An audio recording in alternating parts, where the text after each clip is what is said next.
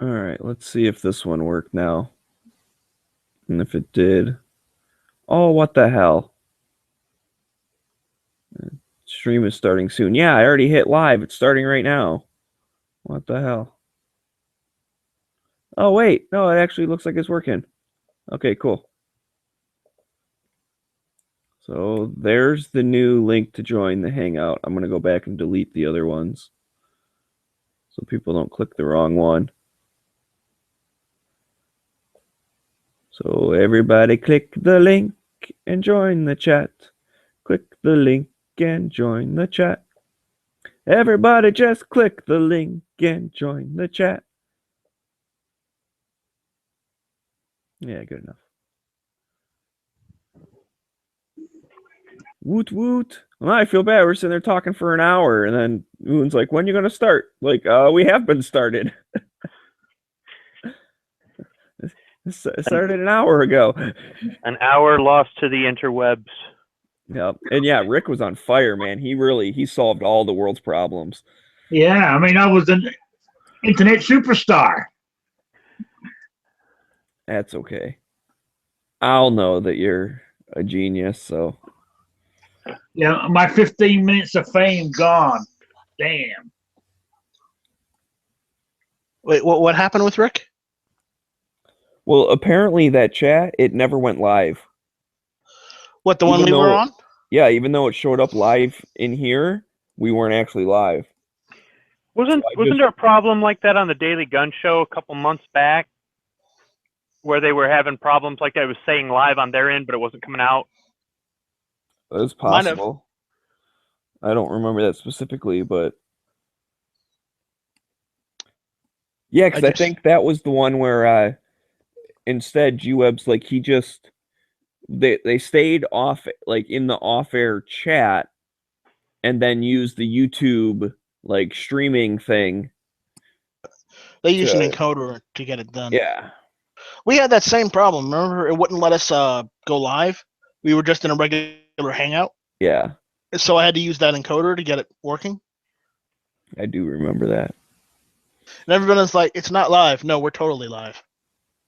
Yeah, that's the thing. That's the thing I don't like about like the encoder. Like, is any one of you could like set up your own encoder thing and broadcast out like off-air chats and shit. You mean like Hosh did during the elections? Well, he did one. He just simulcasted on his own channel type thing. At least that wasn't an off-air thing. But yeah, just like that. He didn't tell us until like after we've been going on for an hour. Right, but again, you could have at least assumed that it was live on Pink's channel or whatever. So just because it's also on Hosh's, I don't think that's as bad. No. We were doing a Matt's presidential election chat. Remember? Oh, okay. So it was okay, but either way, so after Matt's went out, Hosh put his on and went on for the rest of the night. Oh, yeah. Well, whatever. I don't condone broadcasting when people don't know they're broadcasting, but like I said, if you're already in like the live chat, then it doesn't matter if everyone else is also live, in my opinion. But you're right. If it goes off air and people now think it's, maybe it's safe to say private stuff or whatever. Like the teddy bear joke? Oh, well, I was thinking more like, whatever. The kind of stuff we talk about off air. Well, once we get like 1,000 subscribers, I will say, if someone gives me $500, I will tell them the teddy bear joke. Oh, wow. That's, I don't know if that's your joke to sell, but. It's not, but people want to know. Yeah, that's a select few of people get to know. Yeah. I think you're drunk with power. You don't have the right to sell that joke. Because here's the thing, the whole point of it's not that the joke itself is any of the good or anything, or I mean, it's basically it's a bad joke. But it's the fact of like, it's like you earned your badge. Like I've been in enough of Matt's chats that Nathan like thinks has bestowed the teddy bear joke on or whatever. Yeah, like that's. So that's all. I got it a little earlier than normal though. Well, there you go. Aren't you special? I am special. See, and you feel special because of that. Would you I feel do. just as special if you bought that? I don't think so. No. I'm not discouraging people from giving hit or miss money. I'm just saying maybe we should come up with our own secret that only the cool kids know instead of ripping off someone else's secret. You mean like Poco Ghibli? No, Poco Ghibli's not ours either. That's G-Web's. Hey, I have a green T-shirt that says I own part of Poco Ghibli. I needed a Poco Ghibli shirt. How do I get one? I think he took them down because no one was buying them. So you missed out, buddy. You think he'd put one back up? Well, Got I to don't be know. patient about it. People got to pay their taxes first.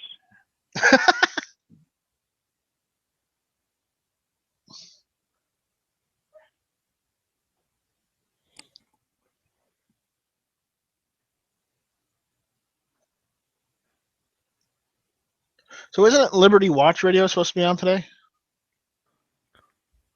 Yeah, it normally is sometime in the afternoon. Okay.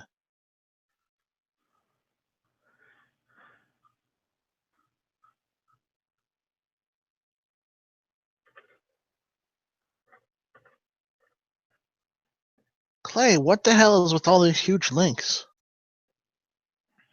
He's an ammo salesman today. Oh, he's an ammo salesman. Okay. G2 Civic Duty handgun ammunition. Oh, that's that one that splits, right? Yeah, not so cool with that.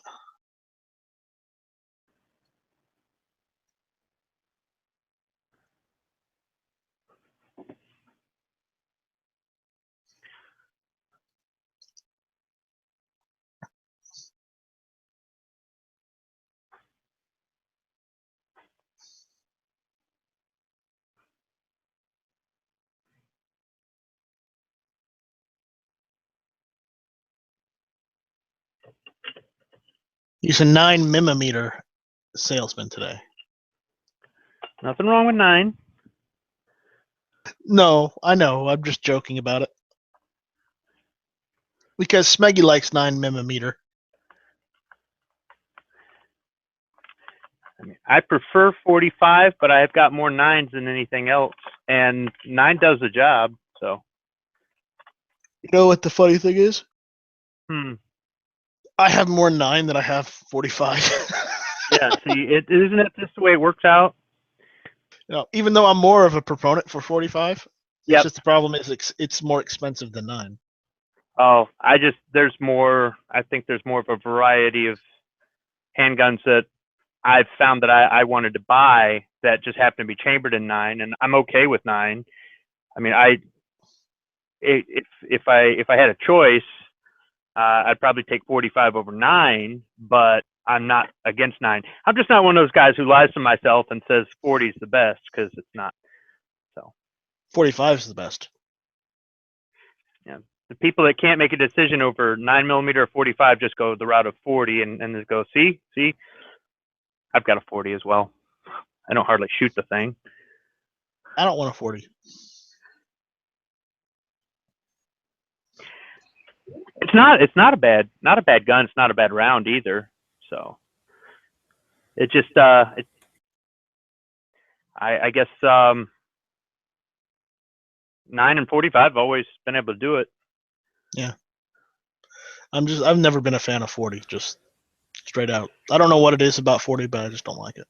I mean, it's one of those. It's a fine round and all that stuff, but I kind of agree with you on that for some reason. I mean, I'm not a huge fan of it, but I do like 10mm. Yeah, I kind of like 10mm too. So I want to get into that. I want to get into 10. It's the only 1911 I've shot that I like. Was that 10mm Delta Elite? That was fun. Use the same bullets and I believe the same dies to do the reloads on that 40 and 10. So I know you do just the same bullets. Someone got got a visitor. doorbell. Bring your AK. It's the pizza guy. Don't bring the AK. 30 minutes faster, free. Now, my brother got a semi-auto and 40 cal, and I said, maybe I should since he's got one, and all the cops are carrying it, and I had to try it out. And I was gonna, I let my concealed carry expire, and I was thinking I would go and get it renewed. And I said, well, I carry a full size. Maybe I should get something compact. I don't have anything compact, so I just said I'll just kill a whole bunch of birds with one stone. I'll get a compact for concealed carry. I'll get a 40 to try it out, and I did, and the gun was just too small for my hands, but it wasn't a bad gun. But my oldest son, he loves it, so it's fun watching him shoot it. You're not gonna go get the pizza? It's not my pizza. I'm too cheap to have it delivered. I'll go get it. So I thought up a healthy tip of the day. So you guys are going to get it here first. I'm going to see if G-Webs will let me use it in the Daily Show. Well, if not, we're putting on hit or miss. Okay, hit or miss going to start hit or miss healthy tips. Okay, so hit or miss Tuesday nights, 9 o'clock. Tuesday nights, 9 o'clock. You're right. If you're going to drink pop out of a 2-liter, you take a glass and you fill it up with water. And so you have to drink the water before you start putting the pop in there. Because otherwise you have to go downstairs and get another glass. And that's annoying. So you just use the same glass that was your water glass to put the pop in. But then that forces you to at least drink a glass of water first. You're getting a thumbs down over here. What? I don't know. That's hit or miss Tuesday nights, 9 o'clock. I know why you guys say that so much. It's not to get people to watch. It's to keep reminding yourselves. No. The problem is Smeggy started doing it, and now he said it so much that now he's got me doing it too. Yeah, and I just did it as a joke. I mean, that's one of those things because I've heard people before be like, man, you're, shameless plug, blah, blah, blah. It's like, that's kind of the joke. Yeah, that's it. That's the part of the humor. Yeah, I'm playing off someone that's like, whatever, like such an attention whore or whatever. Like I'll plug anything type of thing. But I don't know, whatever. If it gets people to watch the show, I guess I'm happy. But yeah, I'm doing it as a joke. So some people are like, man, you're really conceited. It's like, that's the funny part because I know that I'm not. No, you totally are. We're totally trying to get the whole subliminal message thing going. Where they must. Let me know how that goes. Okay, so I'm gonna admit something that I don't know. I hope you guys find funny, but and this is honestly, this was not my intention, but in real life, like the real world, where living human beings are communicating with each other, somebody said, well, those things are really hit or miss, and no joke, I go, Tuesday night, 9 o'clock. And they looked at me, and I was like, oh my God, did I just say that? Like, what the fuck? Whoops. You're contractually obligated to say it no matter what. Night Strike will beat me up if I don't say it. Who the fuck's Night Strike? I'm going to look him up online. You won't be able to find him. He spells it with a Y. Yeah. Don't tell them that. Yeah, in real life, I was like, Tuesday, 9 o'clock, and it didn't even I didn't realize till after the fact. I'm like, what did I just do? Got some sort of Pavlovian response. Yes. It's been conditioned. Electroshock therapy over there has conditioned you to. Well, not electroshock, more like static shock. No, every time he didn't say it, his headset zapped him. Yeah. Sean's saying the fuck soda isn't like scotch. I never claimed it was. I never claimed it was like scotch. But you can put scotch in soda. Well, there you go. I think he meant because of the healthy tip, drink the water first or whatever. But I don't know, man. I'm just trying to maybe not drink as much Mountain Dew. See if a 2-liter can last me 3 days instead of 2 days. Drink more Faygo. Yeah, no, I do drink Faygo. Yeah, I know. You were talking about Mountain Dew or Moon Mist or something like that, and I had to stop at Speedway and pick up a Moon Mist because of it. I was listening to a recording. I think you were talking about Mountain Dew, and I was wondering why you weren't talking about Faygo, and then I decided to get the Faygo version of Mountain Dew, the Moon Mist. Man, I don't normally drink Mountain Dew or Moon Mist. It was pretty good. Mm-hmm. Got me thinking. Well, the Moon Mist, I like the blue version better. The cotton candy one? No, that ain't blue. It's called like Moon Mist Blue. Like that's the flavor is blue. I think they just add like, I don't know, blueberry flavor or raspberry flavor or something. I don't know what the other flavoring is. There's some other kind of like fruity thing. But that one's good. Well, other than that, I'll drink the Red Pop or Orange or Rock and Rye or Cream Soda. Mm-hmm. Their cola is disgusting. So anyone who I like their cola. Ugh. Who's cola? Faygo. I never had Faygo cola. It's weak compared to Coke or Pepsi. But compared to RC in it, it tastes just fine. You ever had RC? Yeah, Redneck Cola. I love it. Okay, good. Have you had Cherry RC? Yes, it's delicious. Yes. Don't get it as much down here. We just normally get the RC and then the Diet RC, whatever they call it.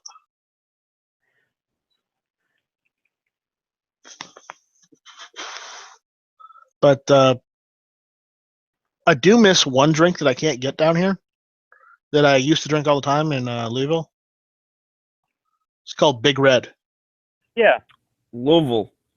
Yeah. Louisville. It's Louisville, just like New Orleans is Narlands. Louisville. Narlands? Narlands. Yeah, Louisville. Louisville.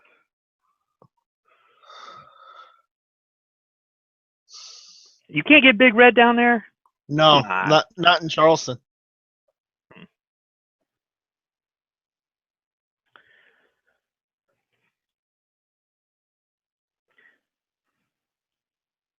I loved Big Red. Of course, I also liked it in Kentucky, Ale 8-1. Don't know. You ever had that? No. It's basically, it's been run by the same family forever, and they make this ginger ale that they put in a glass bottle. It is delicious. They put ginger ale in a glass bottle. How about that? Oh, all pop used to be in a glass bottle. Or I know. Soda. I know, but they kept doing it. They didn't stop. Well, yeah, but Smeggy, you ever have Town Club? No, never had Town Club. Town Club's in a glass bottle. They used to have Town Club stores back in the day. You go down there and buy it by the case. And then they went out of business. And then years ago, somebody got the rights to it and started making it from the same formula. And you'll see it at Walmart or Spartan stores or something like that. And they put it in a glass bottle and about $1 a bottle. Not bad. It's just a local thing. I mean, I don't remember seeing it anywhere else before, back in the 80s when they were still when they were originally selling. I don't know how far back it goes because I moved up here in the 80s and I hadn't seen it anywhere until I moved to Michigan. But they used to have the Town Club stores here and there. Now you just get to the grocery store.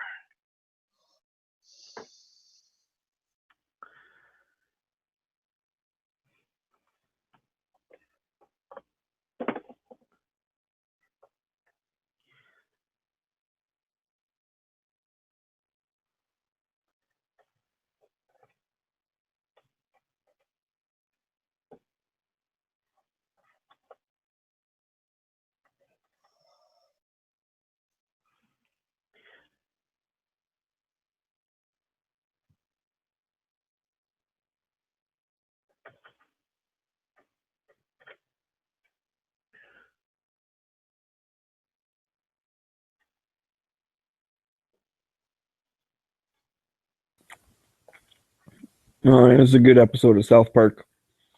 The one where Cartman goes to like a inner city school or something, like, a failing school. And he's going to teach the kids how to get into college. And so you think it's kind of like a Dangerous Minds or something kind of thing, right? Well, then he's like, "Do you know why people in the suburbs like get into schools? Because they cheat. I'm going to teach you how to cheat better than any other person." Nice.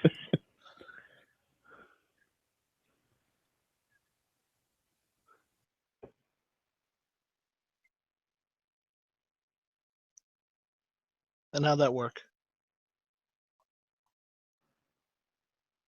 I don't remember. I think they get in. I don't know. I guess we'll have to find out. How long ago was this? Oh, I don't know.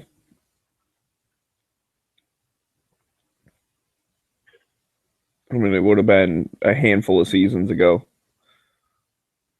But for a while there, I wasn't watching South Park when it first came out. I just see them on like Comedy Central now. And it's like, oh yeah, I remember this one, but I think I watched them all like as reruns. I think it's season 12, episode 5. No, you just think that off at the top of your head. No, I just went and looked it up. Yeah. I know it's called Eek, There's a Penis or something. Yes. Because that's the other side plot is that Mr. Garrison, after he turned into a girl, decided that he wanted to be a boy again. So they grafted stem cells onto the back of a mouse, and then the mouse got out of the cage, and it's like running around with like a penis on its back. Nice. Because they do that kind of shit. They can like grow ears and stuff on mice, and then they'll like do a transplant. They take like your own DNA and like actually grow the thing. That is technology they have. I don't know that they've ever done I that don't with a like penis, it. but why don't you like it? Because you don't know where that mice has been. It's been in a lab its whole life. That mice. Oh yeah, That mouse. Vernors. Sean's talking about Vernors. Hell yeah, it's the best ginger ale. I agree.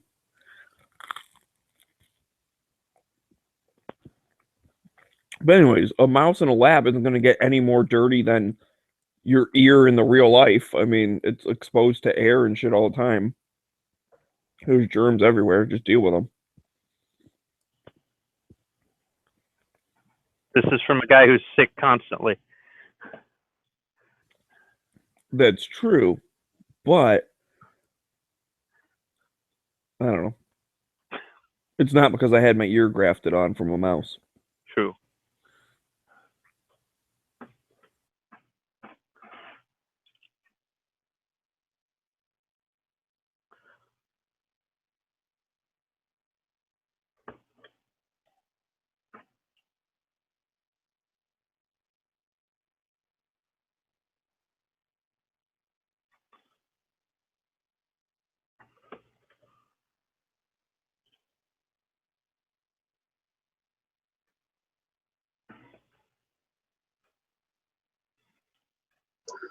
Got a gun question.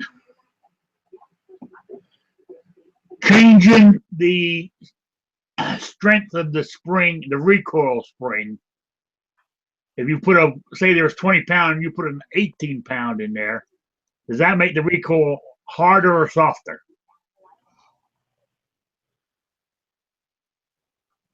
You're lessening the recoil spring strength? Yeah.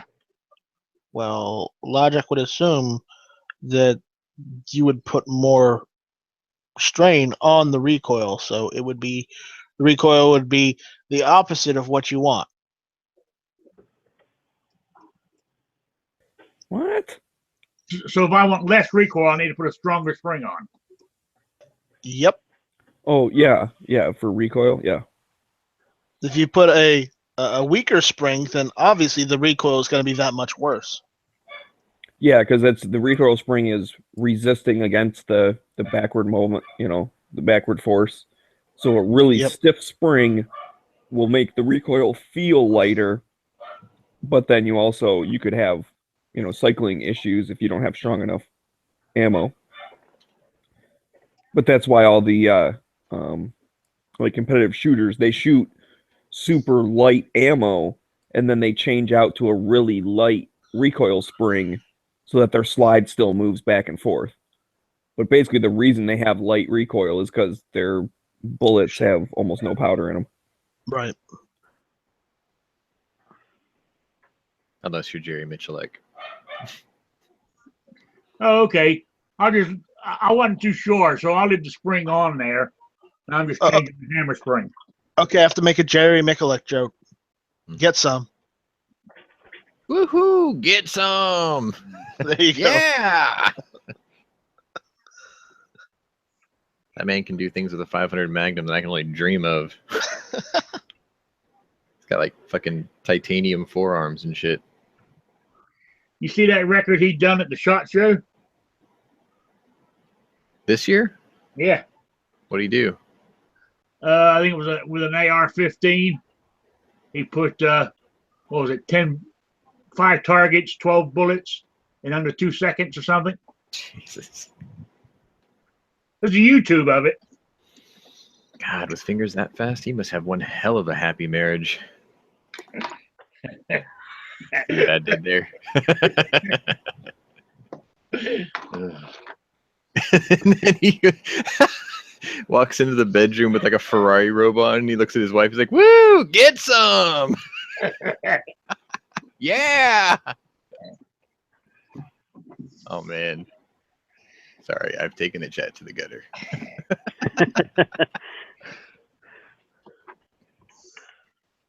Not supposed to do that on Sundays.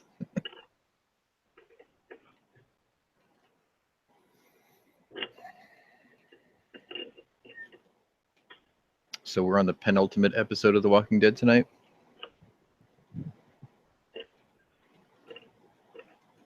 Yes, everyone nodding. I got nothing for you. I don't watch it. What? Yeah, I'm afraid to say I don't watch it either. Oh man, you don't like the week to week the same inconsistency of zombies who don't breathe going. So here's the deal. They were having a marathon on, what was it, AMC or something? And I think it was. Passed. No, I watched about 4 or 5 episodes and it didn't hook me. Damn. All I saw were people fighting each other and hardly any zombies or any zombies getting killed. And I said, this is kind of stupid. That show's morphed so many times. Like in the beginning, it was man versus zombie. And then like in the middle of the season, it was man versus nature. And then around season 4, it's turned into man versus man. Which I guess if you think about it in a survival situation, that would be exactly how it would play out. Yeah, but I don't want to see that. All I want to see is zombies get killed and action, that sort of thing. It's like I don't want to see this whole where there's characters and they've got backstories and they're all against each other and whatever. I see them die. Z Nation would be right up your alley. Anyway, I get all my updates on Walking Dead on Monday nights. Besides that, Yeah. I don't have time to commit to too many TV shows. It's just I've watched some stuff and just dropped it or watch it less and less because it's boring. They're recycling the same old plots. Nobody can come up with anything original or I don't. It's TV shows and movies. They've got to hook me or else I just get bored. We need a Fallout TV series. No, we don't. Yeah. No, we don't. Oh yeah. Yeah. Also, Sean, I just looked it up, and we were all wrong. There's still 2 more episodes after tonight. Okay, so a week ago when I asked you that, I was right. There was 3 then, and now there's 3 now. I I was plus 1 ahead. So. Yeah. That's what I thought too, because I mean I saw the March first one. I was like, 26th and April 2nd. okay, yeah, so we got 3 But when April comes around, you know what time it is. Fear the Walking Dead. Nope, April. Well, of course. Are we doing a second run of patches? I don't know if we're gonna do a second run or what we're gonna do, but Don't let these stupid eggs this time. well, Flippy's not around, so hopefully we'll actually have a better logo this time. We'll ask Moon to come up with a logo for us.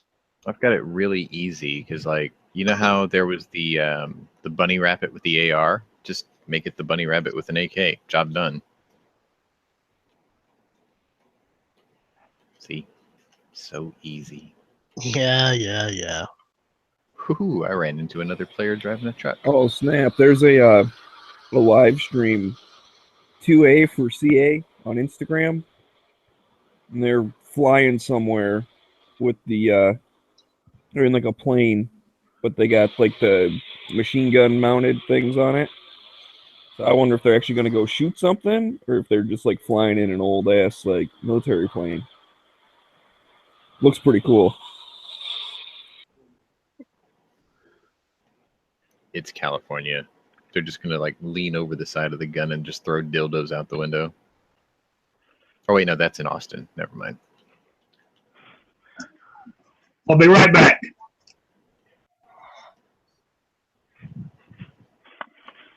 They actually do dumb shit like that in my capital.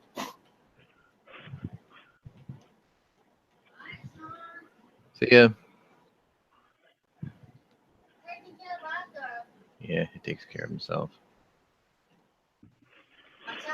Yeah.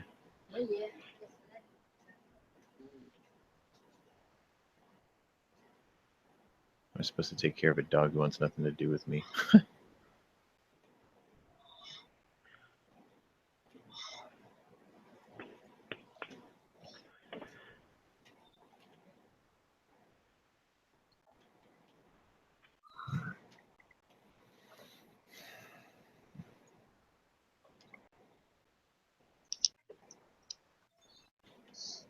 Yeah, you gotta hurry up and make that fucking Maverick 88 or Taurus or whatever money you're going after so you can get that private jet. You can pick us all up so we can go shooting on the weekends. The hit or miss private jet. Yeah. Hey, Night Strike, you can buy Trump's old 727 with the gold fixtures in the Oh, hell yeah. executive washroom. It'll be huge. I don't know. That washroom has seen too much use. Well, I heard that all the like the fixtures and the knobs and buttons and switches are like smaller for his little hands, you know? And what are you trying to say? So he doesn't get triggered every time he has to use something in there. Well, I have small hands too, so you're telling me it's the perfect plane for me? Yeah. Is that it? Yep. Yeah, fuck you. We'll call it the Stop SS looking at my hands. SS Lilliputian. No. Yeah, but wait a minute. If it's going to be, the hit or miss private jet, well, it's all set up for you, but how the hell am I supposed to use any of this stuff? I got these crazy long alien fingers. Yeah, I do Well, too. then you're gonna have to. Oh, use they an got adapter. they got the freaking belt loaded up. They might shoot some stuff. Yeah. Oh, I forgot about this guy. What? Yeah. Pro tip: don't stop your ATV right next to a fucking bear. Are you still at home, Sean, or are you at work? I'm at home this weekend doing Oh a my whole God. lot of. Oh my God! What will you do with all that time? Same thing I did yesterday. Not a goddamn thing. Do another reload video. I'm supposed to film one later, but like I've already got all the footage for it because I filmed it probably 4 months ago. All right. But it was going to be like a silent film with annotations everywhere. But now I'm probably just going to like It's a Dano. dictate Yeah, or narration. Don't go with the silent film. Well, I mean, it would have like background music or whatever, but I think what I'll probably do is just play the video and do like a or what's it called, narration over it or something. So you did that 454 video, Mm-hmm. and I got up in the morning and it popped up on my YouTube page because I'm a subscriber, and it looked like it said 0 views, and I thought, well, I'm viewing it, so why doesn't it say 1? So I don't know what was up there. It took a long time for it to update. Okay. Well, I downloaded it, and I said, all right, I'll watch it later. So later came, and I said, well, I'll watch it on YouTube. And when I did, the music was so loud, I couldn't hear your voice. Your lips are moving. I can't hear you. You're kidding. Right? And I'm like, so what the heck? He's talking, but all I hear is elevator music, And I'm thinking, what a douche. So I go back a couple days later at the recording I did, the download. Yeah. And I can hear your voice. The music's a little bit loud, but I can hear you well, and I don't have good hearing. So I can hear you well enough that I can understand what you're saying. I'm going, okay, well, maybe it was when it first came out, it was okay, but then later, or it was something on my end where all I'm getting is elevator music and your lips are moving, and I'm wondering what the hell you're saying. And this is valuable information I'm missing out on. I did it like the background sound. I think I did it at like 10%. I mean, it was like next to nothing. And then I'm pretty sure I only did it in 2-channel stereo. So, I mean, if you're Maybe running like a 5.1 setup, it might be something. I don't know. Maybe it's just on my end. It's not you, it's me. I don't know. Like I turned it way, way down because I knew, like, I did one before and it was really loud, and then like my mic wasn't picking my voice up very good, so I ended up redoing it. But like that one there, I did it all in one take. Yeah, I kind of like that, because if you do make a mistake, it's something that somebody can see and go, oh, I'm not supposed to do that. Right. And I catch it immediately too. And that actually could help somebody, because if you can see how to do it properly, but if you don't see some of the little things that you can easily do while reloading, you may just overlook it. And I like YouTube better than TV because I mean, some of the stuff on YouTube isn't scripted. So when people do stuff in one take, or people flub something, I kind of like that. I don't know what it is. It just doesn't seem so fake and so scripted like TV. Yeah, if it's perfect, then there's no room for error, and if there's no room for error, then people won't see what possible errors can be made. I think that's what you're kind of summarizing. Yeah, I'm just talking in circles, but that's what I'm trying to say. Yes. As well as it appears easier than it may actually be. Well, that's the thing. Even with like the little foibles I might have had, the whole video only took 23 minutes. I mean, there was like nothing to it. But I panned, like I did 3 or 4 of them, and I'm like, all right, I'll be back. I'm going to do the other 96 off camera, because that does take, some time.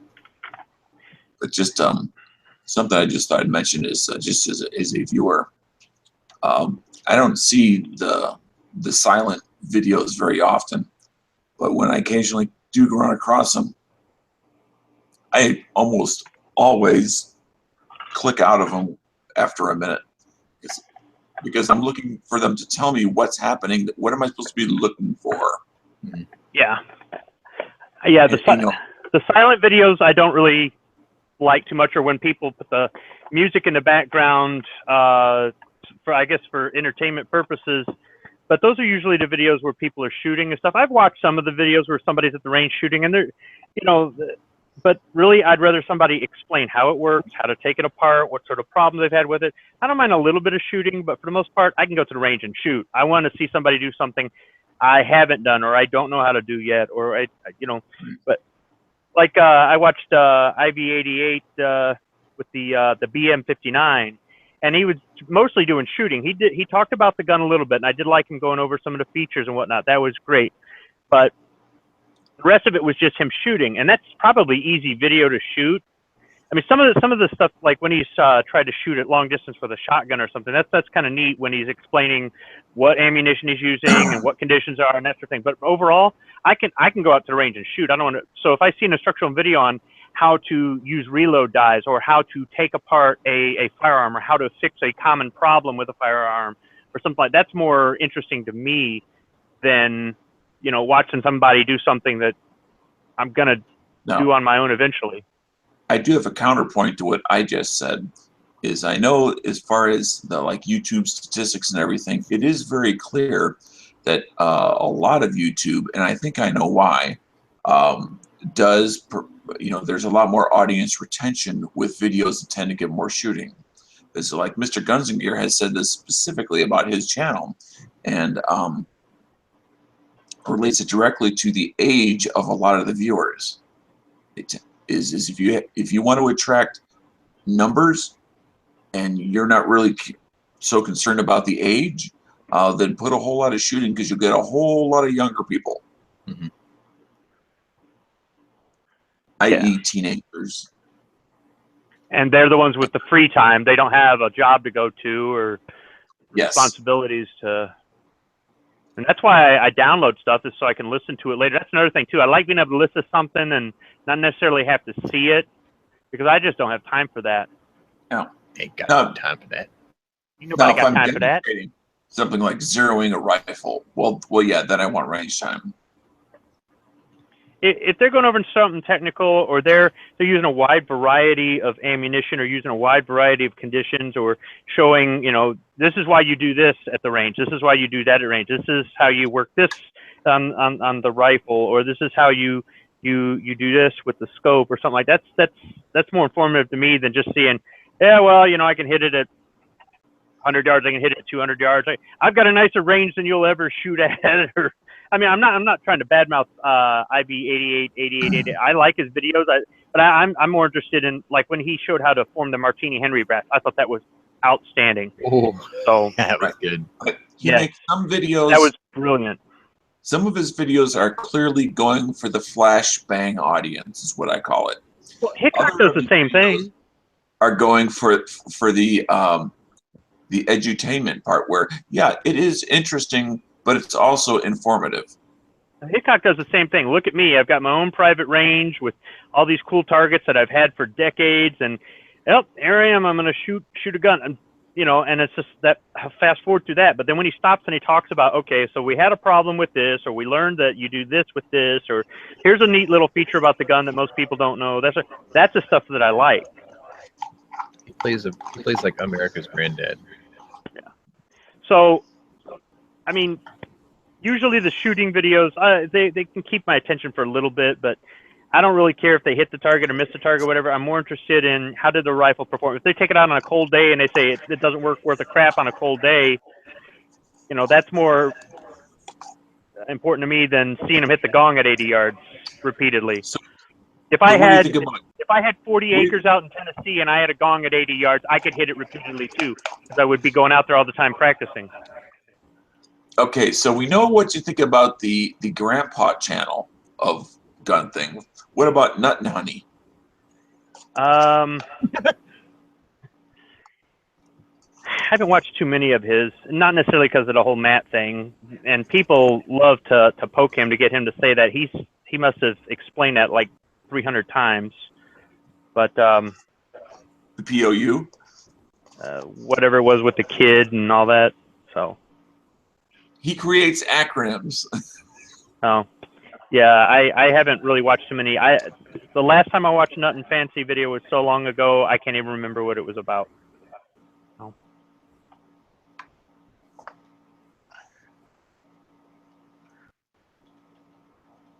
The only reason I remember about the acronyms is because, like, when I first saw it, I'm like, he would say stuff, it's like he wouldn't even say what the acronym meant. And I'm like, Oh, because you have to be there from the beginning. It's like you have to get the jokes or something. You have to be there from the beginning. exactly. I mean, what's normal, at least in the technical world that I used to do many years ago, is if you would use an acronym, the very first time you use it, you would say POU, or actually I was in the written form, and then in parentheses you put philosophy of use. You have to mention it the very first time you use it, and then you don't have to mention it ever again. You can just say POU for the rest of. If you've got dedicated fans that hang on every word, otherwise you're going to have to put it out there enough times that people start to get the joke. And then other people, if they repeat it, some people go, "Oh, plagiarize," or that's content or whatever. No, if they're repeating it, sometimes they make a little money off of it. Maybe they try to make it theirs, but at least it gets out there, and eventually it'll get around that you were the one who originated it. That's one of the other things I don't like about the whole Hickok thing. When Junior there has his shows, which are great when he's got Derek on, Yeah, he's pretty. he wants to talk about people copying us and our content and all. It's like, dude, you're making enough money. Don't worry about it. If somebody copies you, that's it happens. Okay. Imitation is its own form of flattery. Yeah, it's his own form of flattery. Plus, if you're that good, you won't be worried about it. But no, I've heard him and his dad complain about, oh, we were doing it first, or they're copying us, or and they're trying to protect their money. It's like, you guys are swimming in it. You know, you guys are making the YouTube money that everybody wants to make, but not everybody can, because there isn't enough to go around. And what are, I guess I don't know exactly what they're necessarily claiming people are copying, but like, what, people are shooting in their backyard? Like, you invented that? I mean, come on. Yeah. There are certain things, and it's kind of a sidetrack, but when you hear about people like stealing jokes or whatever, there are some like cliche topics that everyone has a joke about. So, and I forget who it was, like recently I saw a thing that was like, so and so is a joke stealer or whatever. And when you hear the thing, it's like, that's not a stolen joke. Like, they clearly, two people thought up the same bad pun at the same time or whatever. Like, it doesn't, you know what I mean? It's like, I don't know, Well, whatever. they're also assuming a big assumption, I think, at least on Hickok and his son's part, is that people will watch what I'll call those other channels that have a whole lot less viewers, and then intentionally not watch their channel because it's the same format or a similar format. And I think that that's a false premise. No, they are the go-to channel for people that like that sort of thing.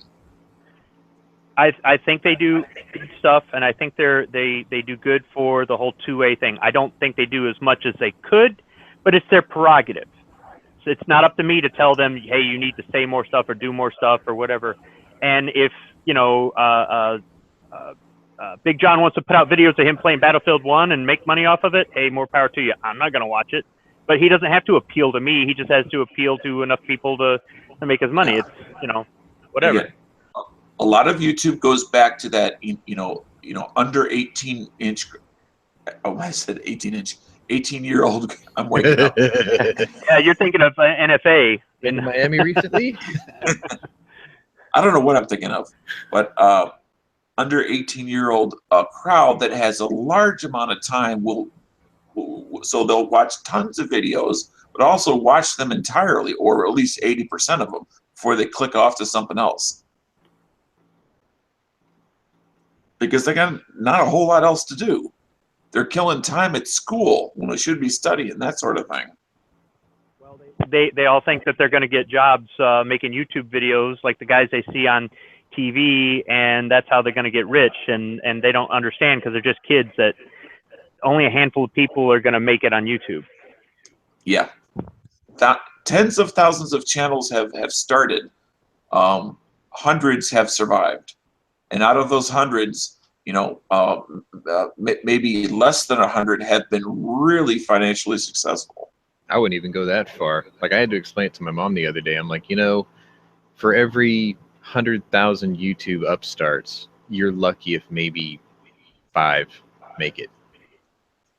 So, like, really, really successful status. Same concept, though I'd agree. Oh, I'm out of fuel. Oops.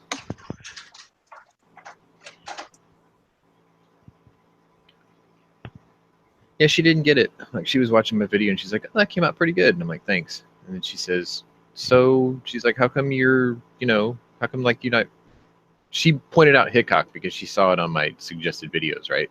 And she's like, how come you can't be like that guy? And I said, that guy's put in the time, and I even pointed to like Matt's channel. I'm like, this guy here, he's a local-ish. And I'm like, he's put in the time. He's been doing this for like 6 or 7 years.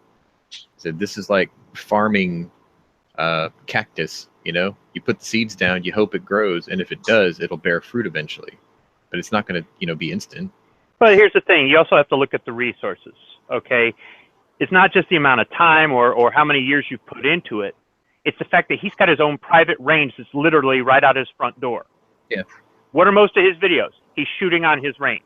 He's walking around in his woods. Do you have 40 acres in the woods? I don't. Nope. I almost had a 160-acre island. Almost. Well, that's it. Now, if you had that 160-acre island and you could shoot on it whenever you wanted, and you maybe it had some, features that were great for maybe doing some fun videos or whatnot, you could use that to your advantage. You don't have to pack up all your gear, go out to the range, set up all your cameras, and then have to deal with the other people at the range who really aren't they're either gonna, you know, photobomb, or they're gonna be annoyed and they're gonna complain to the range master or whatever, you know, or it's gonna take 10 times as long because you got to wait for target changes, or you can't shoot pop bottles at the range or whatever it is. I mean, Right. just the fact that they had it, plus Hickok had collected all those guns for all those years and had all these friends that lived nearby that had all these other guns. And at first he was just doing his own guns and his friends' guns. Then Yeah. after a while, he started getting all these guns for free from Bud's gun shop. You know, they'd loan him a gun, he'd shoot it, then they'd sell it and they'd mark it up because it was in Hickok's video. You know, and then they Actually, could sponsor, that, you know. that Spencer rifle he did, it Yeah. sold for less than MSRP, like substantially less. I'm like, damn, I should have bought it. But I think you it know, sold for about $300 MSRP. I just read because on it's some Special I- audience for those. I read on some internet forum that he makes $550 to $650 an episode. Okay, well, if he makes $550 to $650 and he does 3 a week, well, that's more than I make. Plus, he's a retired teacher; he's probably got a pension. So, you know, that's fine. That's the American way. He's setting a good example as far as being an entrepreneur and taking advantage of his resources. And who wouldn't? I would. I mean, there's a lot of people that would if they had the same. I'm not jealous or saying, well, that's not fair. It's just he had all those things, and he also got in early. Him and his son got into it early. So I mean, that's why it's worked out so well for them. It's not going to be the case for the average person.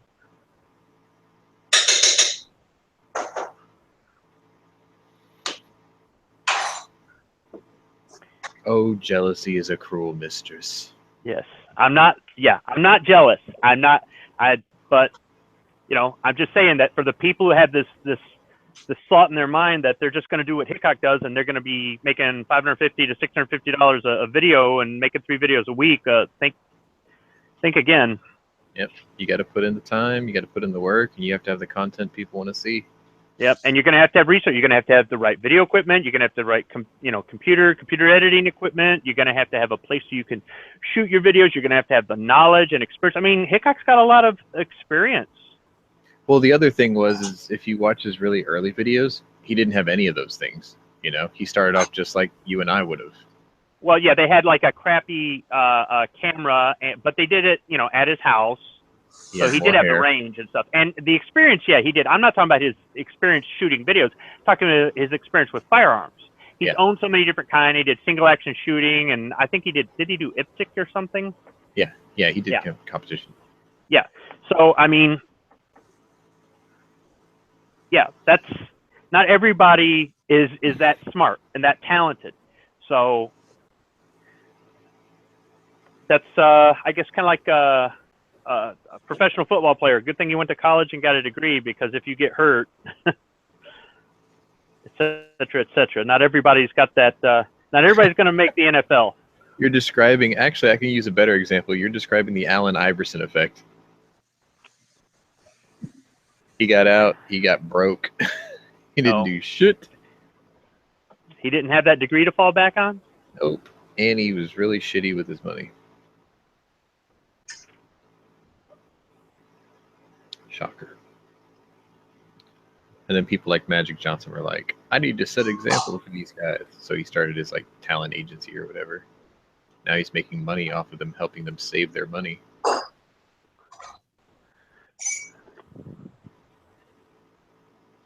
Damn it.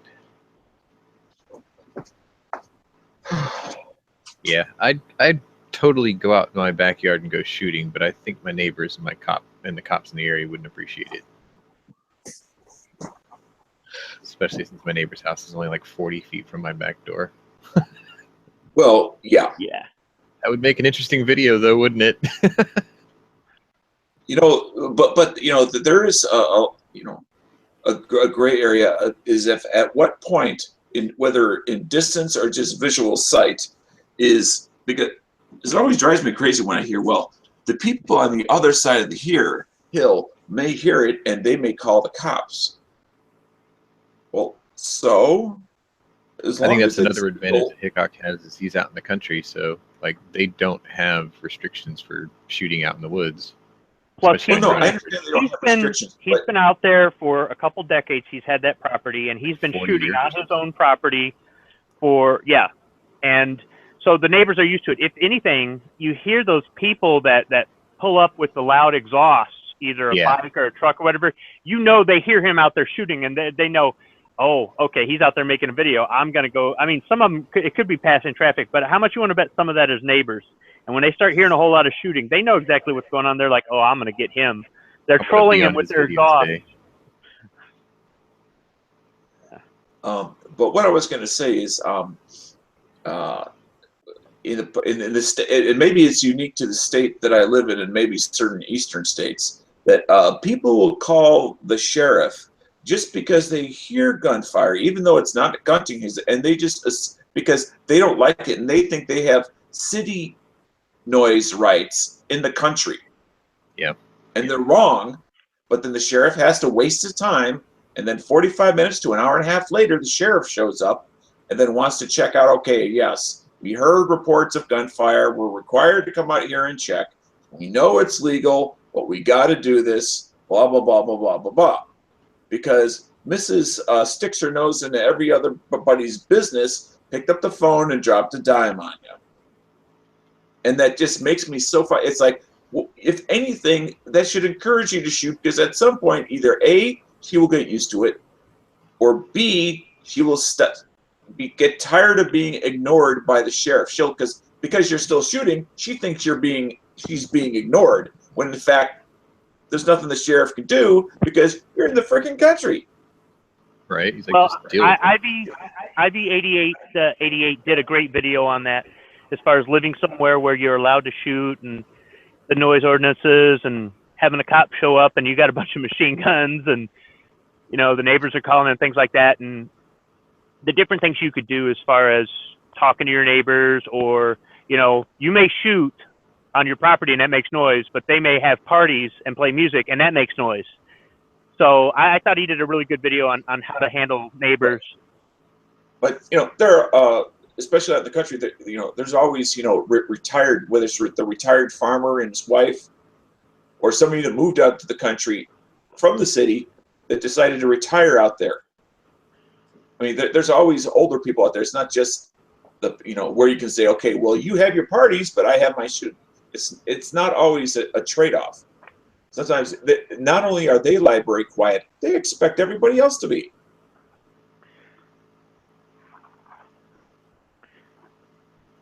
Well, I guess they could get on the board of whatever for the local municipality and try to get a noise ordinance passed. If you're in the country, there is no municipality. There's the county board, and that's it. Well, whatever it is, I'm just saying that Yeah. maybe they could get something passed. That's like trying to put, you know, smell restrictions on hog confinements. I mean, yeah, they're nasty, but when you live in the country, there are certain smells of the country that are part of the country. That's the other thing They're too. not pleasant. That's the other thing too. If you live out there, I mean, if they're going to complain about the shooting, then they're going to be complaining when they manure the fields. So whatever. Yeah, I mean, even if you don't have a hog confinement, it's like you just said, you grow corn and soybean. Well, the old-fashioned way of fertilizing is exactly what you just said, and it still happens today.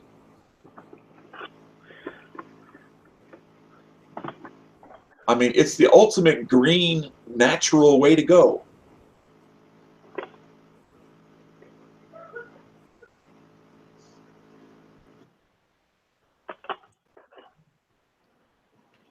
Anyway, I'm just whining and complaining here.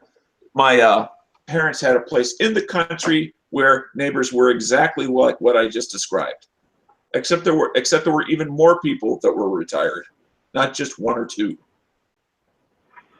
Well, the people that are from there, the people that have grown up there and lived there all their life, they're used to things like the fields get manured and the sound of gunfire off in the distance.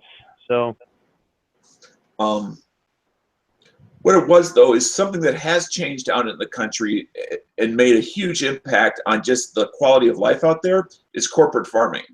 A lot of people that live out there have nothing to do with farming, because some guy from 2 counties over works, 60 hours a week farming other people's land. And he's paid by some company out of a major city to do it. Him and a whole bunch of other people. Till the soil, plant the seeds, spread the pesticides or whatever they need to do. Inspect it, while things are growing, checking for when it's time to harvest, and then actually running, the combines, and then offloading to trucks or trailers, their corn or their soybeans or whatever it is they happen to be growing, and then bringing that to silos for transfer. I mean, there's just all sorts of things that are involved. It's not just Joe the farmer. Joe the farmer is just the center point. And unfortunately, Joe is usually some corporation. There are very few family farms left. Yeah, they all had to go corporate because they needed government subsidies, because most farms lose money hand over fist. The only way to be a successful farm now is you have to have a gigantic farm, and then you have to sell most of it for like ethanol or for just like, I guess, like corporate grocery stores, things like that. So like your regular homegrown farmers markets things, those are becoming rarer and rarer. Even here in Texas, they're getting smaller and smaller. Yeah. Like Fiesta and HEB out here, they tend to try to buy more from local farmers out here. So it sort of helps the industry. But the thing is even the smaller, quote, local farms are fairly large in comparison to, say, like the family plot from yesteryear.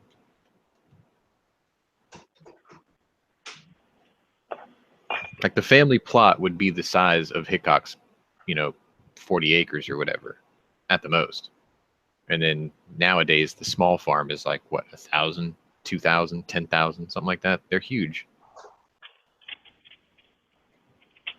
Kids are learning to drive in trucks with like tractor tires bolted to them at 8 years old because they've got so much space that they can drive around the whole farm and never see anybody.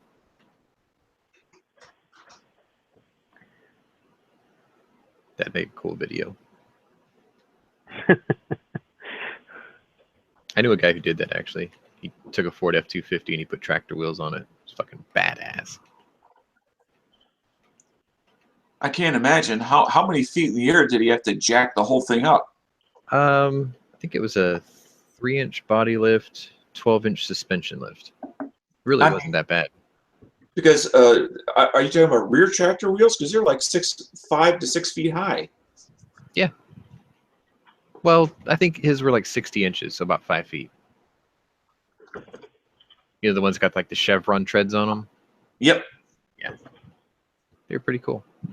He took the tires off, and then he cut the center of the rim out, and then he put like a 8x6.5 bolt pattern flange in the center of the tractor wheel, so it bolted to his 3/4 ton axles. It was really cool, really creative. Like I'll probably build one like that someday, just because I thought it was a really neat idea. Yeah, I mean, it'd definitely be, if you've got money to put aside that doesn't have to make you money, and you can maybe lose money in the end, but it's fun. Well, I think he said he had less than like $3,000 in that truck. He bought it for about $200-300. I mean, it was a beater. It was leaking from everywhere. He just spent a weekend with a gasket set, some RTV, and his hand tools, and the leak ceased. And he just started playing around with it. But I'm sure, the other thing is how many hours did he spend? Of course, not that it's marked down anywhere, and how much, because whether you're having fun or not, time is money. Yeah. Well, I mean, he's one of those guys where, like, some people have the hot rod in the garage or the project car in the garage. This truck was his project in his barn.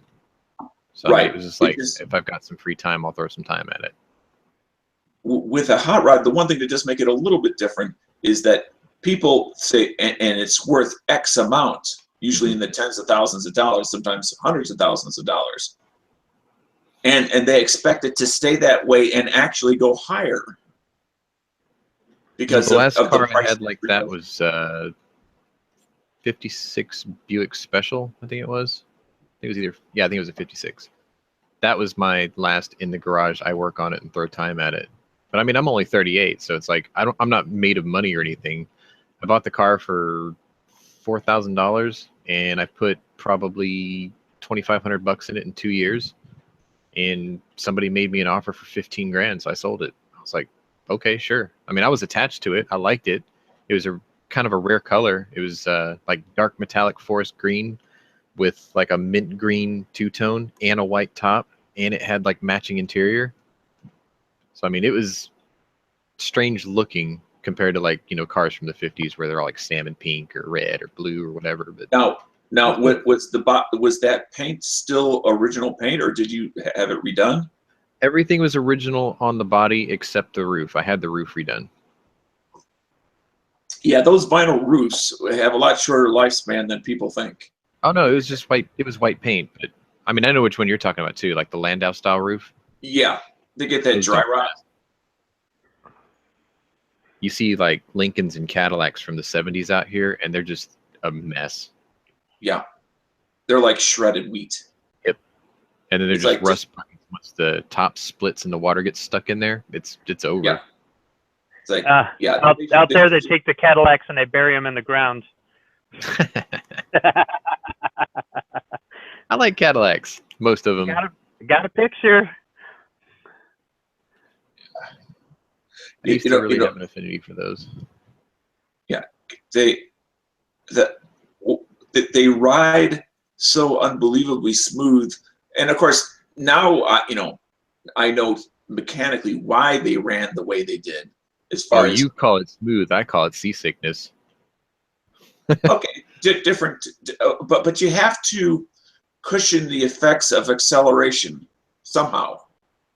The problem is once it starts rocking, it never stops. I had a 78 Coupe de Ville, so it was like gigantic. And then I bought my mom a long time ago an Olds Delta 88, and they were the only two cars I've ever owned that I got seasick in, or car sick. But those are good examples of old school luxury versus, it doesn't have to be current, but more modern luxury where it doesn't do the bounce, bounce, bounce, bounce, bounce. And it's more like a porpoising effect. Yeah. See, America's definition of luxury back then was make everything bigger. That was it. Just let's make it bigger. Ships. Exactly. Well, but again, we'll go back to Cadillac just for a second. But in the transmission, the reason that Cadillacs were known for losing their transmission relatively early, regardless of the year that they were made, compared to other cars of the same year, was because of the way that they engaged and disengaged with the flywheel. Is that they did it over a longer period of time, which created more wear and tear on the transmission. Body. Yeah, they used really, really lazy valve bodies, and then it would just kind of slide into gear, and the clutch packs would wear out. Yeah, exactly. It would have that. You felt more like a boat, a big giant boat slowly pulling away from the dock, rather than accelerating. You know, it's funny that you mentioned that, because the smoothest transmission I've ever owned or rebuilt was in a Jeep. I had a J10 truck, which was a half-ton full-size pickup. They made them from like 64 to 88. And it had a Chrysler 727 transmission in a AMC bolt pattern casing. But it drove like a CVT transmission, even in the 80s. It was really strange. I'd put my foot down, and no matter how far or how hard I pushed the pedal, it would behave the exact same way every time. It would rev up to about 2,500 RPM and just sit at 2,500 RPM between like 30 all the way to 70, and then it would start climbing again because of the way that it was geared. It was really awkward feeling, because the engine would just make this one solid droning noise for the majority of the time you drove it. Right. My Honda has what I'll call that CVT system. The rubber band box, basically. Pretty much. And it's and it is real. I mean, it's not meant to be a luxury car at all. But as far it has that similar effect as far as I mean, if I quickly put the pedal to the floor, yeah, it will downshift. Yeah. But unless I do that intentionally, it will tend to hover between 2,500 and, you know, depending on how hard I'm pressing it, 2,500 and 3,000 RPM, and I will accelerate. Yeah, it's fact, it's deliberately hard- set up to stay at peak torque. Yeah, that you can't, even whether you're watching the RPM gauge or just feeling the ride, you don't feel that, okay, from first to second, from second to third, you don't feel any of that. Mm-hmm. Now, if you want a brand new car that feels just like cars of yesteryear, like the technology feel of it, buy a Fiat. I mean, that's not to be derogatory to them either. I have one. It's just, you know, it's got a traditional manual transmission, and it behaves just like a car from the 70s, 80s, and 90s. You know, like you feel all the shifts. The manual's, you know, very positive feeling between the gears. The clutch feels a little strange, but I had a recall here, so it's kind of awkward. But it's like some cars nowadays, they don't feel like cars anymore. They feel like you're just in an appliance and going along for the ride. Like you were saying, how the transmission just never feels like it shifts or whatever. And that's kind of a strange feeling, especially for somebody from our generations that are used to that. Yeah. It was a very weird sensation when I first started driving it. CVTs are just strange. It's like somebody asked me to explain to them how they work, and I said, okay, imagine 2 ice cream cones with a rubber band in the middle. And they said, what do you mean? Right, I'm well- like, there's two basically like differential type deals that look like cones, and then this band in the middle kind of slides back and forth between them, you know, adjusting the gear ratio to the needs of the driver, essentially. You know, have you ever been north enough to see the engine of a snowmobile, i.e. the transmission system? Yeah, they're not really Is- that far different than a jet ski. Exactly. Is it uses a belt, and you have a pulley on a tapered pulley on the inside and a tapered pulley on the outside, and it changes the diameter of the pulley by either squeezing them together so that it gets the belt to ride higher, thus creating a greater diameter, or when it slows down, they drift apart, and then it creates a smaller pulley, thus by changing the quasi gearing, for lack of a better term.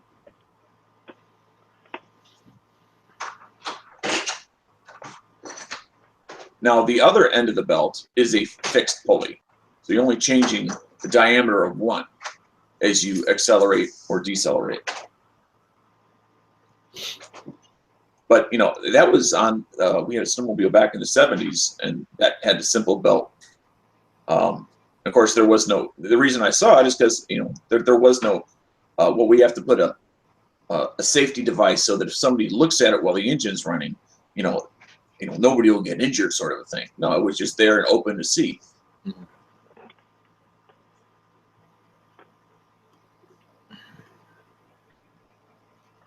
Look, we put Night Strike and Smeggy to sleep. Oh, Nah, I went and had lunch. I'm back. I'm back, by the way. See that? You call them out and they show up. Well, I've been listening. I just haven't anything, important or interesting to say. So don't say anything. You don't have anything to say. Same here. Plus, I've been working on putting a new spring in. Rick, don't speak too close to that microphone, please. Yeah. Take care. Game. Okay, That's good. That's great. Perfect. Do that. that's better. Much. oh yeah, that's Okay. good. It's not that it's louder. It just distorts your voice. You're fine now. Yep. Okay, that's good. Well, as far as we can tell, you're fine. Anyways, just nothing to say right now. So So I got a question. I caught the end of Matt's chat this morning, Same here. and he was mentioning about the Breda 92, I forget S or whatever it was, that J&G 299, and I've been just thinking about as far as general broad categories, which are just made up by me in my head of things that I don't have that I might possibly have an interest. And the two categories are, one is a larger, I just simply mean frame, all steel or all metallic gun. like the 92. The other is a I hate to use the word big bore because that sounds like I'm Tony. I'm sorry that I did that to him. I'm just going to But, apologize now. I've corrupted him. No. Don't be sorry at all. He seems Don't very be sorry happy. at all. Big bore is a good thing. Well, it's just we all need to be ourselves, not somebody else. Anyway, Dano, jump into the club. but He's very happy. That's all that matters. but a more powerful round, starting at the 10 millimeter and up. Right. 10 millimeter. Okay, you want an all-steel gun that's powerful. Get a 45. Get a 1911. There, done. Wait a minute. What's your budget, Dano? No. Okay. What's going to be your budget for this? I wanted to correct you on one thing about the 92S. It Yeah. uses the same style frame that the 92F, the FS, and the M9 use, where it's not all steel. It's a alloy. Aluminum. It's Yeah, there's aluminum. Aluminium. Aluminum. That's fine. It's an It's alloy not a frame, so plastic it's frame, not is what I mean. completely. No. Yes, I just wanted eventually to the make sure. slide will But- crack. But on the non-plastic frame, the one requirement that I do have is if it's going to be a quasi-duty style pistol, then I absolutely want a way to inexpensively put a light on it. Okay, The get a 92S gold is not for Delta that. Elite with the rail underneath the underneath the slide there. There you go, done. And get it in 10 millimeter. You guys, That's let's the only make it- caliber the Delta Elite comes in. let's just make it easy for Dano. Okay, it's the nicest gun that this company makes. It's the most expensive gun that they make, but it's still reasonably affordable. It'll give you 17 plus 1 rounds of 10 millimeter with a rail. It already comes with fiber optic sights. Crap, we're playing Get Set Gun. It's a 1911 style double stack. Comes Oh, with yeah. 2 magazines. And Okay, he's trying to get you to get the what is it, the 2011? Oh no, it's the Rock Island. No, yes, the Rock Island model 52,000, 10 millimeter, 17 plus 1, double stack, 1911 with rail with fiber optic sights. It's perfect. Now, just from the description, it sounds like the clown gun. No, it's perfect. Just look it up, or I'll give you a Okay. link. Don't be a whiner and go, this gun is too heavy. Oh, whatever. I'll give you. I'll show it to you. This is freaking brilliant. I will buy one of these. I will absolutely buy one of these. Actually, it sounds good. Send me the link. Well, I thought you were just going to put it in the side chat. I I can will. tell you, if your hands are big enough, a double stack is not going to be an issue. My hands are plenty big. All right, because I used to shoot a double stack 45 ACP, and I loved it. Okay, I have had a 45. I've had a 1911. Have you I had know have you had a double stack 45 a double stack 1911? This is No, I have perfectly not had fine. double It's stack. not. It's wide. Not as fast as you think. Some Like, people if you complain put about good those custom- wide grips. If you put really Gotcha. good custom grips on a standard 1911, you're going to come up with almost the same thickness as this thing. Yeah. But So, anyway, here it there's is no in your excuses. internal. There you go. Enjoy. They're gorgeous. I'll have one. And how many thousands does this puppy go for? MSRP is 13. Street value, I've seen them as low as $11.99 so far. It's made in the Philippines. It can't be that expensive. But I've only seen one, and it was $11.99. But I mean, that gets you close to the Big Bore Club, and it's pretty cool. It's freaking. I'd have Oh. one. Well, for that price, I could buy a 10 millimeter full size Glock and Mhm. that used Beretta 92. So, Yeah, I'm just but- saying, if you're looking at just the price, I Yeah, could that's actually like saying I could sleep with Taylor Swift, or I can sleep with her 3 ugly sisters. I don't think the Glock 10 millimeter is an ugly sister. No, it's just. I think I said this in Matt's chat today. People rag on Glock or whatever, but if you want to think about it in terms of what it actually is, it's the toast of the gun world. It's basic, it's utilitarian, and it's without real flaw. You know, I mean, it's like having toast And- for breakfast. And you said you wanted a all metal gun. You didn't want another plastic gun. Right. I understand. I was trying to illustrate the concept of what I was looking for. That's the That's why I don't say, "Oh, I just want automatically a Glock 10mm," because Yeah. I understand that. 1911. This does cost some money, admittedly, but the good things usually do. You know. Now, Like, what you I have to didn't kinda say gauge that. is I'm okay getting two different guns. I won't get them at the same time.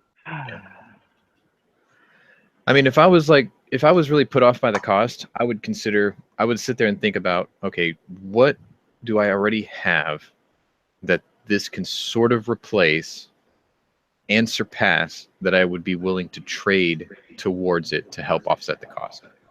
If it really they're bothered already me at that the gun much. store on consignment. Oh, I was gonna say, I mean, if the cost puts you off that much, that's the way to go into it, thinking, what can I replace what I've already got with? Is this Asset. is this the gun you're going to buy after you sell your AK? Dano? That and another firearm. Okay, you know what Jimmy James did when he sold his AK, right? No, I don't. Oh, he jumped into the big bore club. Yeah, he fell in love with a 460V, or a Taurus Raging Bull. Beautiful gun. Beautiful gun. I wonder who told him to get it. I wonder. Couldn't have been that daily influence of the Southern Illinoiser. No. Actually, Because- he's really mid-Illinois. He's not really Southern Illinois. You know what's funny is Jimmy passed the blame around in a circle, and eventually I think he blamed himself. No, it landed on me because Yeah, I know. originally Tony wanted a Red Hawk. I talked him into the Black Hawk, and he totally loves it. And then while he was talking about the Black Hawk, Jimmy was talking about 460s. And I said, look, if you've never fired anything this large before, I would recommend you buy maybe a 454 Casull. And I said, and even though those are expensive and feeding them is very expensive, I said, you should consider a Taurus Raging Bull. I'm like, there's nothing wrong with those, and they're substantially cheaper than most other 454s. And he just, by some miracle, he went to his local, and they had one in stock. He was like, this is my destiny. I have to have this. And he's It never is looked your back. destiny, Luke. Yeah, and he never looked back. And then I thought about it, and I'm like, you know what? I kind of pushed him into it. Maybe I should help him feed it. So that's when I sent him some stuff I put together for him. So you mentioned I'm just nothing to do with my questions from before. But so, what's the difference between a Black Hawk and a Red Hawk? Single Generally action speaking. and double action. Okay. Black Hawk's got the loading gate, and it's single action only. It's got a much wider hammer spur that's got horizontal cuts on it, so it's really, really smooth on the thumb. It's easy to use. The trigger pull's like 3.5 pounds, and that's about it, really. But you also get the bragging right of walking up to people saying, hey, you want to check out my big Black Hawk? People kind of go, wait, what? Wait, what? Well, yeah. If you put that little silence between the words, my big. Well, if you have to say it fast, big Black Hawk. Sort of like people who say fish sticks really fast. Yeah. It's got a 7.5-inch barrel. It's big. Yeah. Oh yeah. Yeah, Tony's confidence went through the roof after he got that gun. Absolutely. Yeah, and I can tell he definitely is very thrilled that he picked that make and model. Mm-hmm. Yeah, that's the And exact gun that I wanted to buy about 3 months ago. I told him, I'm like, it's I think it's 7-inch or 7.5 inch, something like that. It's a little bit longer than usual, but I'm like, check that out. It's got the scope mount divots in the top of the top strap, and it's got these really nice Blackwood grips. And that's exactly what he found. That's exactly what he picked up. He's like, this is what I got. I'm like, oh, that's awesome. I wanted one of those. So, Sean, have you ever gone through a period once you got into firearms that you were what I'm going to call revolverless? No, never. Do you tend to have to lean second more on gun the was my revolver first side gun. as far as what you have rather than others? I've been called Yankee Jr. Okay. Those are fighting words. Well, I mean, his affinity for wheel guns is respectable, so Yeah. I'm not really offended by that at all. Yeah, Yeah, I but know I- what you mean. I There's think different- you've got them for different reasons. I just like them. Well, you have to also separate, Yankee the off-air persona, Yankee the on-air persona, Yankee the gun collector. Yeah, and he totally knows his stuff when it comes to revolvers. Yeah, he does. Nobody has to question He's that. very knowledgeable. I can't create these. Oh, I'll show you what I'm doing. There. Those are some fists. Oh. Now I'm Those just are some hands. Those are large hands. I'm playing H1Z1. Like the guy I play this with is actually doing SPCA work today, so I'm just doing this to kill time until he gets home. See, now you're doing a nothing special. You're throwing out acronyms, and we don't have any idea what the hell it means. SPCA, animal. Yeah, that's that animal something or other. Sarah McLachlan and shit. Oh, like Uh, volunteering at the animal shelter? Yeah, he does like large pet and pit bull rescue and stuff. Oh, okay. But- By the way, Surprisingly today, he's like, I met a giant schnauzer for the first time ever. I'm like, aren't they cool? He's like, now I want one. I was like, so do I. anybody here, and I don't mean literally here, but just see it like in the text chats over on Gun Channels, Dr. No in the past couple weeks? A I haven't. couple of days ago, I might have saw him. Oh, okay. He's been around. The person I haven't seen in a long time is PBR. Yes. Well, he had gone from being involved in a lot of chats to doing what I'll call the mad only chats, Mhm. and then he seems to because he really seemed to get into the especially the one on Monday, the movie stuff, and The list Entertainment. shaming chats, you mean? Yeah. That's what I call them nowadays. and I just stopped listening to Mondays altogether because I got tired of the lists. I mean, some of them are good. Oh yeah. It just he did about out of all the ones he did he did about 2/3 too many. So 60% of them didn't really need doing. Still like the list shaming. Night Strike gets ridden on pretty hard for those, For what? his lists. Oh, He's like, I think I'll just go with this. And like the first thing you hear is, oh, come on. well, he does it to himself sometimes. When he does it just to be the contrarian. Yeah. It's like, well, now you're just trying to be the fly in the ointment. You're not even trying to positively participate in this discussion. Yeah, it's like you're being deliberately obtuse. Yeah. It's okay. I don't know. Some of my like movie choices I get shamed for too, but it's like it's hard to sell why I pick certain movies because it's like I like the lore of certain movies, or the feasibility of a concept. Like, I get ragged on for liking Bicentennial Man, but I'm fascinated by the medical concept of it. So it's like that's what does it for me for that movie. It might not be Robin Williams' greatest movie, but the concept of it is what makes it so good to me. Bicentennial Man. Yes. Go ahead. Add on to the shame. It's fine. I can take it. I can take it. I don't know. It's cool. I don't even know if I've seen it. It's Robin Williams, so It's old. I'm not a It's big fan really of old. him. That's been around for, I think it came out in '99 or something. But I But don't know. that's I not just like okay. The one I remember with the word "man" in the name was Cadillac Man, where he's a used car salesman or something. yeah.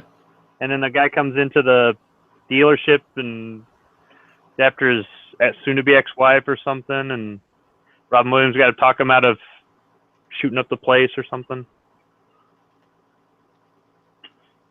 But I mean, yeah, that's the point. We rag on each other for our list sometimes. And then when PBR is on, it's like, I know I have a safe spot with classic movies because he is quite an aficionado of classic movies. So sometimes I could pick something and I know he'll understand why I picked it or what it is, which is cool. It's like, there's some people pick like the generic cookie cutter, like pop music style movies all the time. And there's a spot for those, there's an appreciation for them. Sometimes they scratch an itch. Like I tell people I watch Fast and Furious movies just because it lets me feel like I'm 8 years old, I watch those to be entertained. I don't watch those to be mystified. And like G.I. Joe or something,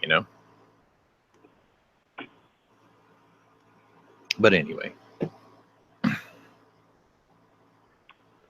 Yeah, buy the Rock Island, Dano. You know you want it. Yep. We all want it. I think I'd have mine Cerakoted, though. I don't want it all just black. It's kind of boring. They don't have one in a stainless finish? Maybe. Don't quote me on it, though. Like, the 52,000 was the only model I remember. Because it was for that price, it better be stainless. But it looks really well made, so. Made in the Philippines, so the labor is cheap. So. Well, it's not like they don't have experience building 1911s either. I mean, no, they do. Decades, yeah. So. They do. So, I mean. I'm not even worried about the quality. They could probably go for that price because it's the only game in town. Are there any other double stack 10 millimeter 1911s? I'm not aware of any. I think there's 2 others, but if I'm not mistaken, they make one of the other 2 others.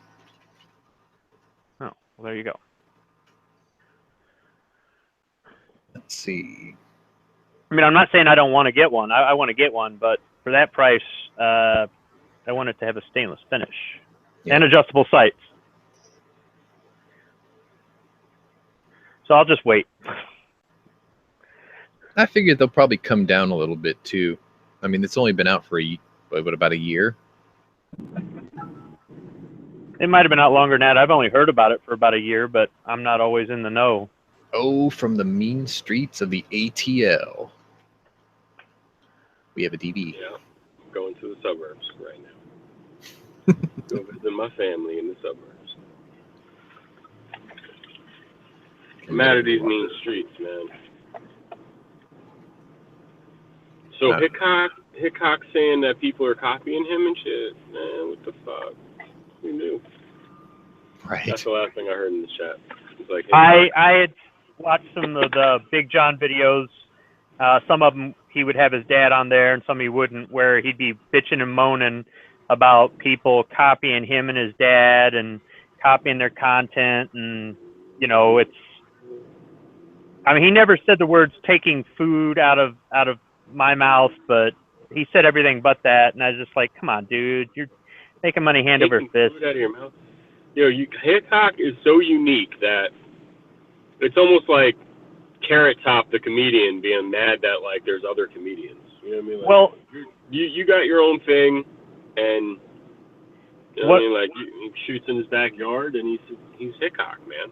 What I remember bringing up the subject was Big John's been getting into stand-up comedy or been doing stand-up comedy, and he's talking about how he writes jokes, and then he researches to see if anybody else has already done that joke, and sometimes he finds out that somebody else had already thought of it, and he wasn't trying to copy it. Yeah, well, he wasn't. Like, dude, who cares? I mean, it's it's not plagiarism unless it's actually the same exact joke. Like, well, I mean, like. What he did was he segued that into, and then there's people copying Dad and I, and it's and I'm just thinking, dude, you're making so much money, and you've got. I mean, don't worry about it. If you're that good, don't worry about it. Yeah, your market will still be there. Yeah, if you got to look over your back all the long fucking time, man. I've been watching YouTube for a long time and done shit on YouTube for a long time. And if anyone could have said like, all right, a lot of people are copying me and shit, it would have been nothing fancy, because that whole camera down on the table with his hands and he's showing off a knife or a gun and he's, you know what I mean? Like that whole thing, the tabletop kind of review of a gun, I don't remember seeing a lot of people doing. He started doing it, then a lot of people started doing it, man. Like Oh, even where they, it's and like then you see only his hands. right, exactly. And then there was another guy, Armory Channel, Pete from the Armory Channel, who I've been watching for probably fucking 7 years. So he did the same thing kind of, except he had the camera behind his shoulder, pointed at an angle at his desk, and he started doing his tabletops like that, and you could see his face sometimes, right? You know how many people copied him? Like, fucking God, man. Like, so many people started having their table set up like that, and the camera sort of behind his, off to the right shoulder, and then like a diagonal shot of the table. Oh, they were doing Well- that with video game makers too. They have that fear. Pete from the Armory Channel. I mean, he's Yeah. been doing it for many years. Oh no, that's what I mean. So like that, you could almost say, and even if they said it, it would be like, come on, dude, like it's the camera angle, like, or you know. But for Hickok or his son to be like, people are copying us, dude. There were people shooting in their backyard on YouTube way before I saw you, man. Like so. Oh no, he I don't says even understand what the fuck you're talking about. he says Big John says they were the first ones. Hell fucking no. Dude, the first channel on YouTube that I ever saw, he's still there. He's got his old videos up. Kicked in the balls 2000. I shit you not. It's all one word. Kicked in the balls 2000. This guy was doing shit in his backyard, shooting in his backyard, doing how to clean your Glock and how to do a 25-cent trigger job on your Glock and all this shit in his backyard. There was that guy way before Hickok, man. And like, who cares, man? The angle was different. He didn't have a nice backyard like Hickok. There was also Brandon, like 2502 or something like that. And right around the same time as Hickok, or even before, like they would go shooting in their backyard and they would shoot into a pond, or they would shoot into they wouldn't have targets set up. But they would do a little gun review and then they'd shoot the gun. So Hickok really killed it, in my opinion. Like his shit, what makes him so unique was his target setup. Yeah. At the certain ranges, and like he had that shit at 20, he had that shit at 50, he had the gong at 100. Okay, that was sort of your thing. And also the fact that he was such a cool guy. Like, no, there's only one Hickok. You know what I mean? Yeah, So, I like his videos. yeah, me too. I like his videos and stuff, and I like some of his son's work. I don't like it when he's sitting there playing video games, but when he's got Derek on, I love to hear Derek's war stories and stuff. No, they're good. I listened to his podcast a few times. And even back when Hickok was doing the shit in the shed on what was it, like on Saturdays or something? Those Just vlogs kicking it, or just something. talking. Yeah, it was before that. It was like shooting the breeze, right? And that was good shit, man. So ain't nobody copying him. I don't even see it. Like you can't say Big Daddy Hoffman was copying him or any of the people who were shooting in their backyards, because they had their own unique thing. You know what I mean? Like there were tons of people who were trying to copy Nothing Fancy, and like Wrangler Star at one point, and Such and those people kind of like that. But even they had to get their own style, and they did it. You know what I mean? So it's like anybody. People have been shooting targets in their backyards long before Hickok was born. Oh yeah, exactly. I know. So Hickok was, I think the first video I ever really caught Hickok off of was the forums. Someone in the forums posted a link to his video, which is how I found a lot of these people. But someone in a forum, like thehighroad.org, or what was the other one I used to go to a lot? There was Defensive Pistol or some shit. The shooting, the High Road, and then there was something else that was really popular. The Shooting Line or something. Anyway, it was him with his J-frame, the 642 Smith & Wesson, and he shot the fucking gong at 100. And that was it. Like, that shit went viral. Like, oh my God, this guy is shooting his snub nose, and he's hitting steel targets out at 100. So stop fucking complaining about your gun's not accurate type of shit. You know what I mean? So I saw that video and was like, okay, cool. You know what I mean? I looked for him and watched all his videos, and that had to be like fucking 8 years ago. You know what I mean? So not that many people to me are copying Hickok or anybody. Well, just the way his son was complaining about it, and even Hickok a few times on his son's show was complaining about it. They just made it sound like people were stealing from him. They never said the word stealing, but just the way they implied it, and it's just like, dude, get over it. Yeah. I mean, it's not. And the people who are copying him, I guarantee you, they don't have a lot of fucking viewers. You know. So. And that's just it. I mean, it'd be like that guy hiding behind the garbage can shooting his 45, his 1911 that. There was a chat. Everybody's making fun of him. I can't even remember what it was. It was just some weirdo with a gas mask carrier strung over his, and he's next to his trailer out in the woods, hiding behind tactical trash cans, shooting. Saying that's a 45. That's a real man's gun, son. Yeah. Oh, that guy is funny as shit. I'm positive he's joking around. Like it's a joke. I don't know, man. I grew up down south. I knew people like that. Yeah, but when he looks at the camera after he says something like kind of dumb, and he looks at the camera, it gives you that like Clint Eastwood, you know, like it's got to be a joke, man. Like those pauses he does, and the eyebrow, like he'll pop his eyebrow up and be like, yeah. So like, that's how you kill a man or something like stupid. It just sounds dumb. I think he's kidding. And then if you go back and look at his videos, he was doing cooking. He was doing a bunch of different content before. Probably just like, hey, fuck it. I got a couple of guns. I like guns. I'll fuck around in my backyard. But who knows? He could be dead serious. I'm not really sure. Either I laugh at the shit. You know what I mean? I know everyone on the forums is laughing at that kid and shit like that, man. Like, the shit is fucking hysterical. Even his paper targets are fucking hysterical. With the duct tape? Yeah, dude, he's got like 5 pounds of fucking tape on his target. Like, it's time for a new target, man. Like, fuck, dude. It's like mountains and mountains of tape on the cardboard fucking target. You know? Like, how much are those targets, man? Like $4? $3? That's what I want to know. I want to donate new targets to that guy.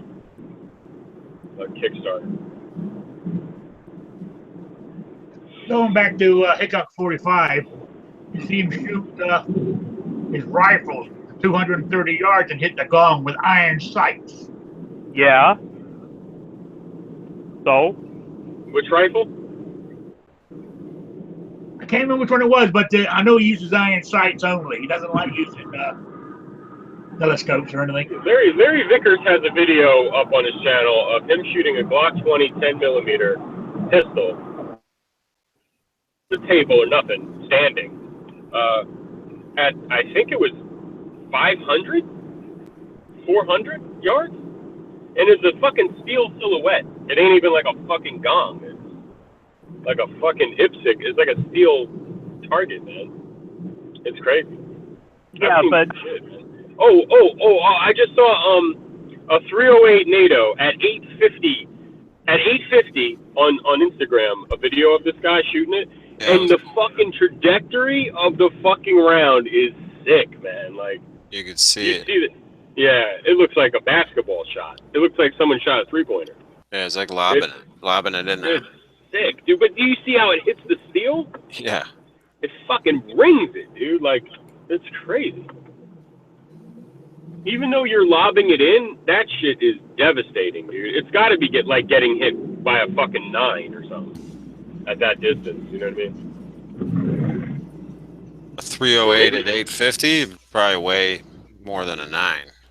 Yeah, you think? Yeah, the way it rocks that steel, it looks like maybe a 44 Magnum or something like that, man. Yeah. 850? That's what I'm talking about. What was that shot that what's all it done at 1,000 yards with a handgun? I've never seen someone 1,000 yards. That was standing. me. That was me. Yeah, Ruger LCP. That was 44. That was, I've never done it. I've just seen it done. That was me with my Makarov. That was me with my surplus, my Milsurp Polish whatever. Raid them. My raid 'em. Oh, you My did with the radio. 83, huh? Oh my goodness. Oh my goodness. Tony's gonna do it with his 44. That's right. Fuck all that, son. Yeah, but hitting a target at 230 yards with a rifle and iron sights is not hard to do. Yeah. No. Practice. No. Yeah. You should But- be able to do that shit standing, man. Like, you Yeah. shouldn't even be prone or nothing like that, man. I can't do it, but, I mean, as an American male, how about that? With enough practice, you could.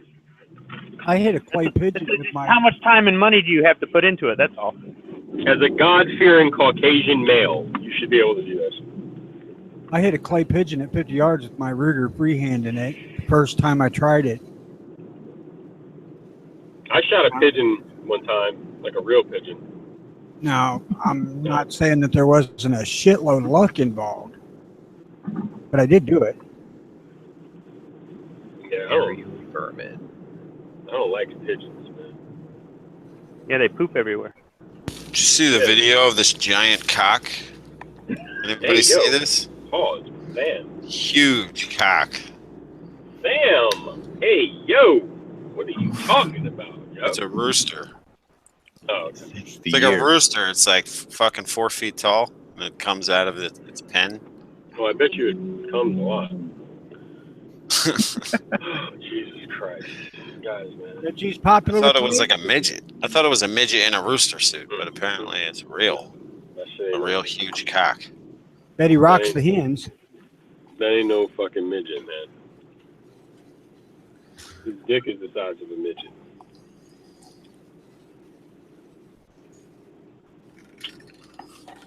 I actually seen a wild turkey coming home last night. It's the first time I've seen one this far over here.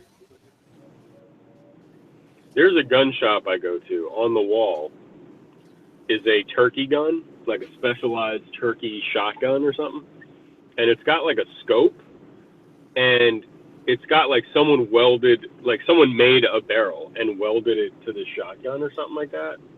Or maybe I don't know how they did it, but it's like and the barrel is like fucking 4 feet long, dude. Something like, it's like the craziest shit I've ever seen, dude. It looks like it's 50 inches long, a barrel.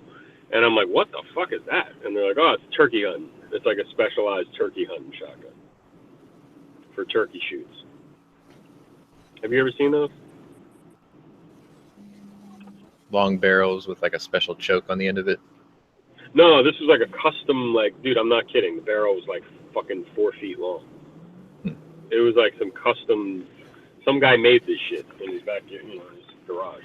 But and it had like a scope on it, and it was like for a specialized turkey shoot gun, like for, turkey championships or something. I've seen like regular turkey shotguns and stuff.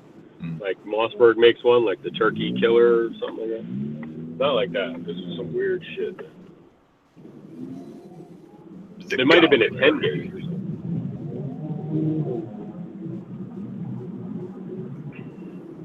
G was showing off hunt gun ammo last night on the ammo chat. Pump gun. Yeah. 12 gauge. Pound That's projectile.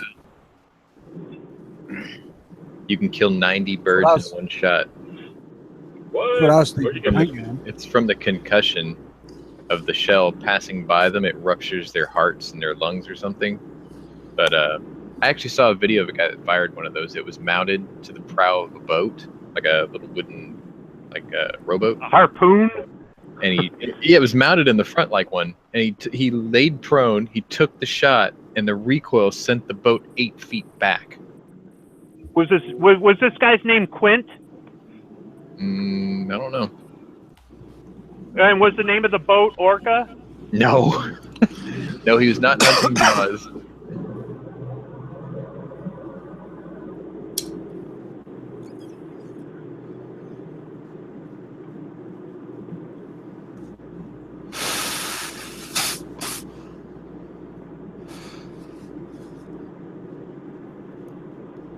I went to the range today, but it was too busy.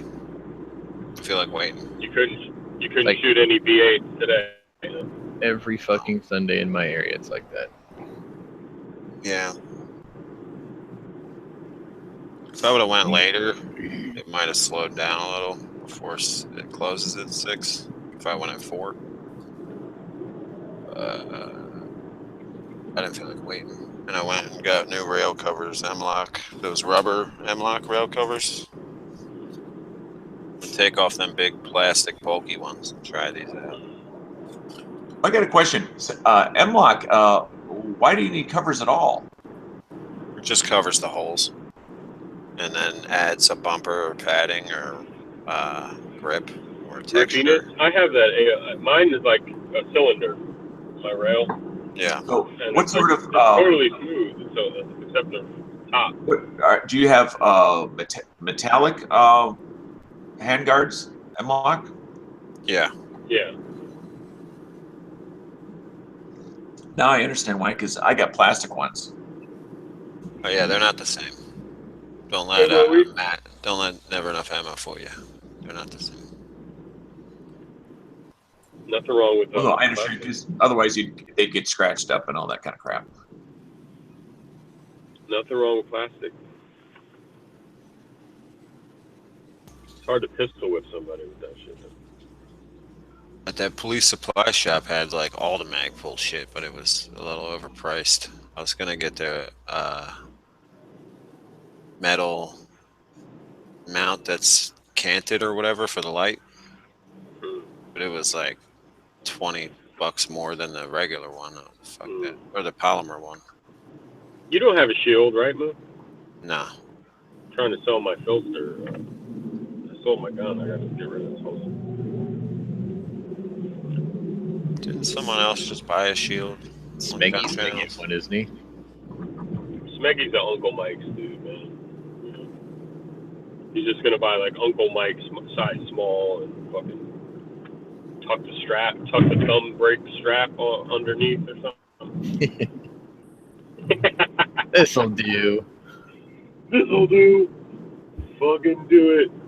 Do it. I think my cousin bought his first handgun, his first legal handgun anyway, in fucking Florida, and he bought a fucking Uncle Mike's with the thumb brake shit and was using it as a fucking pocket holster for his fucking gun, man. I was laughing my ass off, dude. With the extra mag pouch on it?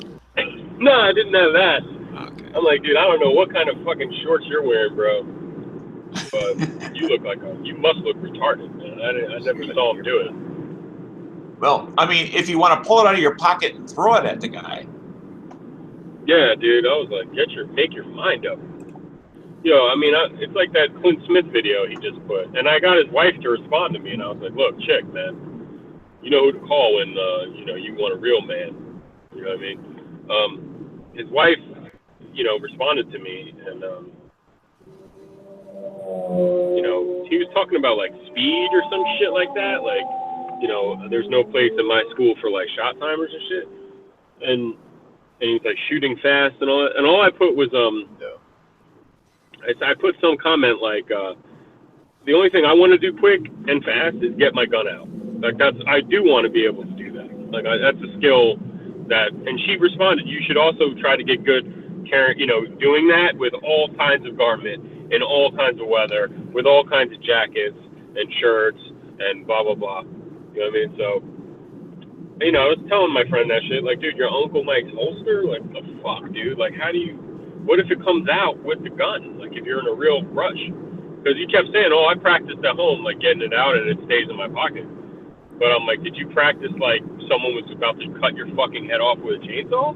Or are you practicing like you're sneaking your gun out to rob a fucking convenience store? You know what I mean? There's a difference. Like, you're panicking. Like, try to practice like you're fucking panicking, and see. But anyway, he got rid of that rig. What size gun was he carrying? Or what kind? This was a car. He bought a car CM9 the first time a few years ago. Gotcha. It was a small pocket 9, in the Uncle Mike's fucking holster with a thumb brake in his pocket. It had to look stupid.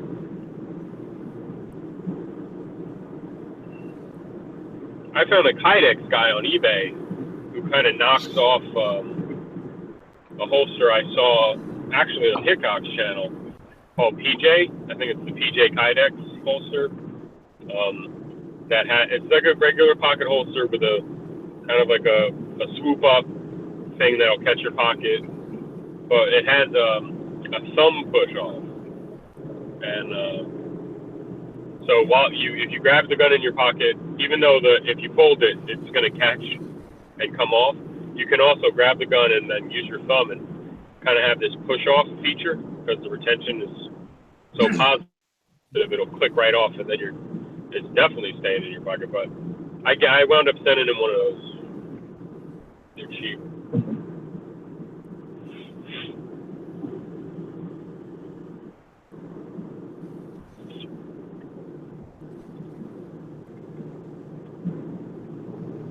Hell, I've been using either an Uncle Mike's or a Bulldog ever since I started carrying. In your pocket? Hell no. Appendix. Yeah, as long as it's attached to your belt. That's right. As long as it's staying on your belt. That's what matters. I don't care what the fuck people. I really don't care what anybody uses, as long as it's safe for me and my family at the movie theater. I don't want to get shot in the fucking back of the head. I'm trying to watch a movie here. You know what I'm saying?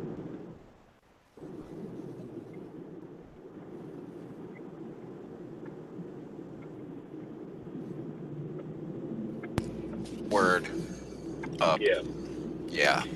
When I pocket carry in the movie theater, like in the beginning when I first started doing that shit, I just look at the guy's head like in front of me and I'm like, wow, this gun's pointed right at his fucking head. So enjoy the movie. I'm trying this cant on my appendix carry where the gun's canted the other way, like the opposite of an FBI, and I think it seems easier to grab, but you'll probably get the handle caught on close a lot. Trying Do to you draw appendix a fast. full-size gun at all ever, or just the 43? Yeah, both. Oh yeah, I can't do it.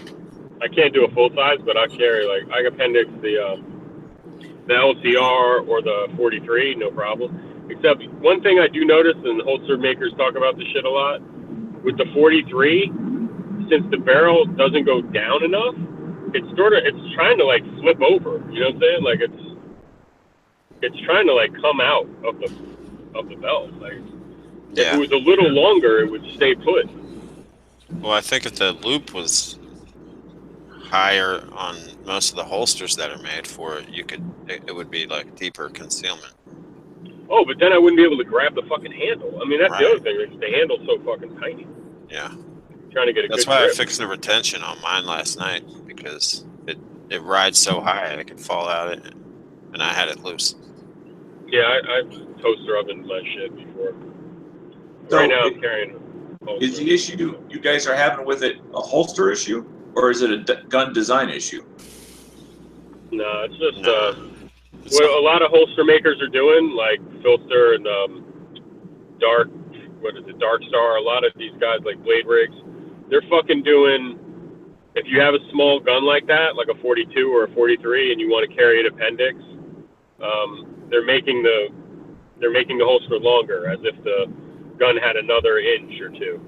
You know what I mean? And then that'll help the gun not try to rotate out of the fucking of where it's sitting, because the gun is just too fucking short. It's it's not sticking that far lower than your belt. It's almost like it's sticking out a little bit underneath the belt, and that's not good enough to keep it put. Well, wouldn't every gun that's basically a tiny little pocket pistol have that same issue? Oh yeah, fuck yeah, absolutely. Yep. Even guys that's what I'm reading about on these the holster makers are talking about. Even guys who carry 19 appendix will order a 17 holster. You know what I mean? Because it's that much more sturdy and stays put. It's not flipping out at all. If they carry appendix. Yeah, if they carry appendix. I guess when you're carrying on your side, it doesn't matter as much. Because I don't know. But even with the short guns, I noticed though. the 43 is like the smallest gun I've ever carried in the waistband. I think my car that I had a car CM9 too, and I pocket carried that shit for the most part. Yeah. I've never attempted my LCP. I've never tried to carry like in the waistband at all. I don't even own a holster for it. And the little snubby revolver, I got a Stow and Go, a Galco Stow and Go, I think it's called. It's suede, and it has a little plastic clip, and it's real cheap, but it's really good. Is that like I fucking love mine, dude. This shit is so good for appendix or whatever. But I noticed even that, it says it's for a 642 or an LCR, but I noticed that it's a little bit longer. Like it's you know, the material of the leather, it almost would support another half inch maybe or more of barrel. Hey, I love that fucking. Half inch matters. Oh yeah, on a snubby. I love that gun and that holster, the combo. Once the suede starts to really like take mold of the gun, it's decent retention, and you know, whatever. I kind of like carrying a revolver appendix, no matter what Yankee says. I don't think I'm going to shoot my dick off with a double action revolver.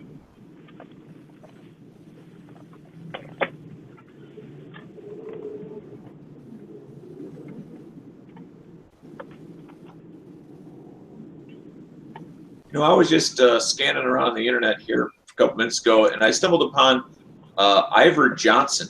I didn't even know that they were still in business. Yeah, they are. I mean, what I read about them was like they were a importer, and they would stamp their name on guns and stuff that were from Turkey or the Philippines or whatever. Like maybe at one point they were making guns here, but I think Iver Johnson just turned into like what was the other one? That Charles Daly, you know, Charles D-A-L-Y. It was more of like maybe they used to be gun companies, but at some point they basically just turned into like Century Arms. They started just importing shit and stamping their name on it. Right. Well, that happens a lot these days. Century does some manufacturing, but not much. Like they'll make a receiver and they'll attach other parts to it. Oh, right. I mean, now they definitely make an AK in-house. They make an AK in-house, but I'm trying to think of, like, did they ever do anything besides milling out magwells? I mean... My M1 Garand is a Century. Yeah, but I don't, did you think they built it? I mean, maybe put it together. They made the receiver in Vermont and then used parts for everything else. So the receiver's brand new. Everything else is used. Yeah, but I bet $5 they didn't even make that receiver. They had someone else make that receiver, you know what I mean? And then they put it together, you know what I mean? Like, I don't think they were doing that. Yeah, they were very limited, and they're based out of Florida. So like, if anything made in Vermont. No, they've got a factory up in Vermont. Oh, okay. I didn't know that. Yeah, they got a factory up in Vermont. I mean, it's not a major operation, but I emailed them and asked them, and they said, yeah, we made it here. But all the parts are used. I don't know. I don't know if it had something to do with 922R type laws or what, but it shoots as good as a Springfield, so.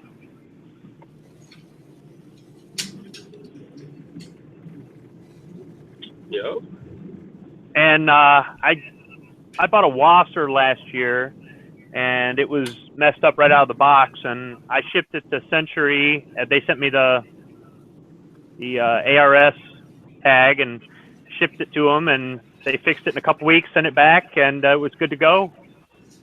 They didn't give me any issues about the warranty or, you know, try to say, oh, it's your ammo or it's this or it's that, and you know, they pretty good customer service experience with them. So that's good. Yeah. Dead Horse has a story about their customer service. Not so good? No. Oh. They put like the wrong sights on his Canic. And hanger. What? Shooting like 6 When inches. I was long. really interested in a Wasser, I remember calling them and harassing them and shit about like the right bolts and all that. Or maybe it was the only Century Arms I ever bought was that fucking AK pistol, which I probably shouldn't have sold. Apparently they're like way up in value or something. Oh, the Draco? I didn't buy a Draco. I bought like it was a PAP, yeah, the PAP pistol that they imported from. They're like 150 more than they were. Remember, Oh, okay. I paid like $400. Yeah, $399 Yeah, back in the day. Yeah. They're like $550 or. Oh, okay. something. So it ain't a big deal. I fucking hated that thing. With the brace would like come loose no matter what I did. I guess I could have Loctited that shit, or JB welded it to it.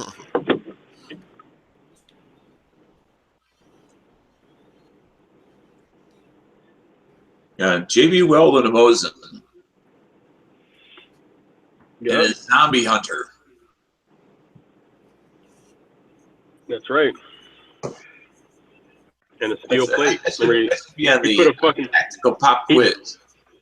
He drilled a hole in the guy's receiver by accident or something, and then to fix it, he welded a steel plate. Yeah. On top, and he had photos of that shit. It's fucking hysterical, man.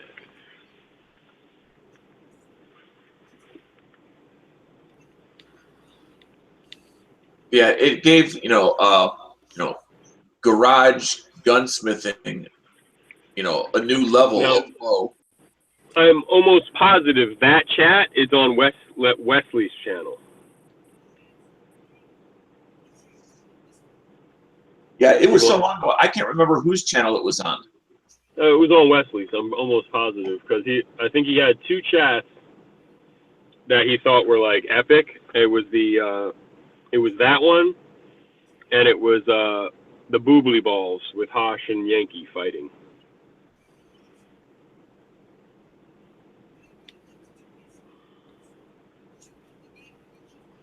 Yeah, but that chat was so fucking hysterical, man. I'm gonna find it and download that shit. Did you ever sell your Roland Special? Yep, unfortunately. What Magwell was on there? I never did a Roland Special for real. So. Well, Yeah, it was just the frame and the slide and the Special. armor. I don't know what to call it. Yeah, I didn't You have had a the Magwell on there though, right? No. But if you want to, what they want to use to be mil spec or whatever for that guy was a fucking Raven concealment. Yeah, like $100. Yeah, but before then, some guy was making it in his garage, and he was charging like $200, and then Raven, like basically bought out his design or something, and then started making it in house. I didn't put one on there. So I was carrying that shit, but fuck, dude. I told you my air conditioner in my car died. 70,000 miles. And then right at the same time, my air conditioner died, and I needed a compressor. My door, the automatic locks on my rear doors failed, and we're like, it was fucking crazy how much money they wanted for actuators. Just in time for summer. Yeah, dude. No, my AC failed last summer, so I knew it was gonna kind of happen. And then I did a AC recharge, like a, whatever they called it, like an AC recharge maintenance. Do-it-yourself kits? No, like AC tune-up. I took it to a guy who does it, and it kind of got me through the fall, like from the end of summer, fall. Then it went to winter. And then in the spring, man, I was like, oh, this shit is not working. And I had it tested again. They're like, yeah, your compressor's fucking toast. Yeah. You look up in the sky and say, you see that little hole up in the ozone? That happened, since last fall. Oh, I was so pissed. I love that gun, man. But I just felt like that was a real expensive toy for a guy who can't afford to fix his AC on his car. So that had to go. I also need a new computer, so. I got exactly what I paid for it. Like everything, I think. I wound up, it was like not a loss at all. Well, that's a good deal. Yeah, I mean, it was I mean- sweet. I put in, even with the gun broker fees and the shipping and everything, I didn't lose like $1. I think it was You even. got to rent that gun and enjoy it for all that period of time. I carried the fucking thing too. Yeah. But yeah, I shot it. I carried it. I put a few hundred rounds through it. It was cool. I like it. I just think the red dot is really great. But my eyesight, although it's not what it used to be, is not as bad as it would have to be for me to like. That would be my go-to shit. Like I know a guy who's a cop, works at this gun shop, and he's blind as a fucking bat. And now he sold all his guns. He bought MOS guns and RMRs for all of them, and he's telling me like how great it is. I mean, because he really needs it. He really does. I don't really need it, and I'm a firm believer of like anything within 10 yards, that dot ain't helping you for shit, dude. I'm sorry. You know what I mean? How Like, did you carry it? no, I mean I tried it. I mean I was doing drawing and all that shit. I was shooting. I mean, it helps you get a little bit more accuracy out of the gun for sure, but it's not helping you with speed inside a certain distance because if you don't have a perfect presentation, you lose the dot in the screen. Like, No, but when you said you carried it, how were you carrying it? it's carrying it in a holster inside the waistband like I always carry. Okay, like, well, you know, I know you carry appendix. How are you carrying Oh, it? no. I only carry like a small gun appendix. A Glock 19, I carry it at 3 o'clock. Okay. Inside the waistband, Kydex, you know, normal shit. No. I just didn't know because of the RMR. No, the RMR doesn't stick out any further. Like, it doesn't make the slide any wider. All it does is you got that tall, it just makes that tall, you know, profile of the RMR itself. But for carry, it doesn't. That's what's dope about and awesome about him is that it doesn't affect your carry at all. Like, you're not printing anymore. It doesn't add any real weight to your gun. You don't fucking notice it. You know what I mean? But it's a very expensive toy. You know what I mean? It's definitely. At the end of the day, it was like, you know, it's a $500 dot. So I paid a couple $100 to have it milled. So I think if my eyes start getting worse, and I like the fiber right now, but if my eyes start getting worse, I would just put a Baylor.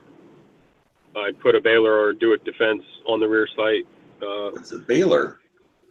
A Baylor is made by Raven Concealment. It's like a holster company, but they make other shit.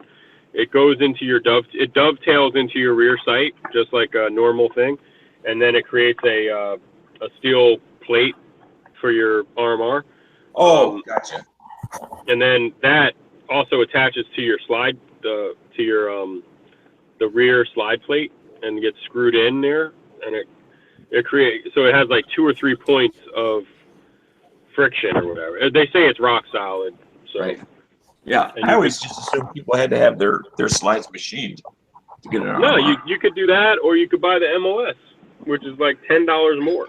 So for a Glock, I mean, there's other companies got other shit going on, but Glock has the MOS, and Smith & Wesson has some other shit. And Okay, so who's the company that Baylor is part of? the Baylor is Raven, BAYLOR. And then there's Duick Defense, who I think they stole a design from.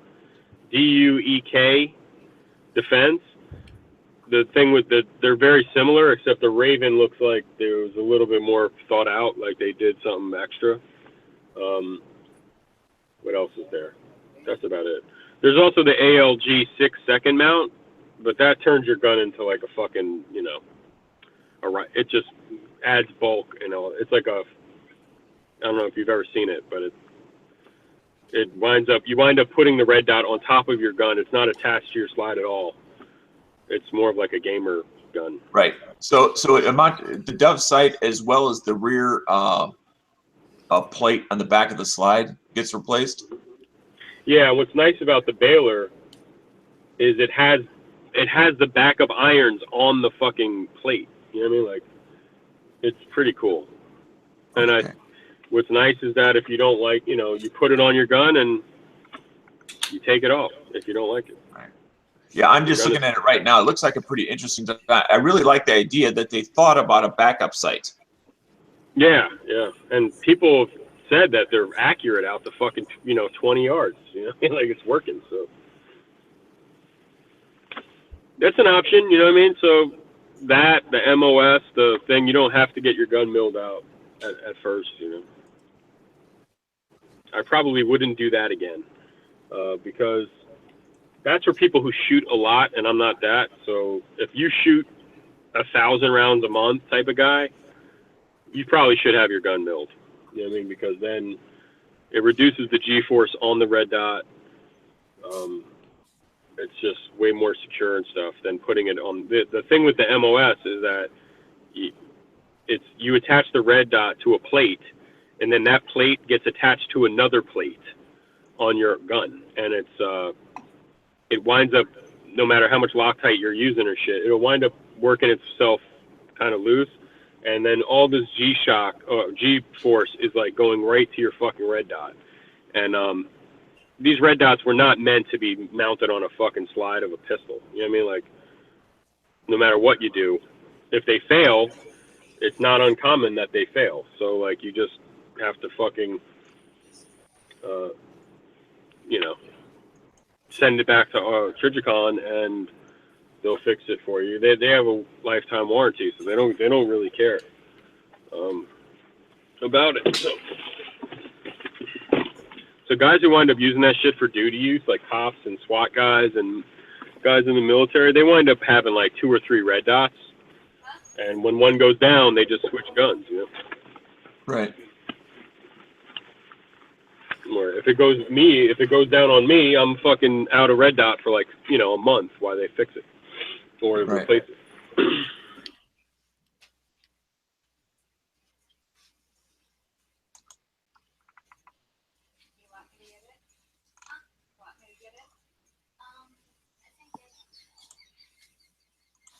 And the last class I took, it was outdoors and it was cloudy. It was raining. The first day it was nasty out. Second day was bright and sunny. And my Dawson Precision fiber optic front sight, red fiber optic, it was like 800 rounds that class in 2 days. Lots of drawing. My fiber didn't break. And it was so bright. The fiber optic in my sight is so bright, it looks like a fucking red dot. It looks like there's a battery in there. So I'm fine with the red fiber optic for now until my vision gets worse. Yeah, looks like that amount runs like somewhere around 200. Yeah, but then that's the thing. So does milling your gun. You know what I mean? But then you're. Oh no, I understand. Plus, it's also removable, so you can put it back the way it was. Yeah, and then you could sell that mount. Check out the Duick Defense. I think they're probably cheaper, but I don't think they have a backup sight built in. They might, though. Oh, yeah. Oh, I'm not interested in buying it. I was just interested about the technology and the way it worked. And I almost did it, but then I was like, maybe not. Maybe I should master my irons first. Yeah, I mean, and then honestly, I started shooting those B8s at 25, and I saw a very little difference. Like, there was definitely, I was better with the red dot, for sure, but not that much. Like, my scores weren't, that much different. I'm shooting, like, high 80s with either or. You know what I mean? Maybe I'd get a 92 with the, you know what I mean? Like, I wasn't shooting a perfect 100 or anything like that with the fucking RMR. So.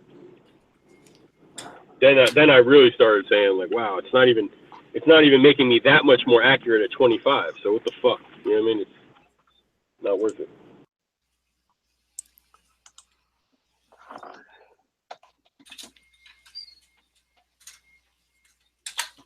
Well, I sent it in for serrations.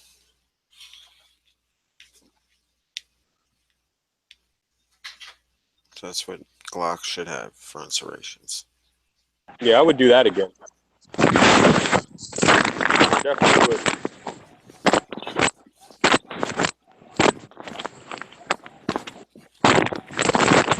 Yeah, those serrations were so good. Those serrations were so good, they felt like razor blades, man. They didn't cut you, but they were so deep and sharp. It was pretty fucking awesome. They were so good that after I was done, they were finger looking delicious. Yeah, let me tell you, it took almost no effort at all to like rack the slide. The ones in the rear, I didn't even really use the ones in the front. They're both the same. Nickel boron coating. I haven't seen any of their guns with the nickel boron. Who, ATI? No, me neither. I just got the black. No, their black was fine. Their black nitride was better than Glock's fucking shit. The shit Glock's been doing for the last 5 years. Yeah, I got a bolt carrier that's black nitride. That's what's going to wind up like they do this. They probably do the serrations within a few days, within a week. And what takes the longest for the wait time is they send that shit out to get nitrided. Yeah. Yeah, they're All right, I'll waiting be back. down.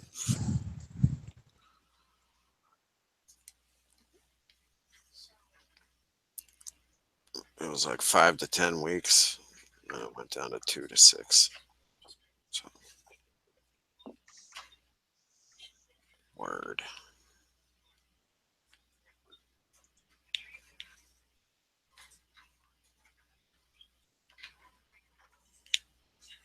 Plus, I dropped that Glock on a ceramic, like, potpourri pot and fucked up the paint. So I was like, I definitely have to send it off now.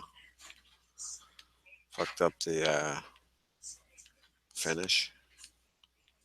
Looked like a chip.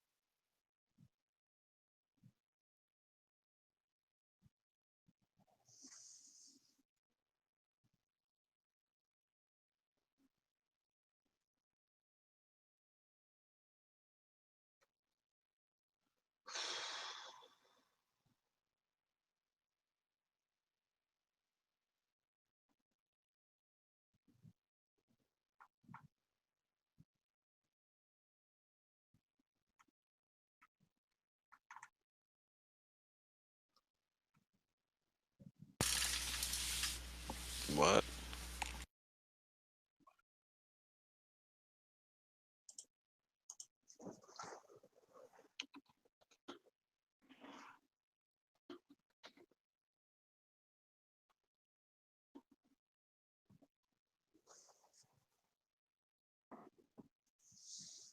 This chat is losing altitude fast. Oh, yeah. I was looking at a couple other web pages. I looked away for a minute. Next thing I know, I come back, half the people are gone. Oh.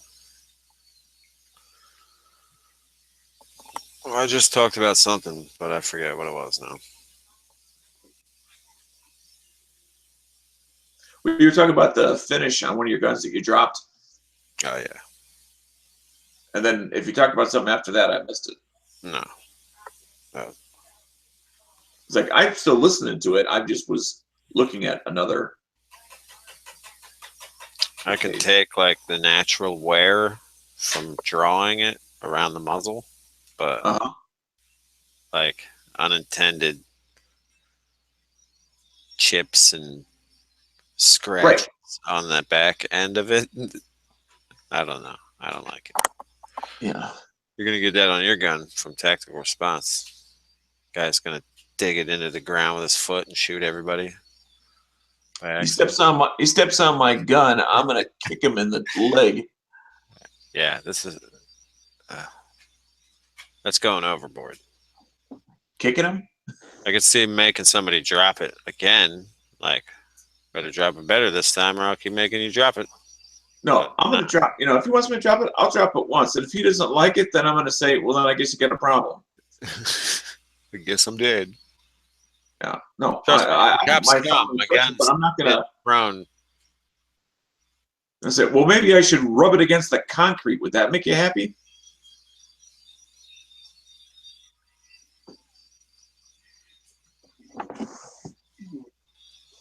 I mean, I try not to be that guy, but I'm not going to let somebody, abuse my equipment. Yeah, we don't get them issued to us. If Yeah. that were the case, then who gives a fuck? But Yeah. we Or spend our it's not hard-earned money on them. Yeah, Let us. I didn't get this from the front office. Yeah.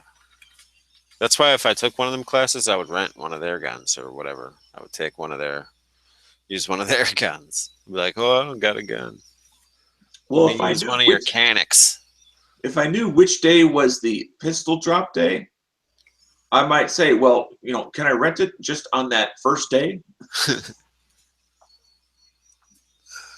Yeah. And like fucking spike that Canic on the ground. Like he just got a touchdown.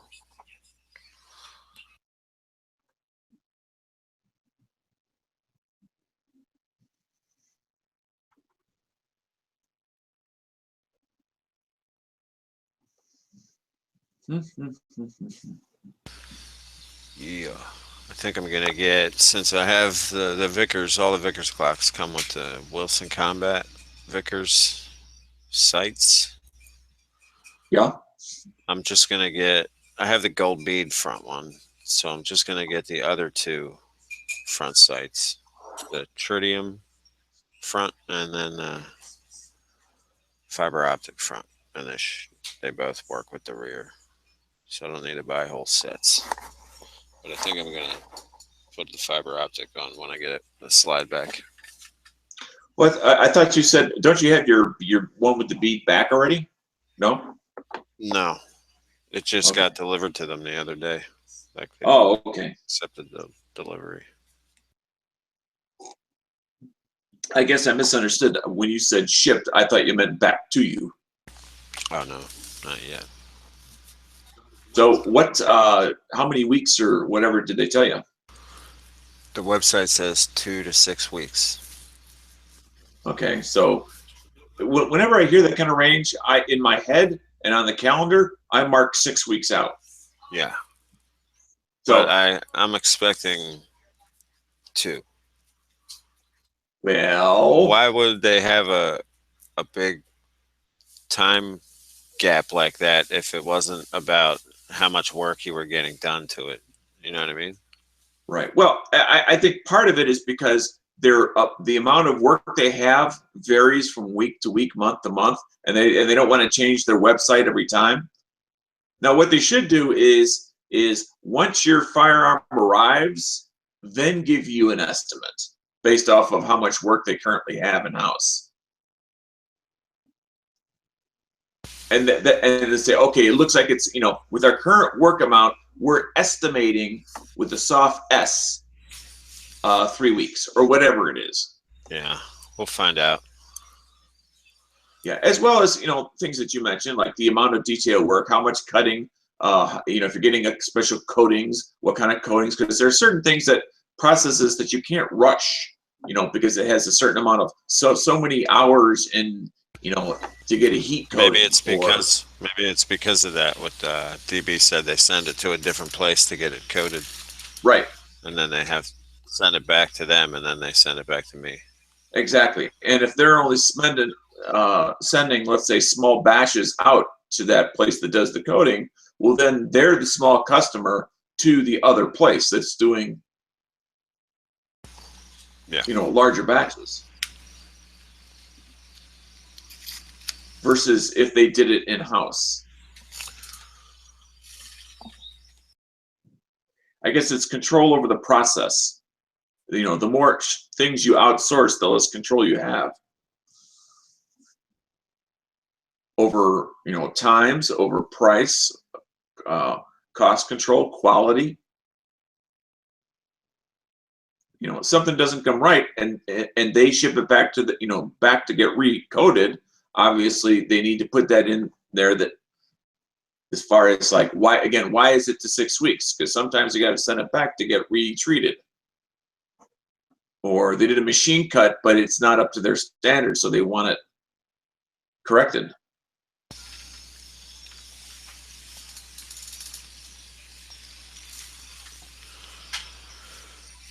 Yep. Although with machine cuts, you know, I wonder, like, you know, it's kind of like in carpentry, measure twice, cut once, because you can't add material unless you got JB Weld. Hey, you want to see their Instagram? Sure. Let me, I forget what the hell they're calling themselves. Okay.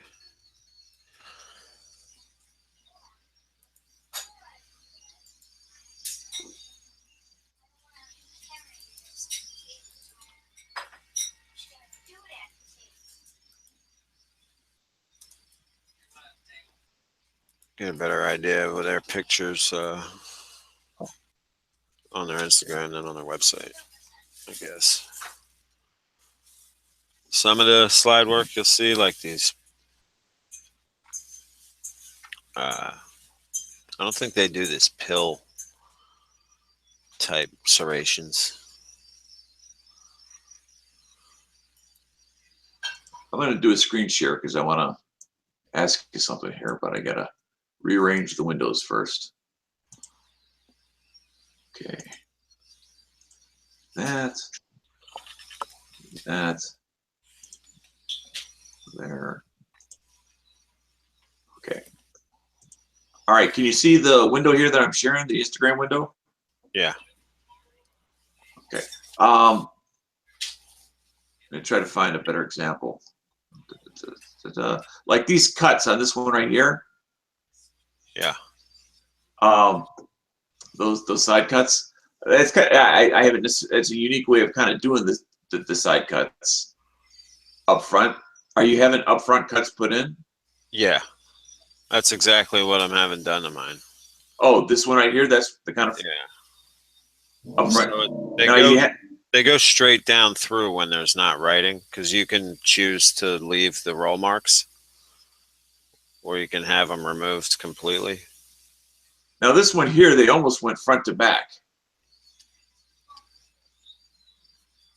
Can you see that? Yeah. Now, are you having additional ones put in? I don't know. It didn't give you the option, and I see like different. Maybe they do different cuts on the 17 than they do the 19, and that's I really haven't paid attention to why there was differences when I was looking around. Right. Here's another interesting example of on the top. Yeah, I didn't get any of that done. Okay, close that. So, so you got the ones on the side up front, and the back. Were they adding some, or the back? They just enhanced the factory, the way it's cut from the factory.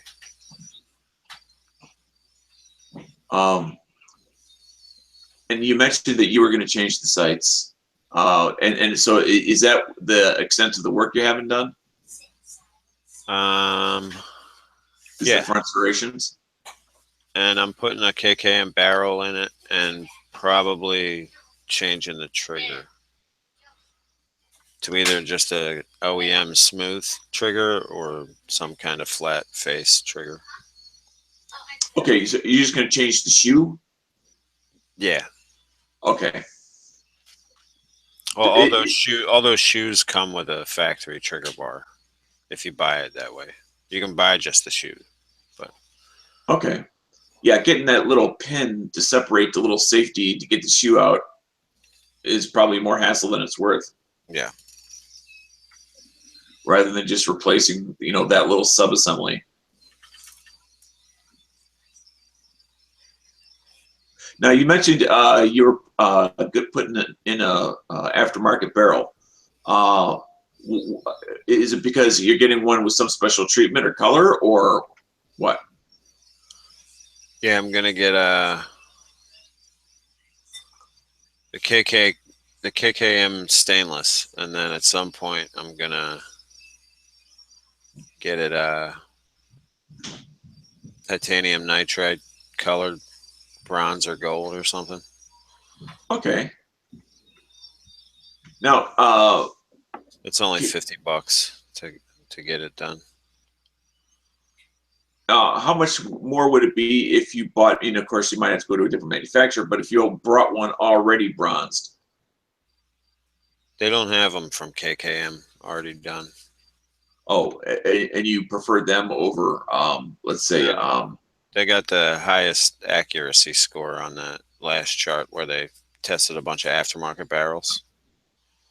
Is Lone Wolf still sitting towards the middle or the bottom of the pack? I don't even know if they were on the list. Oh, It was yeah. like, I only know of them and Storm Lake. Storm Lake wasn't on the list for some reason, but I have a feeling they weren't tested. But it was KKM, Blacklist, maybe Glock OEM was third, but I'm thinking it was fourth, and I can't remember who was third. Then I after that, understand don't you remember. want to put the OEM barrel just for point of comparison. Yeah, Now, what do you think about these vents? I don't think they do that either. Because my concern about the vent is that you're starting to weaken the slide, Yeah, there's a or lot you of are weakening the slide. weird holes. A lot of different companies do a lot of fucking crazy holes and I mean, shit in the slide. You don't need it for heat relief. No.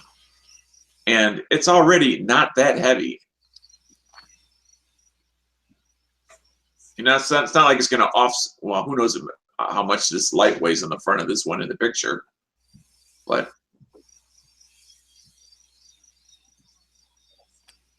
Just get the serrations, take some weight off, I guess. yeah. Well, that's where, I've seen like on the top of the side where they do very wide relief cuts, almost like about 80%. Yeah. The width, but they don't put holes in it like this one here. Yeah, I mean, that's not an option on their website, so I don't think they do that. Okay. But they do have a few pictures of guns like that. So maybe they do, and I can't find it on their website. But it looks like an air conditioner vent or something. Yeah.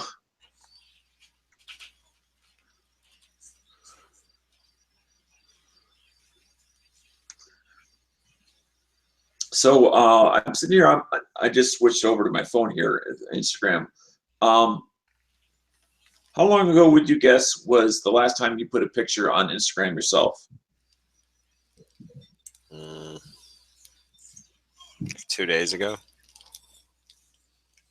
Okay, and what was it a picture of? There was a CZ and an AR, the tip of my AR. I'm just trying to figure out if I have you. They don't call it subscribing, but if I'm following, I must be good. Autoloader, there it is. With that, I don't know. Is that an AR? Yeah. Okay. Okay, I am. Then Edge's dog. Is it in Prisma? I don't. Edge is a Prisma kind of guy. It says loves his new haircut and collar. That's all it says. Okay. Somebody playing a video game. No. Because I know I'm sub to like you, G-Webs, both of his accounts. I am obviously must be sub to. I shouldn't say obviously because I'm also sub to what is it? Is it gun channels or is it Why can't I remember this? G-Web's original channel. Gun websites. Thank you. God, I can't remember. God, so embarrassing. Does he do any photos on that? On gun websites, or does he just put it all under gun channels? No, it's his main page is gun websites. Okay. That's where he's got the most. I think he's got almost 100,000, over 100,000 followers now. Because I can't always tell. Like I got one here from DB Cooper. If I got it because I'm following him, or if I got it because he put in the hashtag gun channels.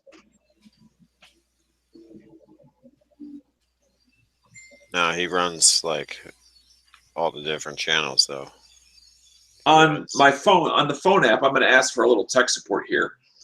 As I'm looking at my phone, and I just have an Android phone, where would I look to try to see, oh, and here's the list of the people I'm following? Yeah. My question is this, and how would I do that? Oh, you hit the little guy in the lower right-hand corner. And at the top, it'll say posts, followers, following. So you look in the middle number is your followers. Just tap it, and it'll show you all your followers.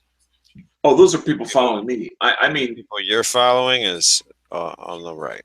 Following. Okay. Tap that. Yep. Okay. Got Mellow Cello.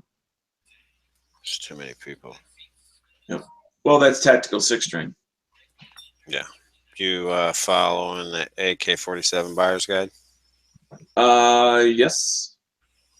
What do you eat then? What Follow that guy. I don't understand your question. Search for what do you eat then? No spaces.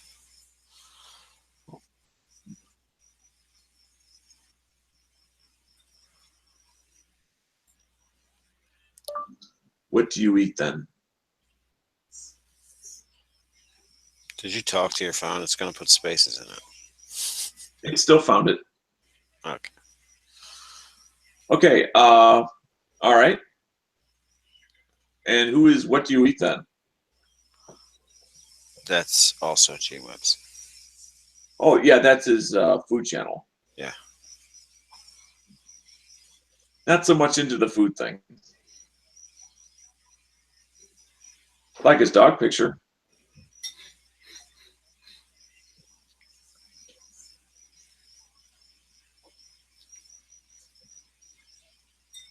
But let's see, who do I got that I'm following? Yankee Marshall. I don't know if he really does them very often. Taper Light, which is the guy from Finland. AK-47 Buyer's Guide, Gear Websites, Wesley, Gun Channels, Never Enough Animal, Highland Z, Pink Panther, Ballistic Expansion, Edge, DB Cooper, Stone Guy, who hasn't done anything, Foos, Ghost Town Custom Knives, P226 Nut, of course you, Ragoon Tactical, or Rag something Tactical, and then Zoran Dinu. Ever hear that guy? This guy that G-Webs. Who? What? Zoran. Yeah. Yep. It's one of my favorite Instagrammers. Yep. Weapons Reloaded. Of course, Gun Channels. And I think that's it.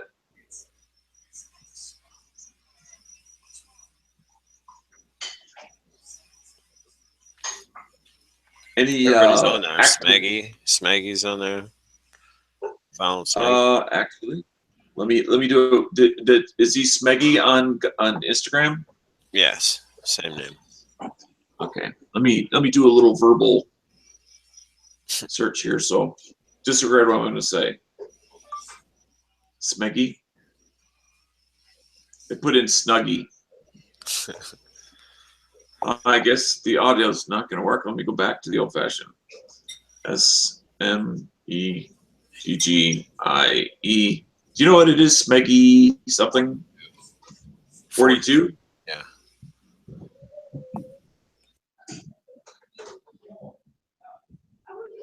It says no users found. Let me take off the 42 and see if it finds it. Sure you spelled it right? SMEGGIE.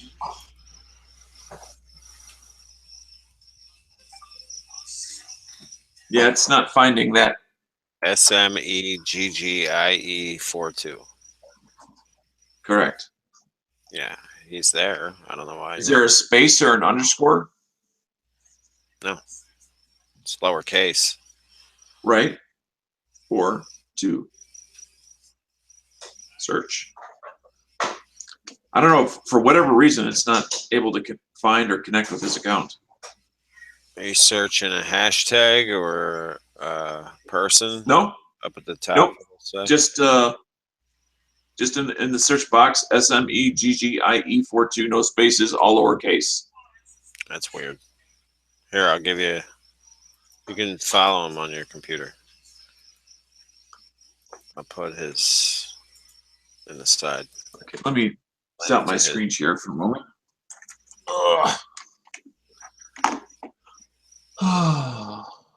Do that. Close that window. Go back to this window. Okay. Yeah, that is weird. Yeah, that's exactly what I typed in. This is where I wish, well, I guess I can just click on follow here. And that'll force it to... Yeah, it knows who you are. It's creepy. I got to log in to follow people. I don't remember my freaking login name. Oh. See, on my phone, I put, save my sign-in. Yeah. And I got a text file I keep on my computer. I don't know if I kept that one or not. I may have. Let me scroll down amongst all the super secret.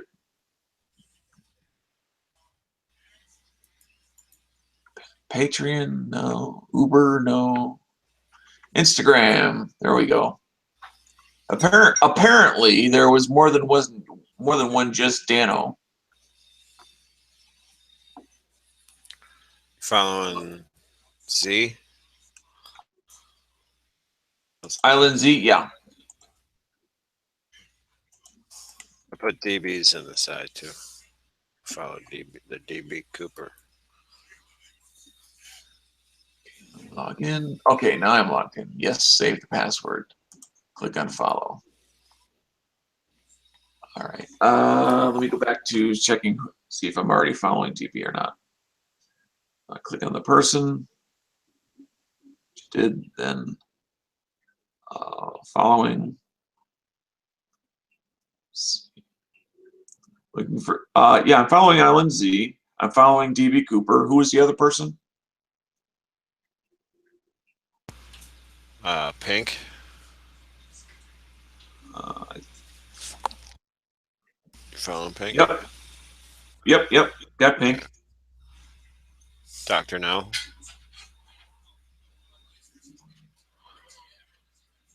I don't think. Dr. _ no. Doctor spelled out? No. Just DR _ GNO. There it is. And follow. Okay, he's on there now. Who else? Let's see. Well, it's interesting. Some of the suggested based off of my other people that I'm following. Like it is Kisan on there. Haven't seen Kisan in a long time. Guns 111 that I haven't seen him in a long time. Tactical Lola. Yeah. Follow her? Yeah, follow her. She's got cool pictures. Yeah, I know she's a lot of stuff like AK Eastern European. Yeah. Um,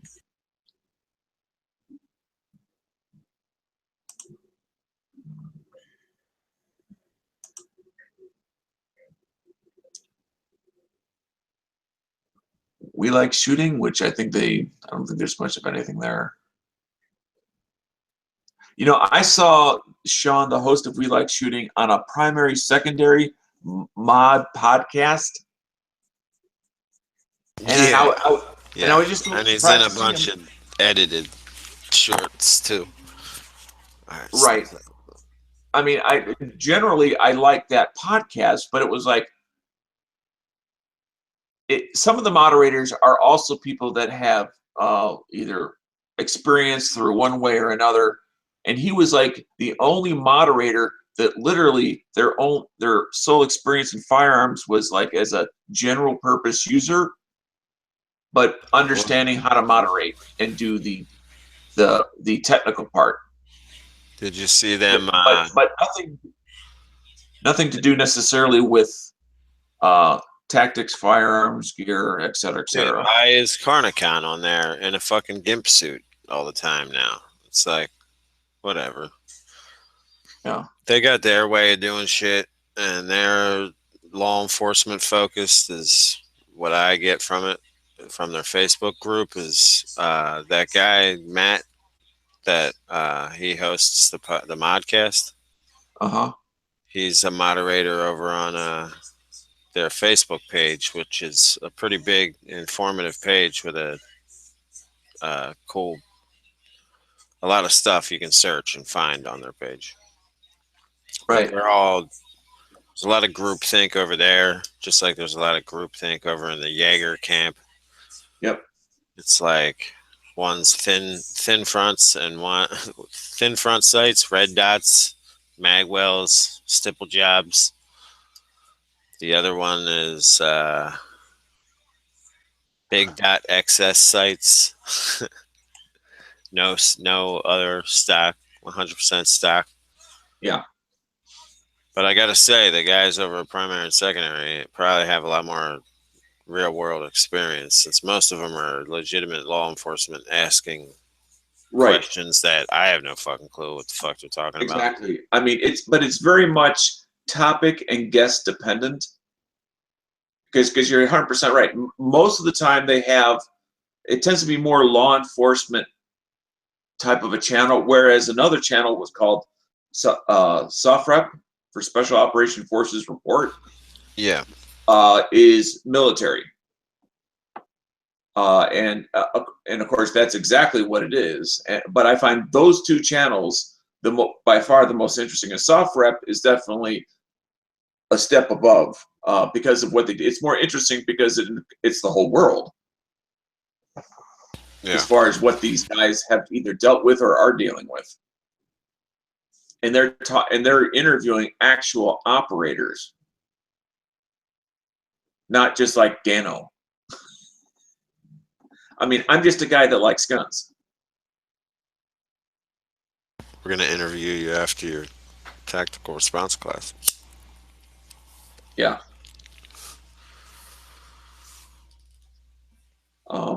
But I find that those two podcasts to be as far as the firearm stuff, I consider, my go-to podcast is primary, secondary, and not the YouTube side, because they'll throw a lot of outtakes for like 8-minute videos that are really just fluff.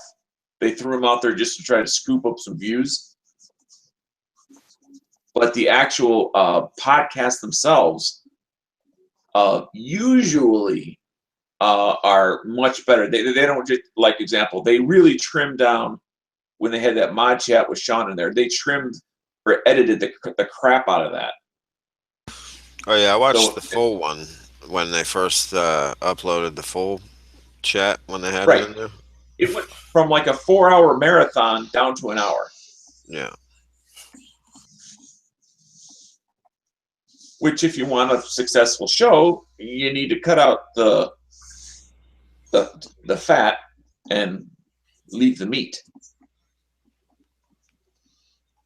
Like they tore into him a little bit.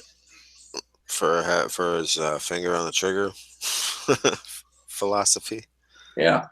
That's why with Hit or Miss, we are unedited and, people get the full experience. Tuesday nights, 9 o'clock. Yep. And someone finally did it. So I posted it in the chat out there on Gun Channel side and internally here. Someone actually went and did a whitehouse.gov petition to revoke that executive order that it killed the Korean, the M1s that we sold to South Korea to be reimported. So I just figured I'd mention that because we've been talking about that off and on a while. Right. So I figured I'd throw that out there for you guys because I just saw it on the interwebs. All right. I'll go. I'm going to toss this over to Daily Gun Show, and then off air I'll talk to it with the other host and see if they're willing to push. Yeah. You don't have to. not- I mean, granted, remember it's just a petition. That's all it is. But Exactly. we have to show some enthusiasm and some I guess willingness to do something. Otherwise, they won't do anything for us. Exactly. So if they keep getting these kinds of petitions at whitehouse.gov, maybe that might inspire them to actually do something. I don't know.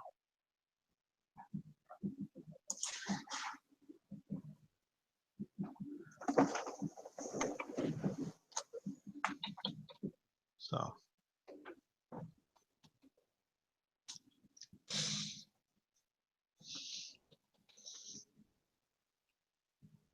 I mean, you got Smeggy here. What? Can't you ask Smegs?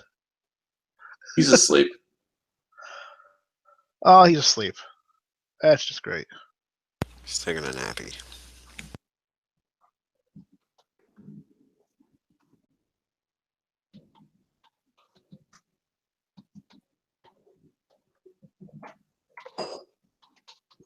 So it's for the Grands and the 1911s?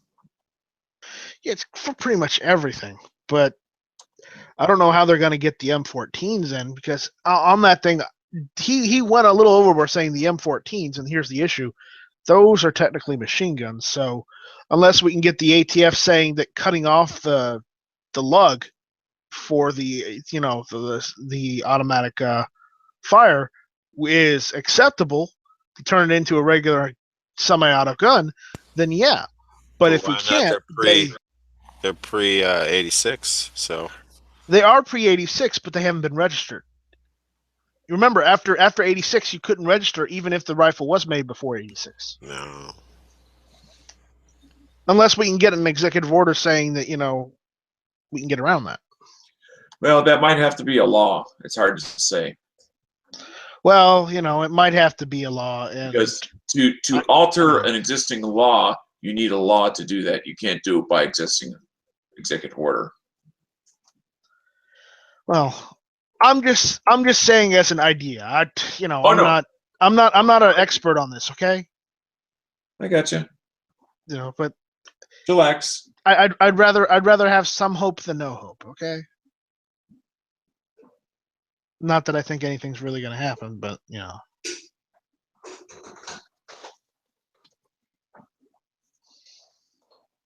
mean, California has how many gun owners? They couldn't even get 100,000 people to sign a petition.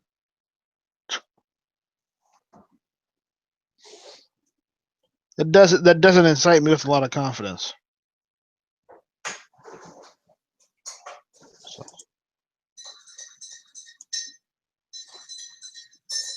I know.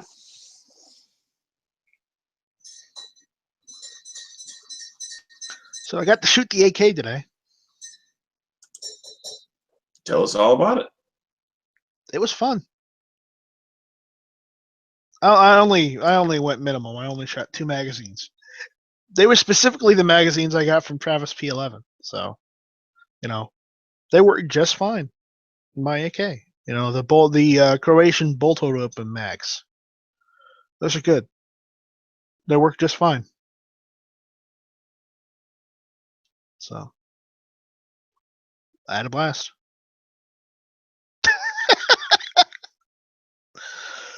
Sorry. Dry humor. Dry humor, yeah. You should be sorry. I should be sorry. All right, well, either way, I took that out and it was fun. Granted, I just have a couple targets on boxes filled with sand out in the back, but it's good enough.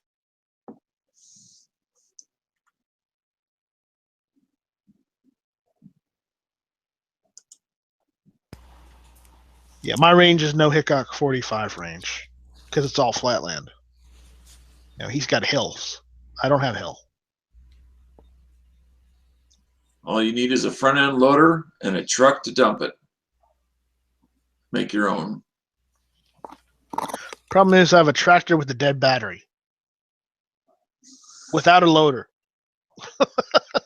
Well, if you jump it, will it stay running? It probably will, yeah.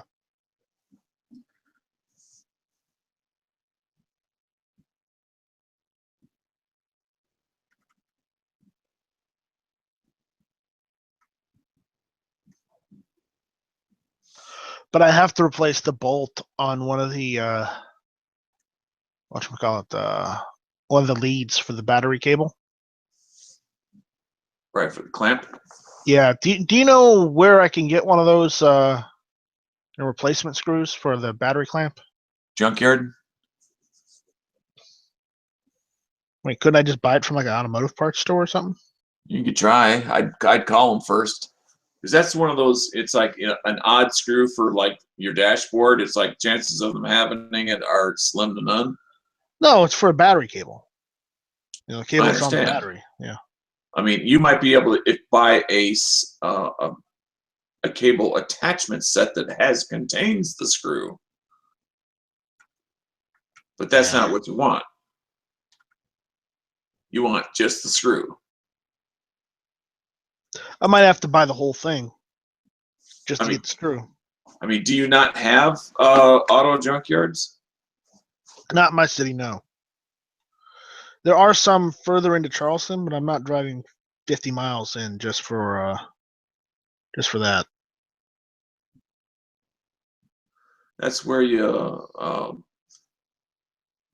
write a post-it. You put it on your dashboard. So when you ever do go to Charleston, you say, "Wait a minute, I need to make a little side trip here."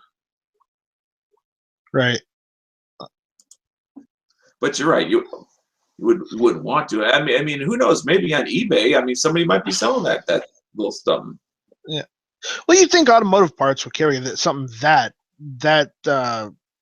what sells like replacement ones because it's just a non-generic part. It's not specialized to anyone. You know, it's not specialized at all. All it does is screw the clamp down on the damn battery you connect it to. Oh yeah. I mean, I get the part. It's just a screw.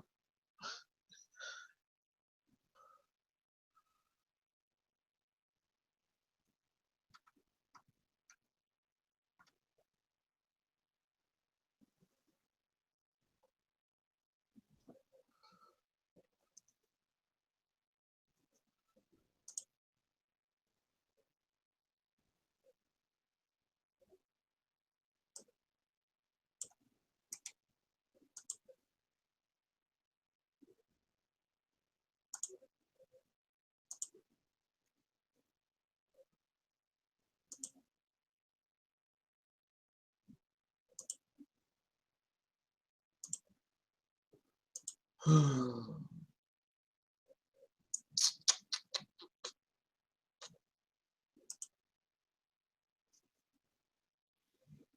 can probably get it at a local automotive store. So I'll try there first. So let your fingers do the walking. Unless you're going to be literally driving right by it. Well, the issue is there's like 7 different automotive stores in my city right now. So Well, all the more reason to not drive to all 7. Just call. but that's the fun of it. Now, if you like to window shop auto parts stores, then go right ahead.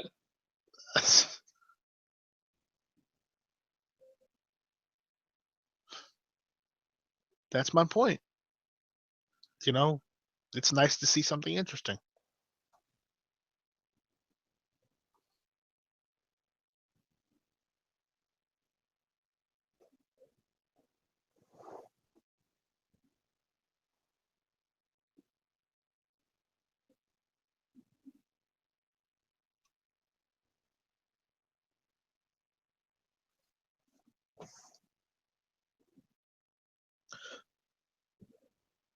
Broken bolt on the terminal. I'm gonna have to probably Dremel off. That'll be fun.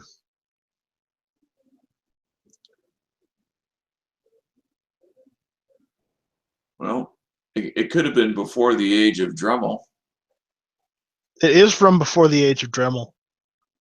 Then you'd have, let's see, a pair of pliers and then a hacksaw. I've used a You go to hacksaw work. before. The hacksaw does not bother me. I have one. Several, actually. So, I didn't say it bothered you. and Michael out in the chat is saying auto part places have bolts for the batteries. Just bought one Good. last week. So, you know, honestly, the first store I go to probably will have it. So, there you go. Problem solved. I can get that tractor working again. Probably have to take the battery down to Walmart, though. That's where I got the damn thing.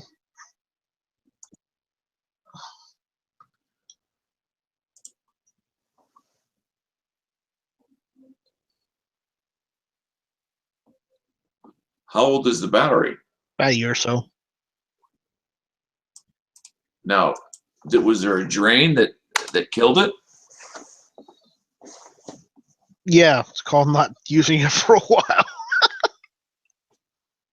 Okay. It's called not using it for a while. Remember, if you leave a car sit and you don't use it for months and months on end, the battery will go bad. Well, yeah, but in cars nowadays, there's a drain on the battery whether people realize it or not, because to keep the computer going, other little things that are always on. Yeah, this is just the 1986 diesel tractor from Ford. Before they sold all their Right. tractors to what was it? New Holland. Mhm. That's the company that owns the track. That bought the whole Ford tractor division out. So there should be no electrical drain from the tractor on the battery, just amount of time that it's sitting there. How long did it sit there?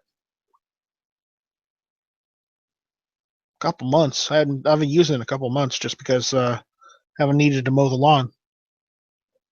Right. You know, I've got a pull behind a lawnmower deck, which I just took onto the end of that tractor and just go to town with. Yeah. I know. Believe me, it gets lawn mowing done a hell of a lot faster than taking the old push mower out. Oh, hell yeah. Especially when you have 7 acres of grass you got to mow. I mean, but when I had a electric start tractor, I always, come fall after that last cut, would just disconnect the battery, put the battery in the front hall closet, where it's out of the way, someplace like where you keep your shoes, where you don't have to worry about, it I leave getting my dirty. tractor in a lean-to carport thing, so it's open to the elements, but it's not directly, water's not directly going on it. Yeah, but it's also affected by the temperature that it's kept stored in. Yeah, so I there's mean, no the fact insulation it goes there. up and it goes down, it goes up and it goes down. I'm trying to get a garage or something built so I can put that thing in there because I'm tired of leaving it outside. It just, But bringing the battery inside to a closet, especially if it's someplace that's not a closet where you just keep your shoes and stuff like that, is an easy way to keep the battery in good condition over the winter. Yeah. As well as, you always have the option of, halfway through the winter, put a trickle charge on it. And then 24 hours later, take it off. And then you should be good till it's time to start.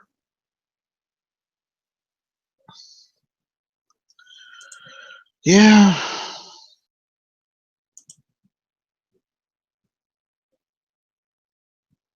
I used to just buy the batteries from Walmart, and they've got like a 3-year warranty on them. So it's within the 3 years. I just take it back if it dies on me,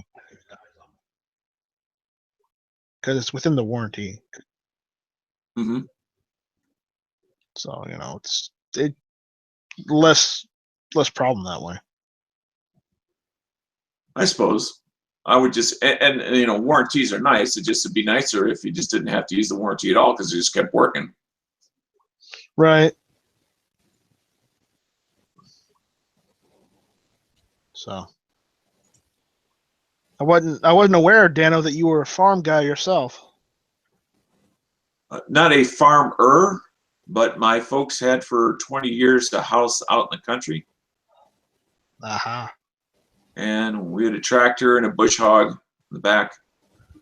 Ran off the PTO. So I don't have any farm equipment experience.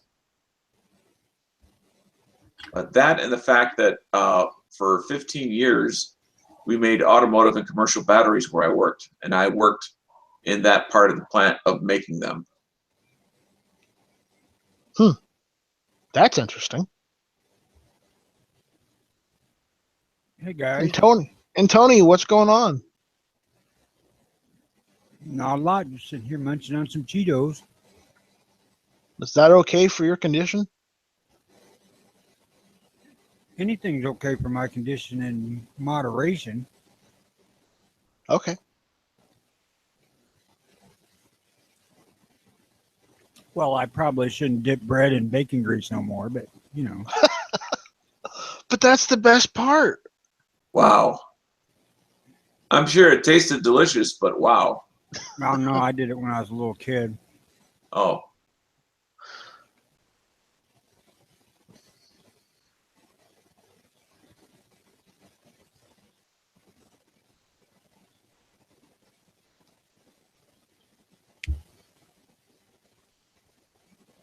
Well, I finally scored some bulk 22.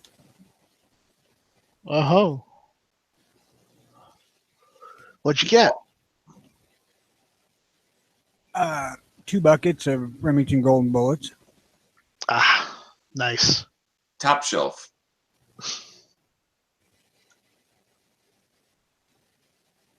Where'd you get them? Walmart. Really? Yep. They had 2 buckets, and they also had a number of boxes of the 550 pack or 525, whatever the hell it is. They wouldn't sell me both. Should have brought the wife with you. Do what? Should have brought the wife with you. She's working. Oh. I can't buy stuff if she ain't making money. It's not what I meant.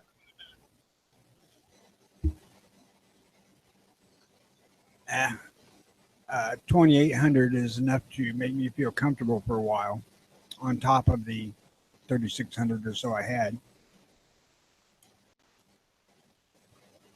2,800 what? Rounds?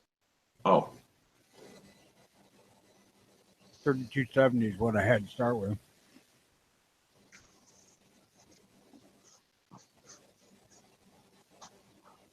I want 10,000, but I'll let that slide for another 6 months or a year.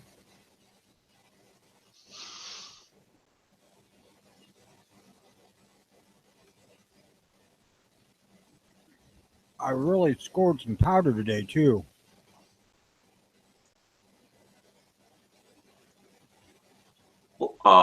For rifle, pistol, both? Pistol. What kind did you get? I got Winchester 296 and Ogden. What the fuck is it? Trail Boss. Okay. Like a 1 pound? Yeah, Where'd I you got get 3 pounds of it. What I 3 got 3 pounds? pounds. What 3 3 pounds? pounds of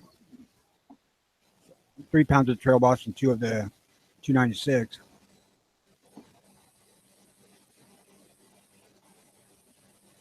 $296 is Magnum powder. I mean, that's Okay. what you put in the The- 44 to make The Trail real Boss. freaking Magnums.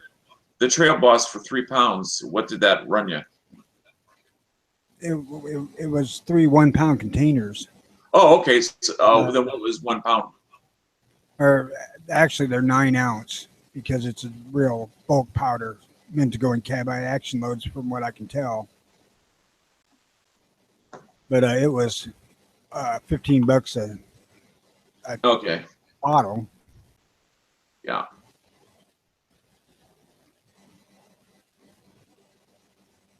But the 296 at other gun shops, it was $32 a pound.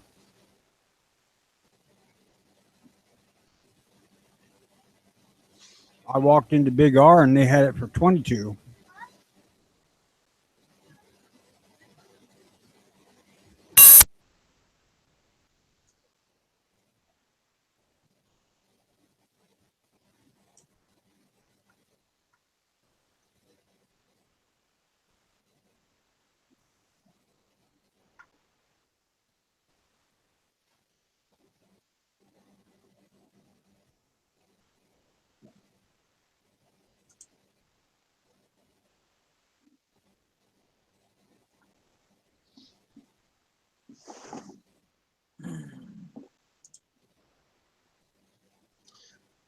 Well, I gotta go take care of a couple of things, guys.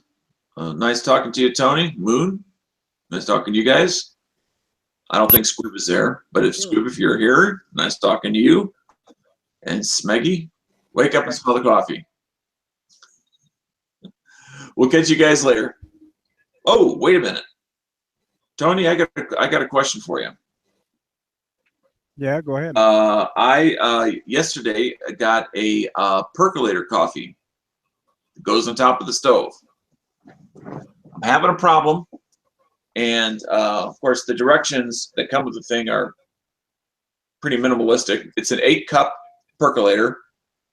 Put in 4 cups of water. Put in a couple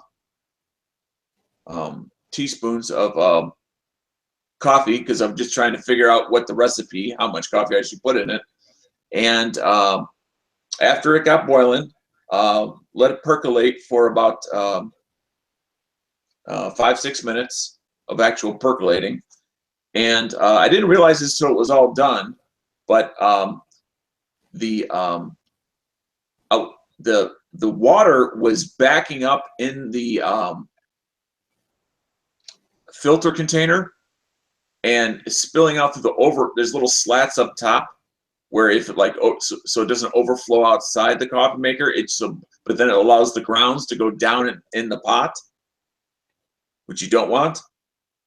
Is it the coffee that's not allowing the water to flow through properly once it gets saturated? It's the paper filter. I'm not using a paper filter. What is it?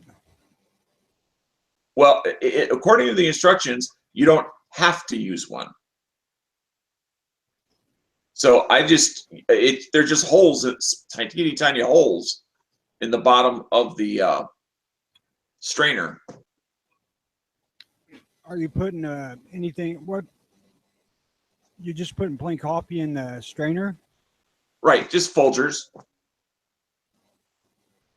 Well, see, mine will do that too once the coffee gets soaked, but it's not really a problem. I mean,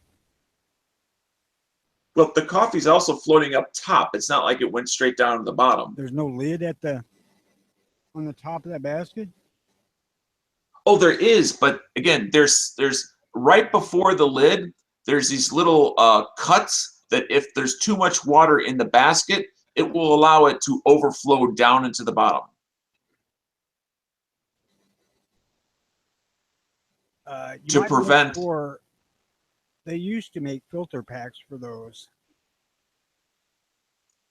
Okay, Uh, do you think the coffee is jamming up the straining holes? possibly. Okay, I mean that at least that's an idea for something to try. I didn't even know what to try. I mean, I called my mother, who's almost 80 years old, to see if she could remember, and she said, Try it with a little less coffee. yeah. Well, there was literally not that much coffee in there in the first place, which kind of surprised me.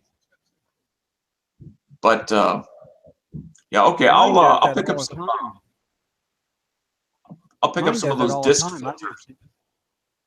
I just deal with grounds. Now, do you use like a regular drip filter in yours to just poke a hole in the middle? Nope, I don't use anything. Okay. All right. Well, I'll My check coffee out some cup filters. my coffee cup always has grounds in it. Yeah. Well, I mean, if they're at the bottom, that's fine. I can deal with that. But when, there's a bunch at the bottom, they're all floating up top, then I can't even separate them. So, all right. I Thanks. can tell you how to put them grounds down. That's dump about a half a cup of cold water right into the. Take the basket out and just dump half a cup of cold water in it. Okay. And push some grounds at the bottom. All right. Well, that's a good to know tip. So we used to do for cowboy coffee all the time. Okay. All right. Well, thanks again. I'm going to go ahead on out and we'll talk to you guys later. Take it easy, Daniel. Yep. Bye-bye.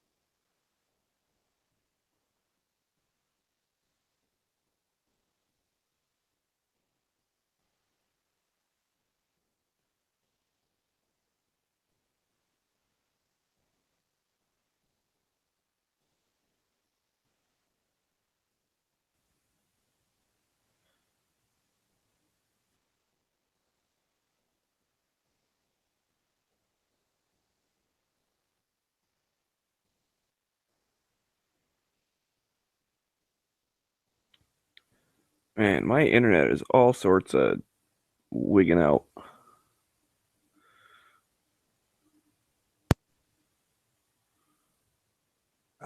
Some days are better than others, man.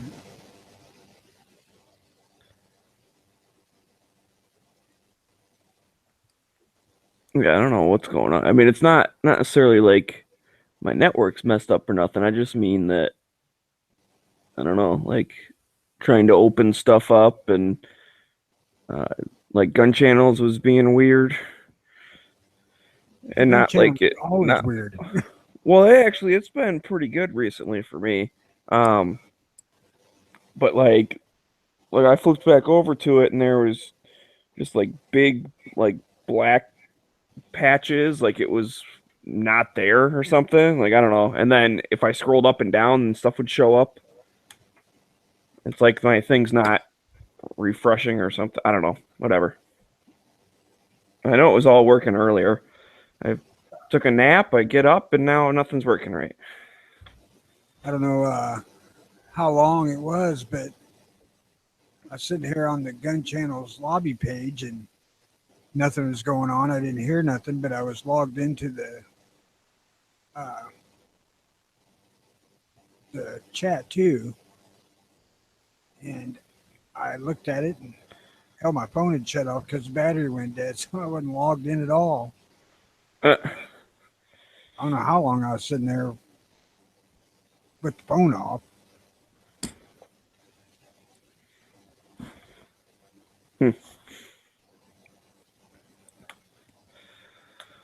Oh man.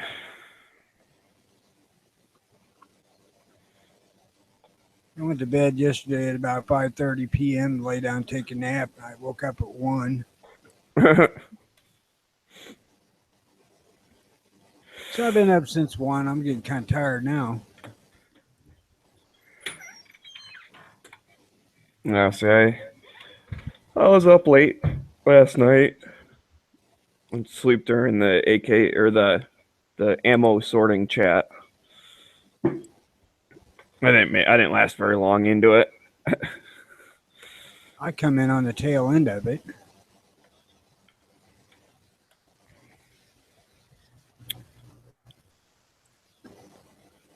But I don't know. Then I woke up sometime this morning. Like I slept in a little bit, and then just now I took a little nap, which means now probably I won't go to bed like at a normal time tonight. So then when I get up tomorrow for work, I'll be super tired. Well, I'm unfortunate. I'm not going to bed before bedtime, so hopefully I'll go to sleep.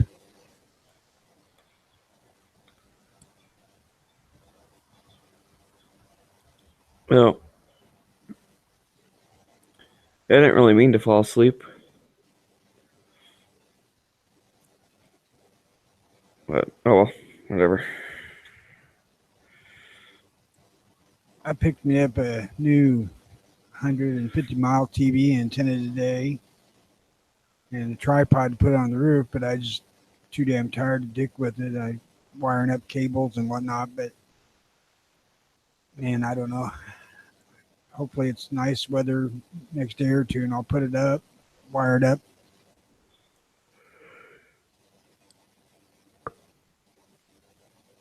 Yeah. I think it's supposed to start getting a little bit nicer. I mean, it's been cold the last couple days, but I think it's supposed to be warm. It's actually a really pretty day here. It's a little chilly, but not cold at all. Probably in the low 50s, maybe a little warmer than that. Bright and sunny.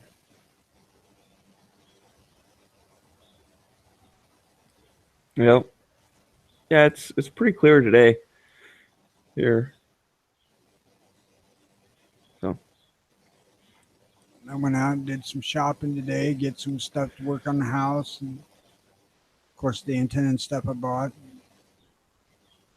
And I got some 22 ammo and some powder and primers to stock up my reloading supplies with.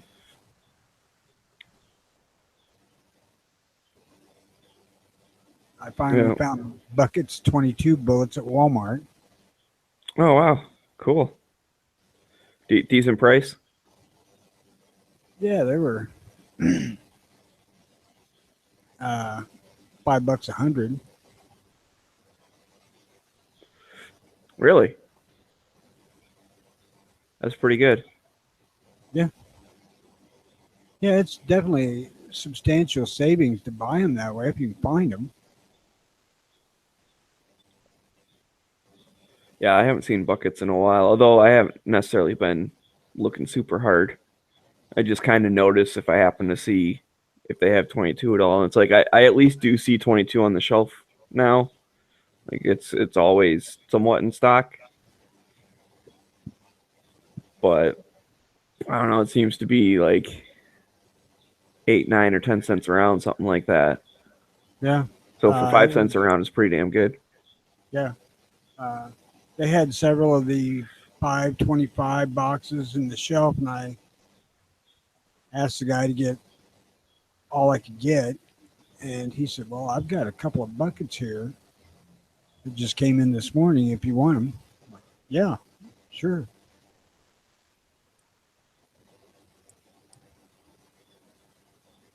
So I bought 2 buckets, and I should be set for a while.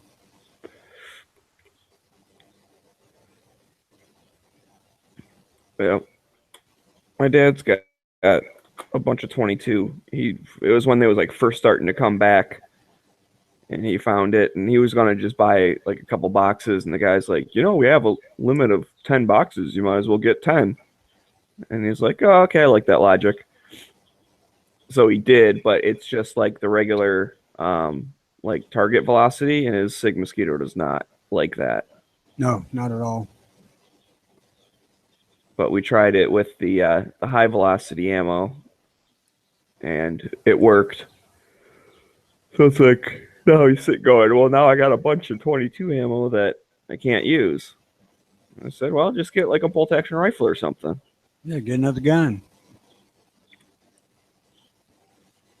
Yeah, he could buy one of them little Phoenix 22 pistols. They work on low velocity or lower velocity. They don't like high velocity ammo.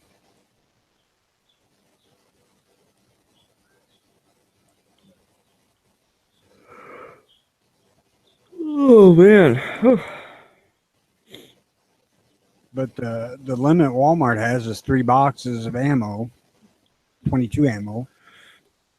And I said, I'll take 3 buckets if you got them. He said, no, I got 2. Well, I'll take those. There you go. Yeah, and you'll be set for a while. Yeah, hell, I think I send more out with the grandkids than I use, but still, I got it, so we're good. Yeah, well, that's part of the reason I have it, so that people can use it.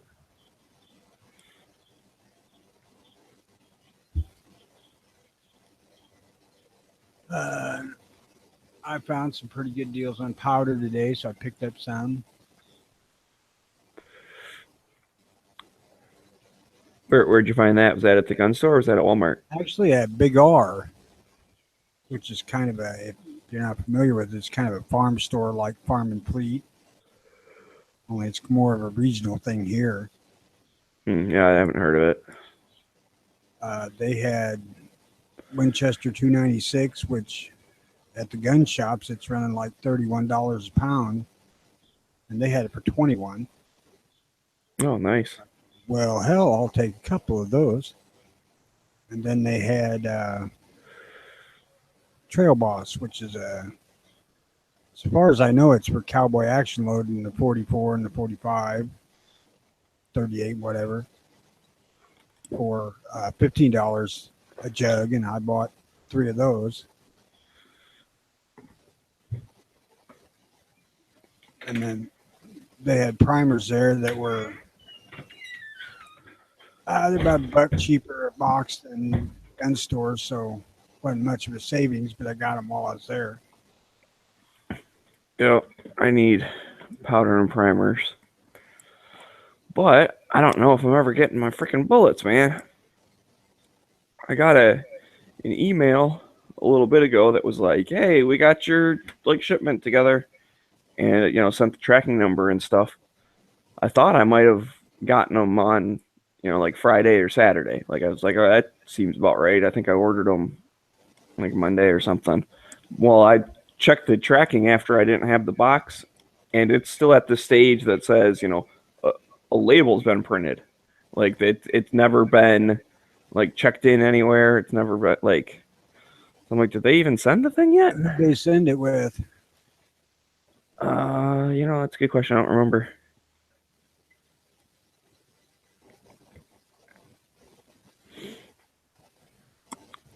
I can look, see which one it is.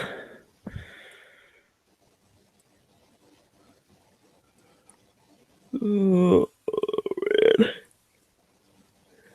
Fuck, I gotta wake up, man. I'm still out of it. I can say that Midway shipped me the wrong bullets really quickly.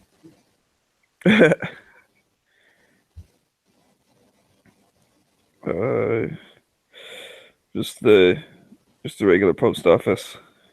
Yeah, well, they're usually 2 or 3 days behind on their listing. For a huge government-ran facility, they are god-awful about anything. Yeah. And I hate it when UPS drops shit at the local post office to get them delivered, because that automatically adds at least 1 day. Oh yeah, when it's like they ship it most of the way, but then drop it off for the final thing. Yeah, the silly bastards got to drive by my house to get to the post office. It's like you see the truck going down. You're like, hey, wait, can you just stop? Yeah, really. Save me 2 days, pal. Okay, now at least it updated. So it was picked up at 3:39 on March 18th. So that's what, yesterday? Yeah. It was yesterday. So it didn't actually get into their system until the 18th. Well, they printed the label on the 15th and said, well, your thing's been shipped. Well, yeah. Like sat at their building till the 15th or till the 18th. Just sat there until mailman picked it up.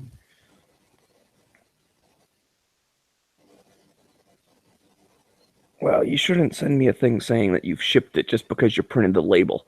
I don't know what Smeggy's watching, but I'm watching NASCAR. Well, I'm not watching anything. Smeggy ain't watching nothing. So no, he's not watching the MSU versus Kansas.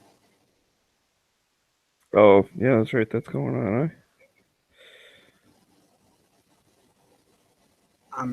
I have NASCAR on, I should say. I'm not exactly watching it.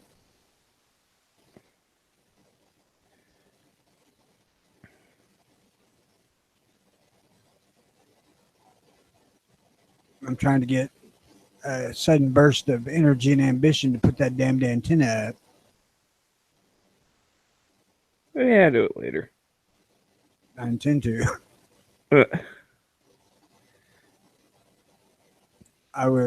It would be nice to be able to get it up and get some of the far-reaching over-the-air broadcast stuff, because we have some pretty cool channels within 100 miles. And I just simply cannot afford to keep paying cable anymore, so.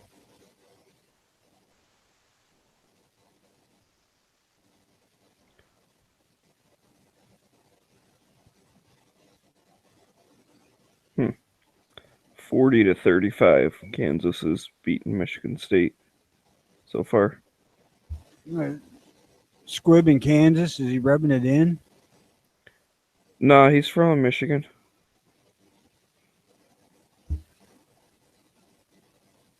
I had Michigan State losing in the first round, so kind of hope they lose today so they don't mess my bracket up even more. I don't do none of that shit, so you're speaking Greek.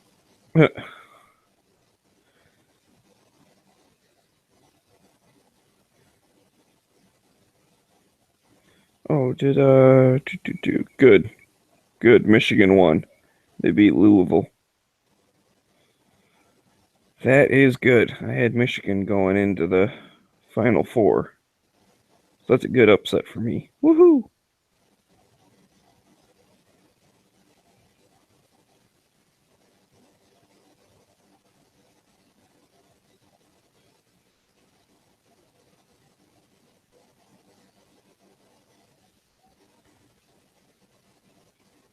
I hope that my friggin' bullets come in tomorrow or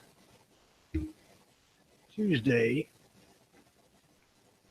so I can start reloading some cowboy action type loads instead of these full house magnum loads.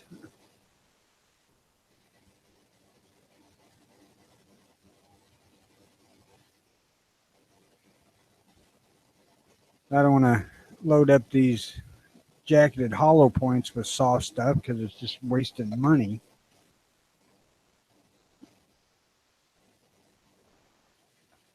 Where'd you get your bullets? I got them from what the heck's the thing called?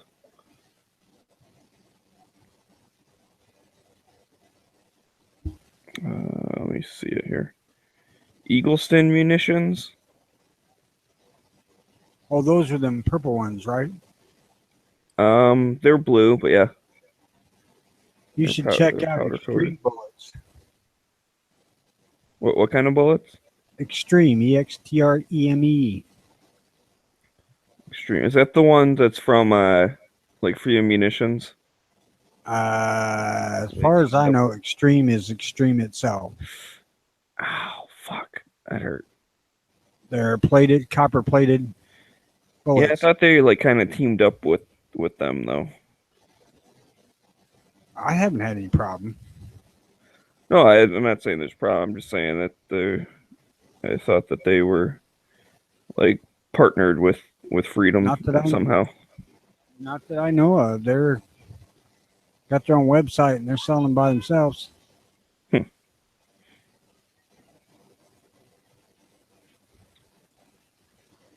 Yeah, I don't like Freedom Munitions' new website. They screwed it all up. Looks like crap on the phone. I ordered 544 Magnum bullets, 200 grain, for $51.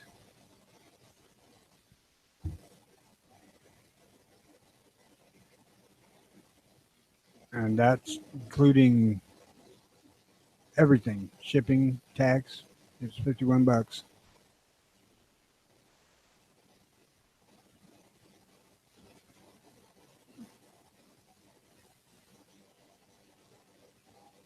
But they don't have them on hand all the time, so you have to check with them quite a bit. I just happened to catch them. They had a 15% off sale this weekend, and I just happened to catch it and bought some.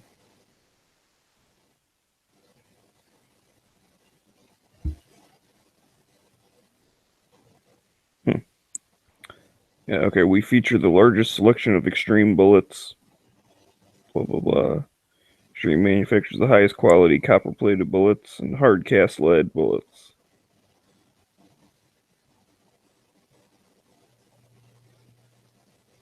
Yeah, see, I think that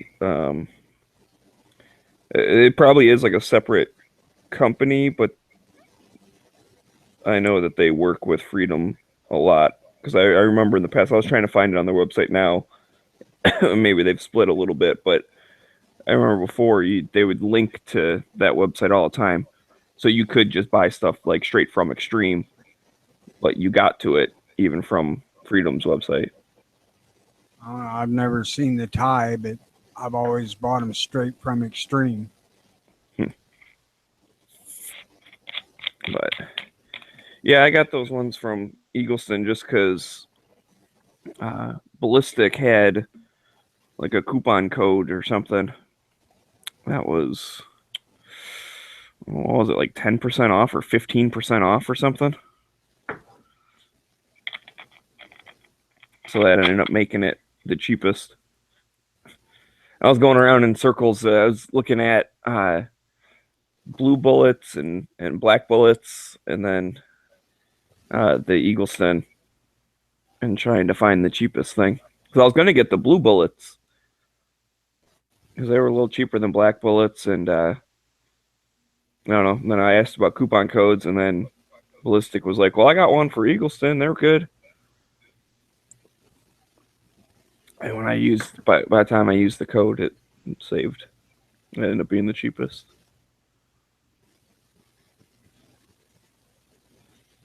What did they cost? I'm trying to remember. Let's see. I can tell you in a second.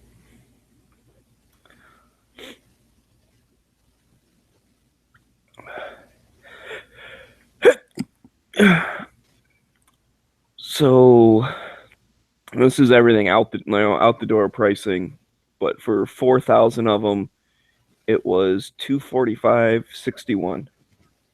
So that was basically 6 cents a projectile. That ain't bad.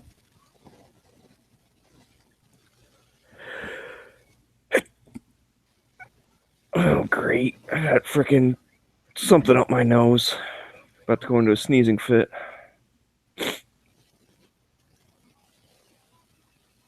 Those are 9mm. Yeah. Well, wait. 115.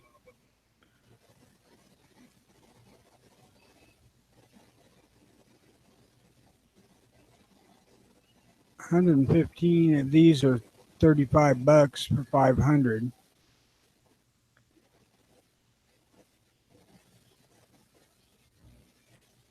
So it's like 7 cents around.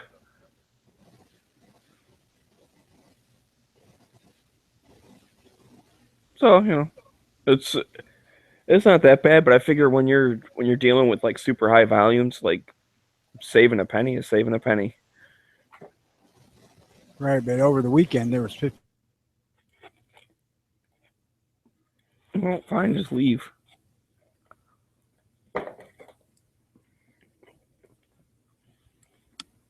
Of course, if that's 7 cents around for the, copper plated or whatever, that's probably better than the like poly coated stuff.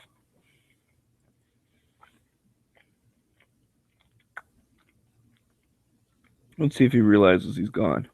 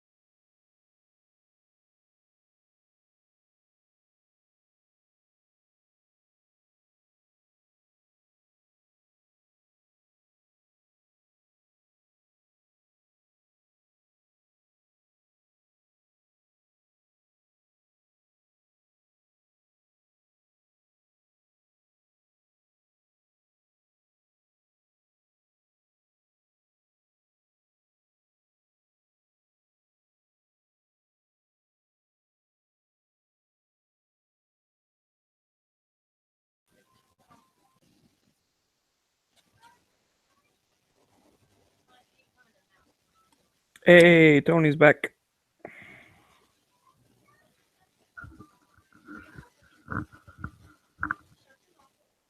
Yeah. Clicked wrong X.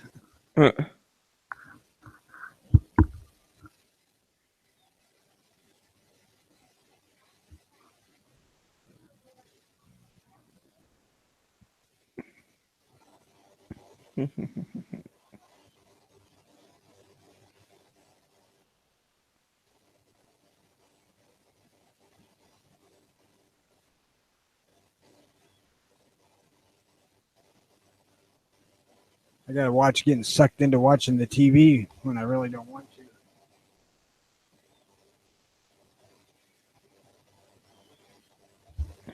to. Yep. TV will get you. Well, usually I turn ahead when the drivers start. They start listening to the drivers talking to their crew.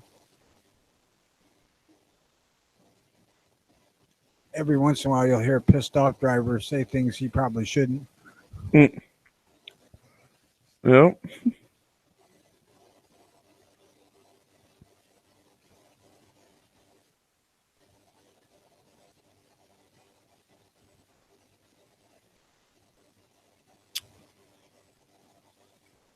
Yeah, I used to watch NASCAR pretty regularly.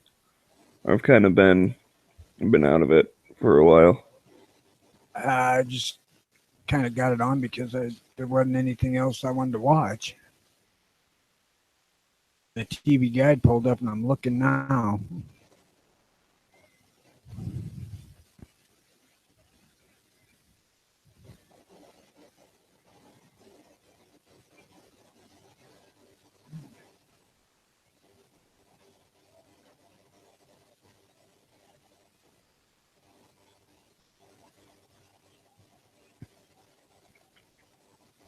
See what else is on.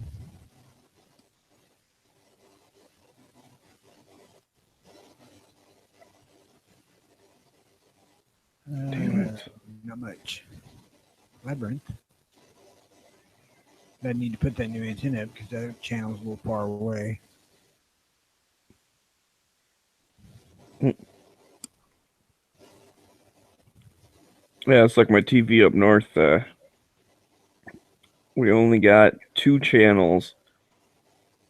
And then when they switched over to digital, we got 2 different channels.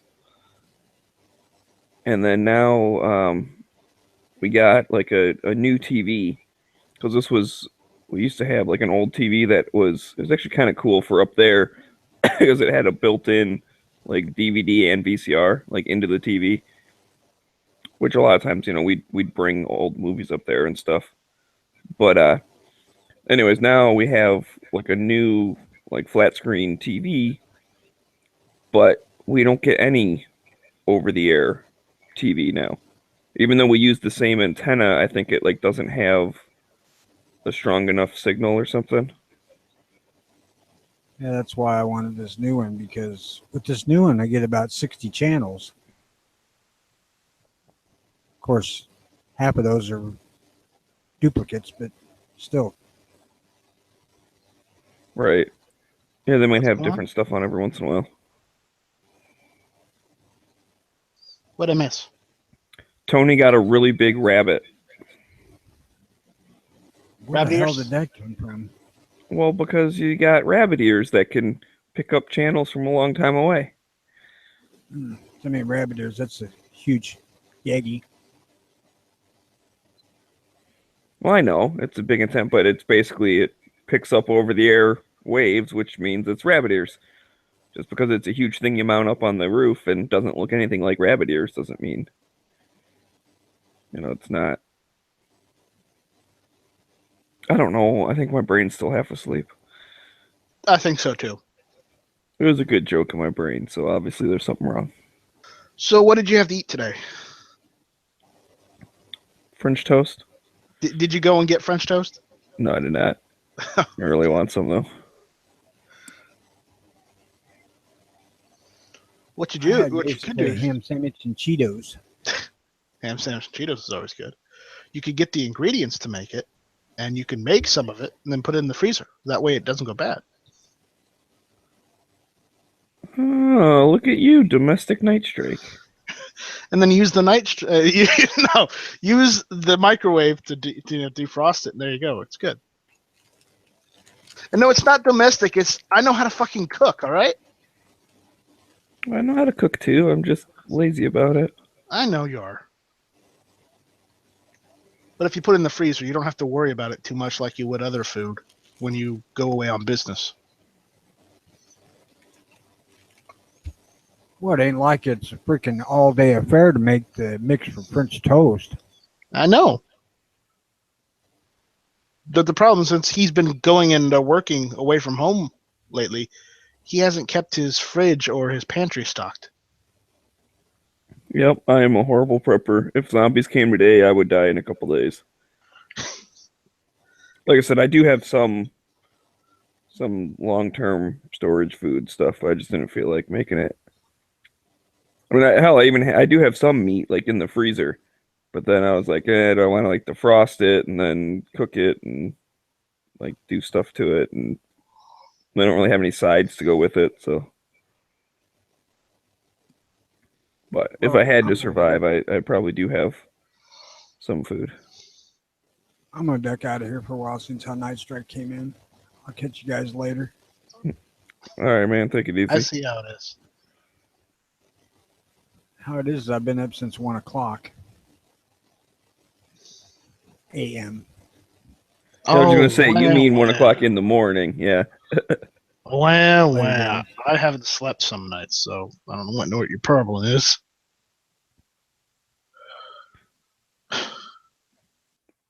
Yeah, you don't got to be mean to the guy. Have you seen how he's mean to me all the time? Come on, I have to be mean to him. Wah. He's mean to me all the time. Fuck you. Fuck you, Smeggy. Fuck you. You wish. No, that wasn't a request. I was going to jump in, but I'll keep doing taxes, I guess. What the hell, G-Webs? Jump in and do taxes. He's doing turbo taxes.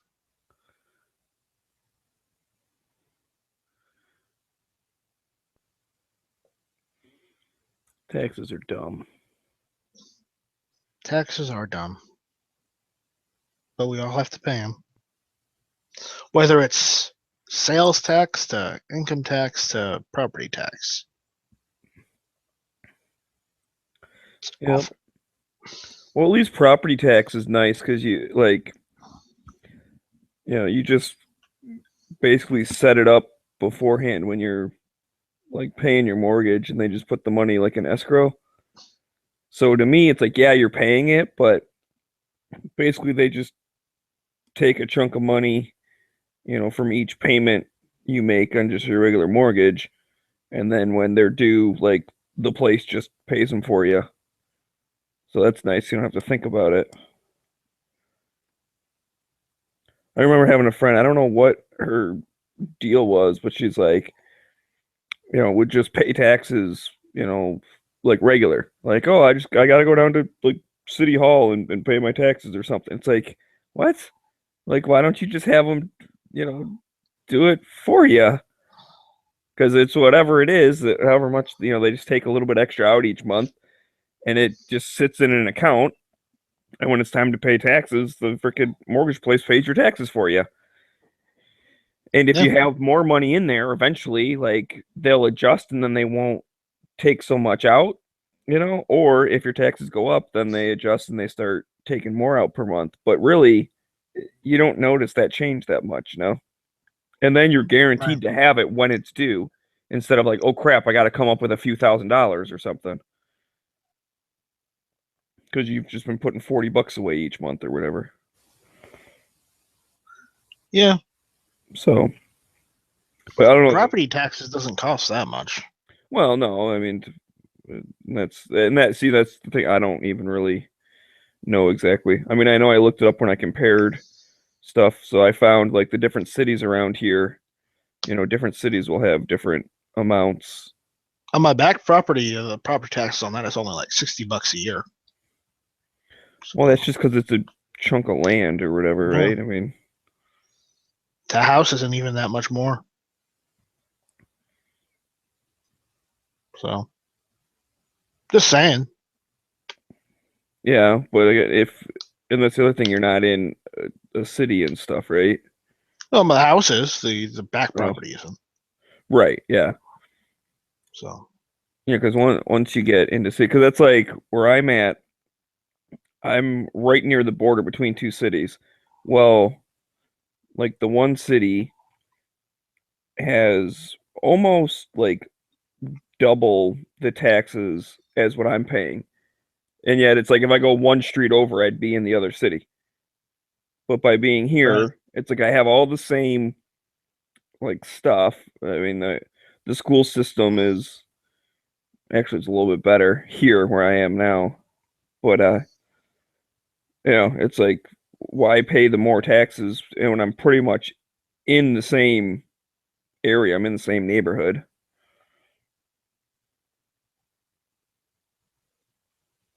So yeah, there was no incentive to move one street over and pay twice as much in taxes.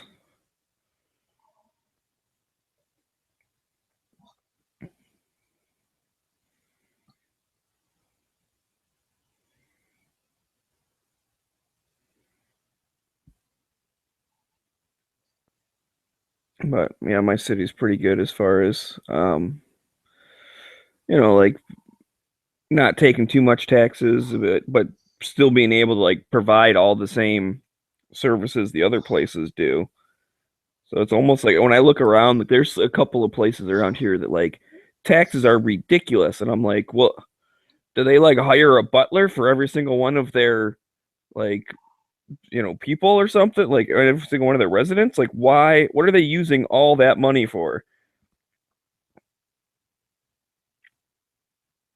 And it's probably just like stupid stuff, or it's not that the one city's nicer than the other, it's just like the officials are pocketing more of it from the other place than they are from here or something, you know what I mean? Like I said, it's not like they have super nice schools where the other ones have really bad ones or something. Like it's all about the same.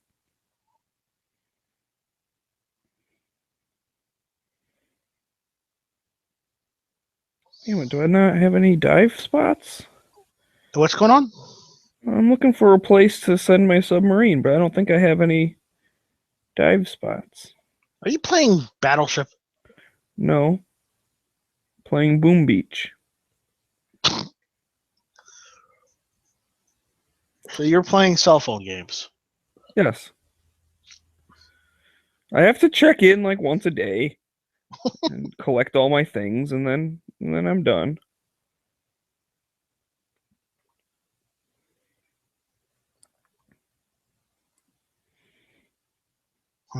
Collect all my monies and like start upgrading something, which takes like 2 or 3 days now because everything's like such a high level. So it's like, yeah, you might as well get it going, and then you check back tomorrow.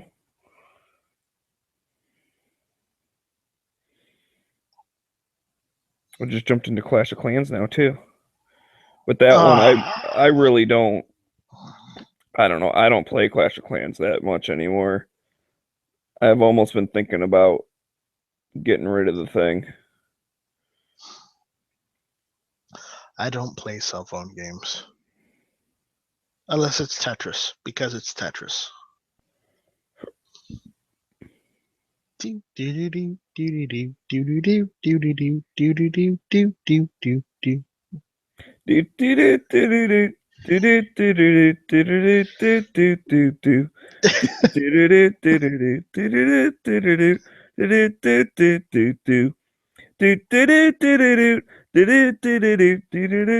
do do do. All right, welcome to Hit or Miss, Tuesday nights, 9 o'clock. Got my co-host Night Strike here with me. Don't miss Hit or Miss Tuesday nights, 9 o'clock. This is your free sample. There you go. So, what do you want to talk about tonight, Night Strike? I don't know. What are we talking about? Yeah, we'll just wing it. Okay, well, we'll wing it like we do normally because, real men wing it. They don't have plans. Damn straight. No, that's not true at all. Winging it doesn't always help. Sometimes it makes things worse. Sometimes. But what Well, the hell? as they say, you plan the work and work the plan. If you fail to work the plan to fail. Wait, what now? Good advice right there. Okay. Plan the work. Okay. Work the plan. If Okay. you fail to work the plan to fail. Okay. As in plan your shit out, and if you don't stick with it, then don't be surprised if you fail. Yeah. We don't normally fail. We just, Well, yeah, I'm not saying we do or nothing. I'm just saying that we wing it. Though I have to say, we have planned things in advance, and for the most part, that kind of worked. But I actually have something. I have a what do you want to call it? Like an exclusive investigative journalism topic. No. Yeah, no, I've been doing some digging. We were talking about it in the lobby the other day with what's his face? Death metal accountant. Yeah, Joe. Well, I use his thing. I didn't know that was his name. But anyways, Well, when he joins Hangouts, his name's Joe. Oh, You don't mind. Okay. Well, I guess I don't pay attention to that. I just know his icon. If he ever changes it, I'll be screwed. Like, what's up, dude? Squib, if you're listening, pick an icon and stick with it. Just stick with it, because I like to be able to look at the screen from far away and know who's in there and who's chatting and blah, blah, blah. And if the pictures keep changing, I don't know who the hell you are. Well, Smeggy, I hate to say it, but from now on, what we need to do for you is get you a couple different modified avatars, and you have to change them depending on the season. Okay, because I have those few that Sean whipped up. I want to see. I want to see Cinco de Mayo, Smeggy, with the mustache. I want to see a Santa Claus Smeggy, and you know what? I also want to see an Irish Smeggy. So we have to get on that. Well, Sean can get on that, but I don't like changing my like I'd have to change my Google Plus thing or whatever. And then all you do is change the Google Plus avatar. That's it. I know, but then it like takes a little bit to kick in, and then sometimes when you change it back, it takes a day or whatever. And which I guess whatever, it doesn't really matter that much, but I just don't feel like doing it. And the screen share thing I've tried before, it doesn't work unless like I'm clicked on the picture. As soon as I click back over to Hangout, it turns black. So then I can't like mute and unmute, and I can't jump between tabs. I have to like just have the picture open. And Well, it always works for me, doesn't it? Well, it doesn't work for me. I've done. We've talked about this before, and I've tried. Are you using QuickTime Photo Viewer, Picture Viewer? I don't know. Whatever it uses. Yeah, well, that's the issue. All right. Well, we're gonna have to fix that because we need our Santa Smeggy. Or is it Smeggy Claus? I'm not sure. It's probably Smeggy Claus. 42. Yeah, obviously. But anyways, so my investigative reporting is basically trying to answer the question, what do you do if you are moving to New York City from another state and you have guns? And before you give the smart ass answer, well, just don't move there. I'm not accepting that answer. I'm so fucking sick of reading that answer in forums. Well, how about you just don't move there? Okay, well, how about the company that wants to give me like a bunch of money doesn't work in New York City? Like, if they want to come to my hometown and give me $100,000 a year, then I'll stay here. That type of thing. There are reasons people move to not good gun place areas that are, beyond their control sometimes. You notice how I didn't argue with you on that? Well, I know. I'm not getting disgruntled angry at night with you. Yeah, I'm getting disgruntled with the theoretical person out there. which probably isn't even listening now. But if there are some people like that, it's like, dude, and I get it. Like I also would not go out of my way to live in New York City. I would not go out of my way to move to California. But if something comes up or whatever, like if sometimes there's reason you move places. So, Yep. and normally girls are involved, so I can't help it if that's where they live. No, just don't be like HVS and be that creepy old guy that's sitting, that hangs around the pool looking at underage chicks. All right. Well, I don't know why you need to bring that up, but okay.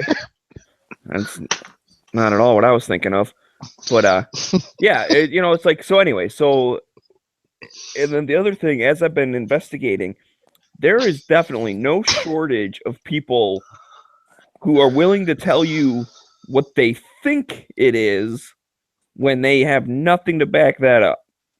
Because, again, this is like reading forums and stuff. I have not found an official response. I was all over the NYPD's website looking at their questions. I was reading stuff about, the handgun permit itself. Yeah, see? Hell no. Who's this Hell dude? no. This isn't Squib, right? Change your freaking picture. Again, how about you just change it? Spanky's been reading. We have to fix this. Well, I have been reading. You act like I don't know how to fucking read. I read all the time. Normally angrily if it's a stupid Senator fuckface. Senator fuck. Oh man, you took out the whole dumb face and you threw in the F word. Man. I say that sometimes. I don't know. Fine, dumb fuckface. I don't know. There you go. Squib, are you talking? Because if you are, we can't hear you.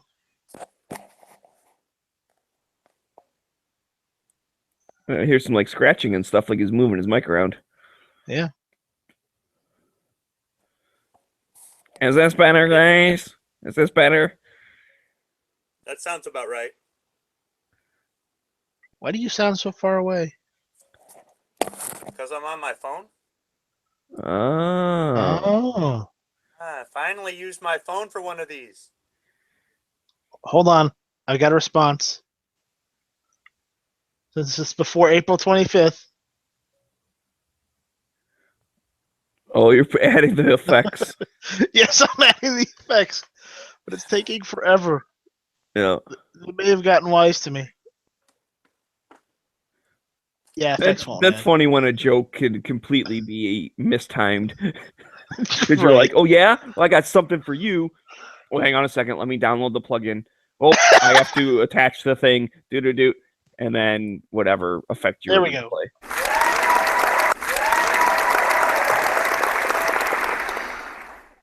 There we go. Congrats. It kind of just sounds like a blender starting up, like. No,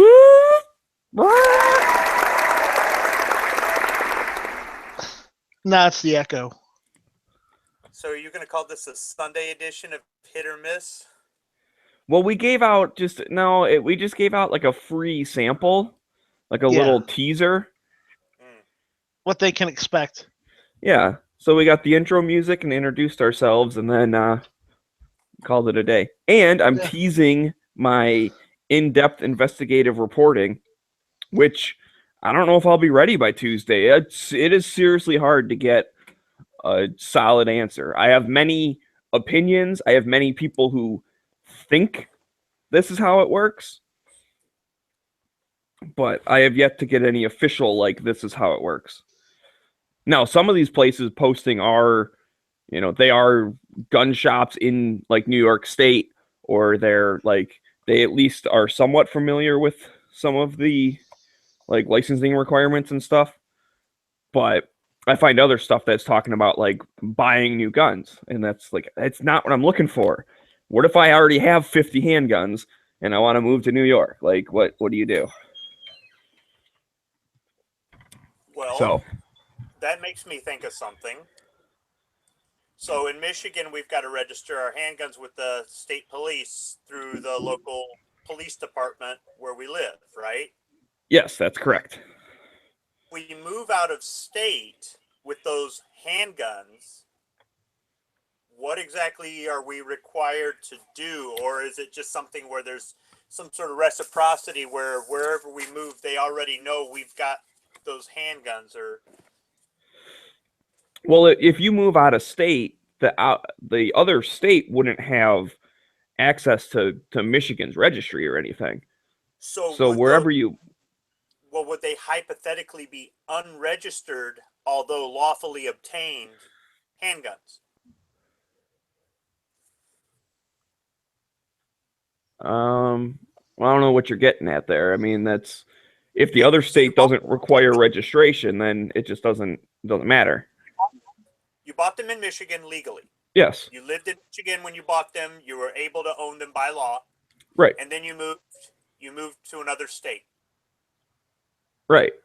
Yeah. And the other state doesn't care, so it doesn't matter. So you get pulled over in this new state you live in, and you're taking one of your handguns to the gun range for target practice, and you've got a state driver's license there and everything because you've already moved and whatnot. And the guy, Right. Do you have any firearms? He said, yeah, I've got, it's in the case. And he goes, all right, I'm going to take this and run the numbers. He goes to his cruiser with the gun. He comes back and he goes, this is an unregistered weapon. Get out. And Well, see, I think what you're thinking of is, I guess if you move to another state that has registration, like let's say you move to Illinois where you have to have a FOID card or whatever, you would have to go and get a FOID card and register those guns in Illinois. Yeah, but by the way, guys, yeah, I live in a free state. Well, granted, it's not entirely free like Arizona. It's close enough for my taste. Trying to get open carry. But I was gonna say, how's that open carry coming there, buddy? We're working on that. But let me put it this way: I don't need to register. There is no registration in my state, and people would fight back against any form of registration they tried to put in place. Remember, you don't take things away from South Carolina. Bad things happen when you do. So yeah, basically that'd be the thing. So if you're in a state that doesn't have a registration system, then that scenario wouldn't happen because it's not an unregistered gun because those don't exist because there's not registered guns in that state. If I moved to a state that wasn't, say, as free as South Carolina, then I'd be going out to the department with a truckload of guns. Right. Well, and that's kind of like what I'm looking into. Like, right, if I came from Michigan to New York, even New York State, I would have to get a firearm owner's card and register my handguns with them. And that's what I'm trying to figure out how to do. Because I don't know if you can do it like all 50 of them at a time. Like New York does not issue out-of-state registry. You move there. You become a resident there. This is the question I'm trying to answer. Because like so the real issue. So the real issue is because of New York. If you're talking specifically about New York and you're talking about the state with the SAFE Act and all that good stuff, any weapons or any magazines that are specifically banned, you cannot bring into the state, and you must dispose of them before you come into the state. Yeah, works the same way here in Connecticut. Yeah, so you would probably just sell them in your home state before you moved. But, or like I put in the side chat, you find yourself a storage facility in a legal state, like Pennsylvania, and you just leave them there. Okay. Yeah, but the odds of the game is you cannot possess them. It's not that you can't possess them anywhere; it's you can't possess them in New York. And Squib, to take your question and kind of reverse it, because this is what happens if you end up moving to Michigan.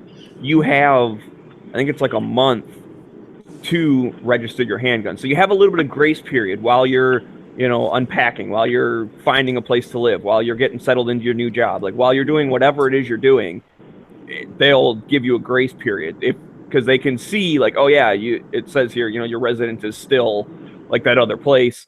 And then it's like, oh yeah, your residence is in Michigan. You just, changed your license over yesterday. You don't have to register your guns instantly, but you have like a month to do it. Kind of like the same amount of time you have to get a Michigan license plate or Michigan driver's license, that sort of thing. Right. Yeah. So they give you a little bit of time, and then you just get, you just do them all at once. So if you had 50 handguns and you moved here, you'd get 50 of those little cards. You have to fill them all out and take them to the police station. Yeah, and that'd be a pain in the ass. It would be a pain in the ass. I agree. But that's again, going back to my investigative reporting for Hit or Miss Tuesday at 9 o'clock. New York, it doesn't appear to have like a mass registration option. It could exist, but from what I'm seeing, you have to like leave them at an FFL and do them one at a time. And that just seems mind-boggling to me. So I'm trying to figure out that can't be the only way. Like that seems ridiculous. You also have to remember how restrictive they are. It wouldn't surprise me that they have it this restrictive, and it is an oversight on their part from people moving to New York. Granted, don't take this the wrong way, but I understand what those guys are saying. Just don't move to New York. I understand where you're coming from on that whole thing, but the issue is, yeah, you'd have to be mentally retarded to want to move to New York. Or right, that was an acceptable answer. I know part of the ground rules is that's not an acceptable answer. It's not an acceptable answer. I understand and I hear what you're saying. It's like especially if you're a gun guy, like if you're on gun channels, you're listening to this right now. You're probably we're a small minority of gun owners because we like really, really care about our rights and about our guns. But America, the average person who might just happen to have something, well, then that new job in New York would outweigh not having their gun. Maybe they would just sell it before they got there. Like they'd have to if they had an AR or whatever. But if they do want to keep it, then they got to jump through all these hoops. So that's what I'm trying to figure out, what hoops they have to jump through. And maybe these restrictions are in place just so they can keep people from bringing their stuff into New York. Well, yeah, New York. Maybe that's why they don't have like a multiple gun list where you can just register them all at once. Right. Maybe that's why they do that, so they can just deny you, saying no, even though you already own it, you can't have it. So you have to get rid of it, or we're gonna confiscate it. Right, because from New York's point of view, they're looking at it like, look, we kept all these dangerous guns out of the state. We discouraged multiple gun owners from coming to the state, and they'd probably be proud of that, just because they're jerks like that. Along the same lines, do you have a list of states that do not require you to register your firearms when you move there? I do not. Connecticut does not require you to register your firearms when you get here, but you cannot bring banned firearms into the state.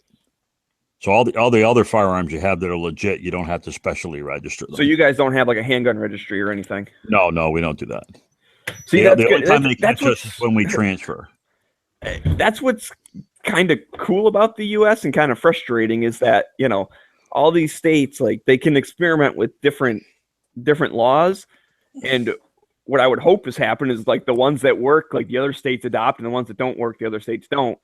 But it's kind of weird how there's some states that are like, super restrictive on some stuff, but then when you look at like they're free on other things, and then there's other ones that are the other way. Like, you think of Texas, like, oh man, it's like the gun capital of the U.S., like it's awesome, and yet they just got open carry like last year. You know what I mean? So it's like they had stuff that other states have had for a really long time. Like Michigan's always had open carry, but we have a handgun registry, so that's one that sucks and one that's good. Like I see some information from before the SAFE Act was announced, and you ain't going to like the answers. There is no grace period. Oh yeah, I knew that. Have your firearm shipped to an FFL around where you will be living. You will then need to apply for a pistol permit and add all of them onto it when you apply. And you cannot do this until you've been a New York State resident for a specific length of time. They think it's around 6 months, but they're not 100% sure. The FFL has to hold your weapons until your New York permit comes through, and then you can go pick them up. So but it does say that's the first answer I've heard of that says you can put them all on at once. Yeah, but first you've got to have your FID card for New York, and then you can take all your pistols and put them on there. Do you have a link of where you found that? This is NewYorkFirearms.com. Oh, let me. I'm sorry. You want me to just do the easy thing? I mean, I can look for it. That's fine. I can. Yeah. Wait a minute. What I did was I looked up moving to New York with firearms or guns. That's what I did, and I read like 10 different pages on it, and they all conflicted with each other. Yeah. You forget now with the SAFE Act, there's a limited number of handguns you can own for your lifetime. So I think it's 5, and those might be interchangeable, but you can't move there with 30 handguns because you won't be able to own all of those guns. You won't be able to have a permit that has 30 guns on it. Yeah, No, like I I think said, it's this is 5 from handguns. before the SAFE Act. Yeah. And there's no, I don't think there's a number on long guns, but on handguns, I know there's a number. Right. If Well, you're a gun, if you have this investment in these priceless guns, definitely don't relocate to New York. right. Or you have to liquidate your collection before you get there. And also, that's asking a lot from an FFL to like store your guns for half of a year. Well, it's probably going to be a year. Well, they didn't say what it was going to cost. They just said that's the procedure. Yeah, I mean, it makes again, sense. you could put them in a storage facility outside of New York. Wait till you get your FID and then register them all. Then I suppose. Yeah. But like I said, the real problem is that this doesn't cover since the SAFE Act. This is done in November of 2010. So and this one is specifically speaking to handguns. Yeah, they're basically giving you permission to buy a gun, and when they do that, I think they want you to have the serial number of the gun you want to buy or something. It's a whole shit show, man. But either way, my advice to a friend was keep the guns in Florida, move to New York. Like if you have a friend or a relative that you can legally transfer the guns to, they can hold it there, and then when you're ready, they'll send it to you, to your FFL that's going to do the transfer for you or whatever. Yeah. But to have a business hold your guns for an indefinite amount of time. Plus, I've had a friend in New York that just got his pistol permit after 1 year. It was a 1 year permission to buy a pistol, not a carry. He doesn't have a carry permit. It's just a ownership permit. And it took him almost a year. So, like, you send a bunch of guns to an FFL for a fucking year? I mean, that's crazy, man. Well, yeah, and that's the thing, because if you have to be a resident for 6 months, then start the process, then the process can take 3 to 6 months. So yeah, you're looking at the FFL holding for a year. Yeah. If you had a priceless gun or a real collector's item gun, your best bet is to, like he said, get a storage facility and do it. And then I wonder if you could keep the storage facility in the state that you're moving from, and then at some point go back down there. If it costs that much, if it means that much to you, fly down there, and then you couldn't do it. If you were an out-of-state resident at that point, you couldn't go to an FFL there and say, I would like to transfer this to an FFL in New York, because they'd be like, let me see your driver's license. And if it's not the same state, then you're fucked, right? So I think. And what else? You can't bring it in yourself. You can't bring the gun to New York yourself. I do not think so. I'm not sure. No. You could use the FFL in your previous state to ship to your new state. Yes. Yeah, but once you're not a resident of that state anymore, they're not touching your gun. Like, you're bringing in a gun. If I go back to Florida, and now I live in New York, it's been a while, I go back down to Florida to my storage unit. I take the SIG 226 West German gun out of storage. I go to an FFL in Florida. I don't think they're going to accept the transfer from me, because I am no longer I'm not a state resident anymore. Yeah, but Like, you're having them ship it to another FFL. I don't think you're going to be violating anything if you go FFL. to FFL. Maybe not. Yeah, I'm not real sure, because they're federal and stuff. Yeah, I guess you're right. They don't care I'm not sure. Like, FFL here, I've never done that before. They care what state I'm in. They always want to see your driver's license. So if I go from And then, if I go from Michigan down to Indiana, and I want to buy a 1022, I can buy a 1022 and bring it back, and nobody cares because it's a long gun. But if I go down, A long gun. if I see a Super Red Hawk and I want to buy it, the guy's going to say, "But I can't let you leave the store with it, but I can ship it to your FFL in Michigan." Okay. He calls, and the FFL faxes a copy of the license, emails him a PDF of it, and and I pay the UPS fee, and the guy ships it. When I get here, I pay the transfer. But you can go state to state with a long gun. Should be able to. Well, there are some states that you can't, even with a long gun. Oh, okay. I know from buying used guns online and stuff, there are FFLs that'll accept the transfer from a private person. You box the gun up, you make a photocopy of your driver's license, and you confirm with them as well before you send it to them, and you send it to them in another state, and they take it in their books, and then they transfer it to whoever bought it on GunBroker. Like, I've seen it happen. It's legal. You're paying a lot of money. Small storage unit for $40, $50 a month and store a shit ton of guns in there. You could pay for 12 months up front. So say you give them $600, you know you're covered for a year, right? Yeah. And but then you gotta come all the way back to your other state, and then you've gotta, he's not gonna do it for free. Then you're gonna have to pay to UPS it, and you're gonna want everything insured, and then you're gonna have to pay transfers when you get back to your new state. It's a hassle, but I hope the job's worth it. Are we talking New York City or New York State, someplace else?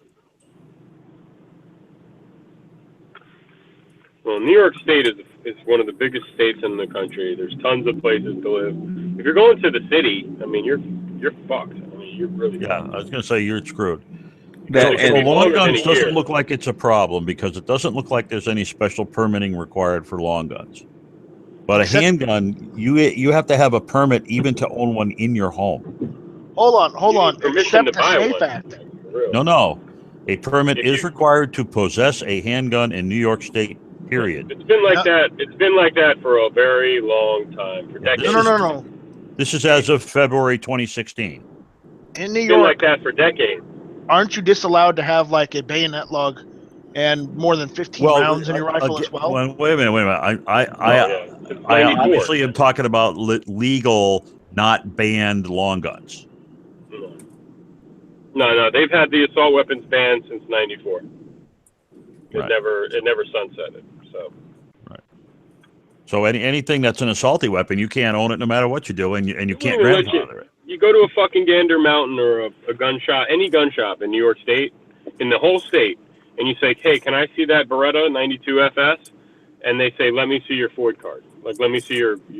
They will not even show it to you. They won't take it out of the case and show it to you. So they want to see that you have the permission from the state to even own a firearm before they would show you a pistol. I don't know if I could deal with that.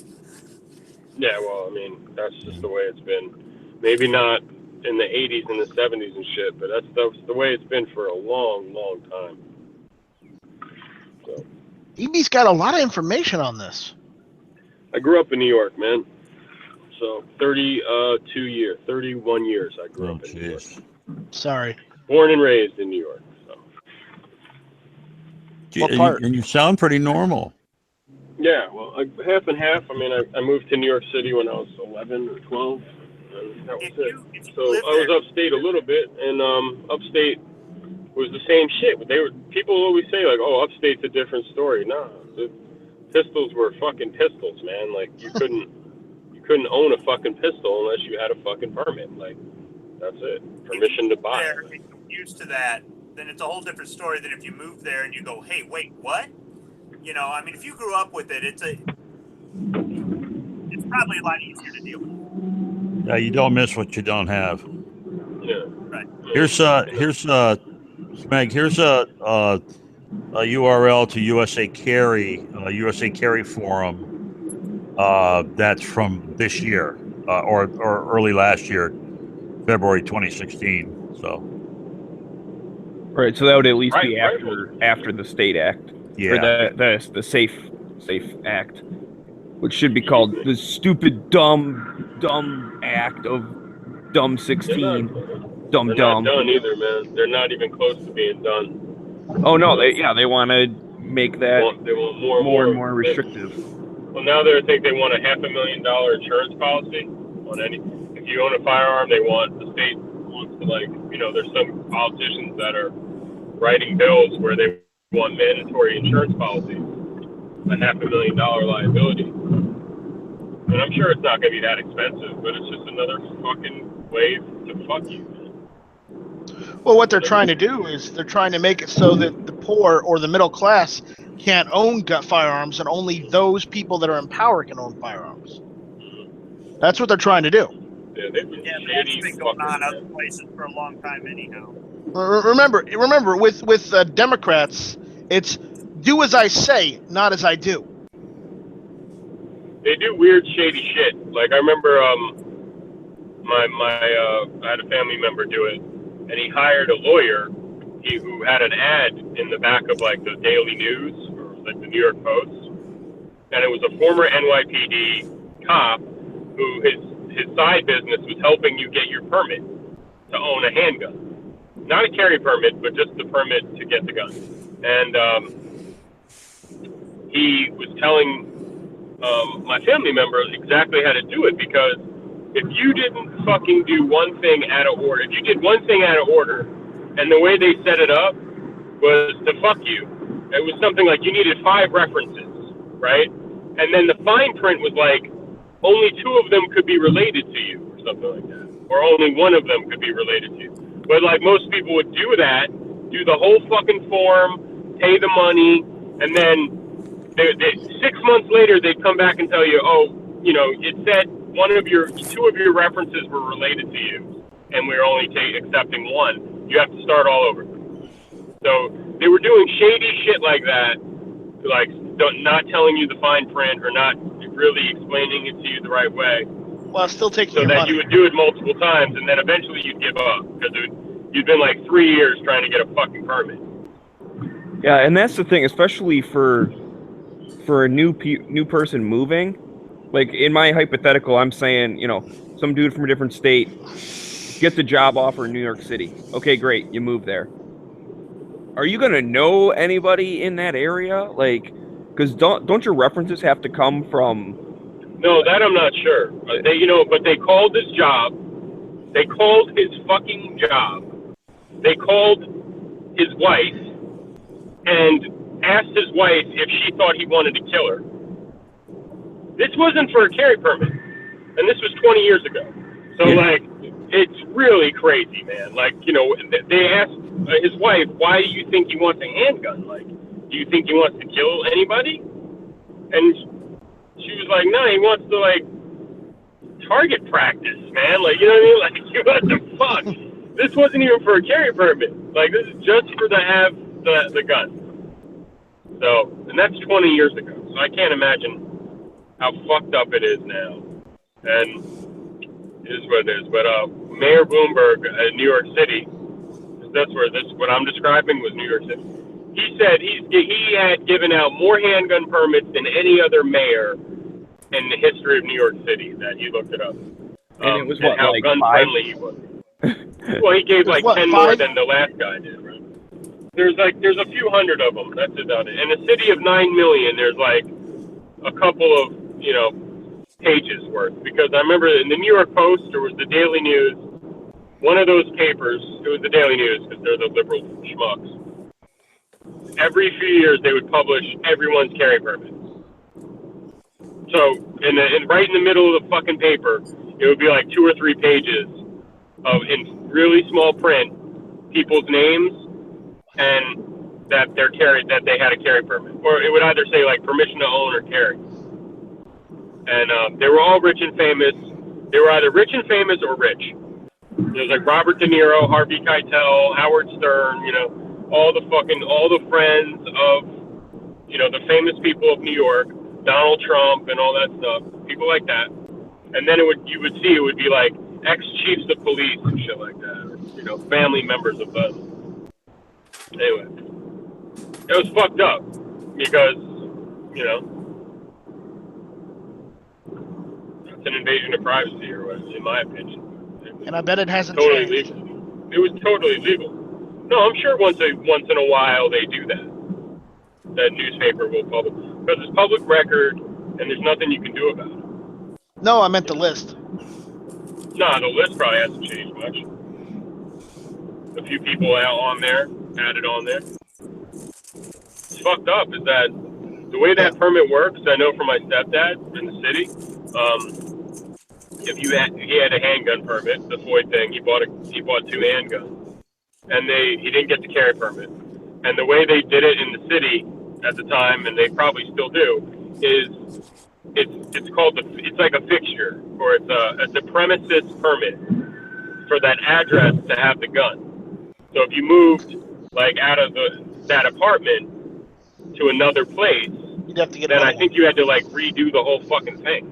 It was specifically for that address, and that address was allowed to have a handgun in it. But like if you moved, you might be fucked.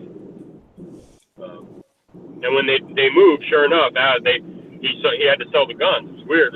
It felt like he was trying to say to me that when they moved out of the city, that he had to sell the guns. And it was funny. There's only one gun store in New York City, right, in the entire city. It's downtown by I think it's like near Canal Street or something like that, near the police headquarters. And it's called like Trevino or something like that. John Trevino handguns, or gun, whatever. So he sells you the gun when you finally get your New York City permit, because that's like the only place you're going to buy a fucking gun from. And then when you move, he's buying it back at like half the fucking price. You know what I mean? It's like, this is really nice to have a monopoly like that. Yeah, well, then that's probably because your New York City permit is not good for New York State.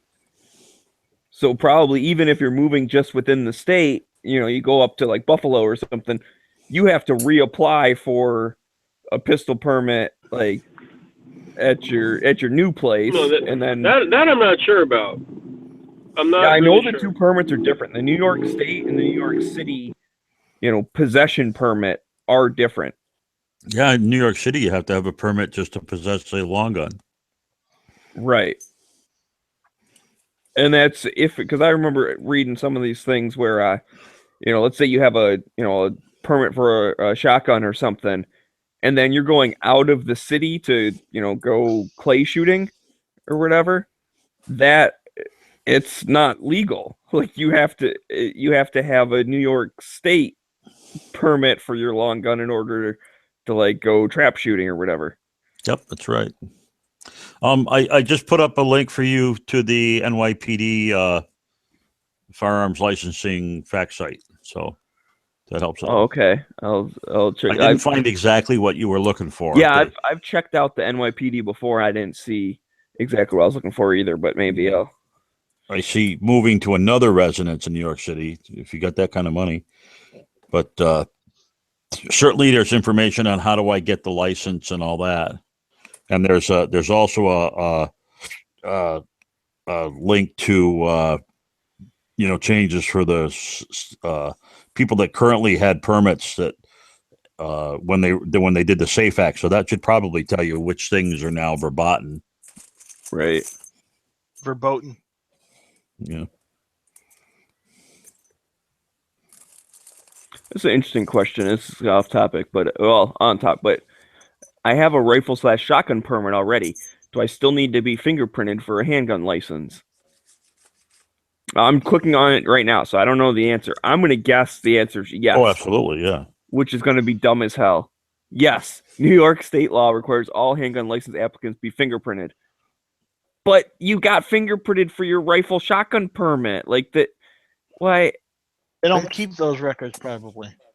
That's so dumb. Well, they're supposed to. Yeah, I know. Yeah. As sick as it makes to say it, that's what it is. And this is something we haven't really touched on in all this, where we're talking about, like, just have an FFL store for you and just get a permit and blah, blah, blah. Maybe you have to get, wait 6 months between each one and blah, all this stuff.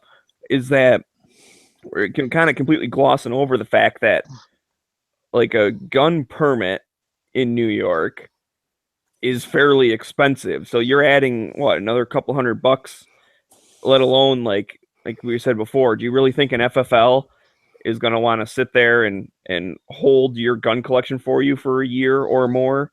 Like, they'll probably charge you something for that. You're taking up room in their shop, and they're not getting anything for it unless they charge you a transfer fee when you come pick it up now that you have your permit. Like there's no incentive. There's no incentive for them to do that for you because they're not getting anything for it. So they'd charge you something.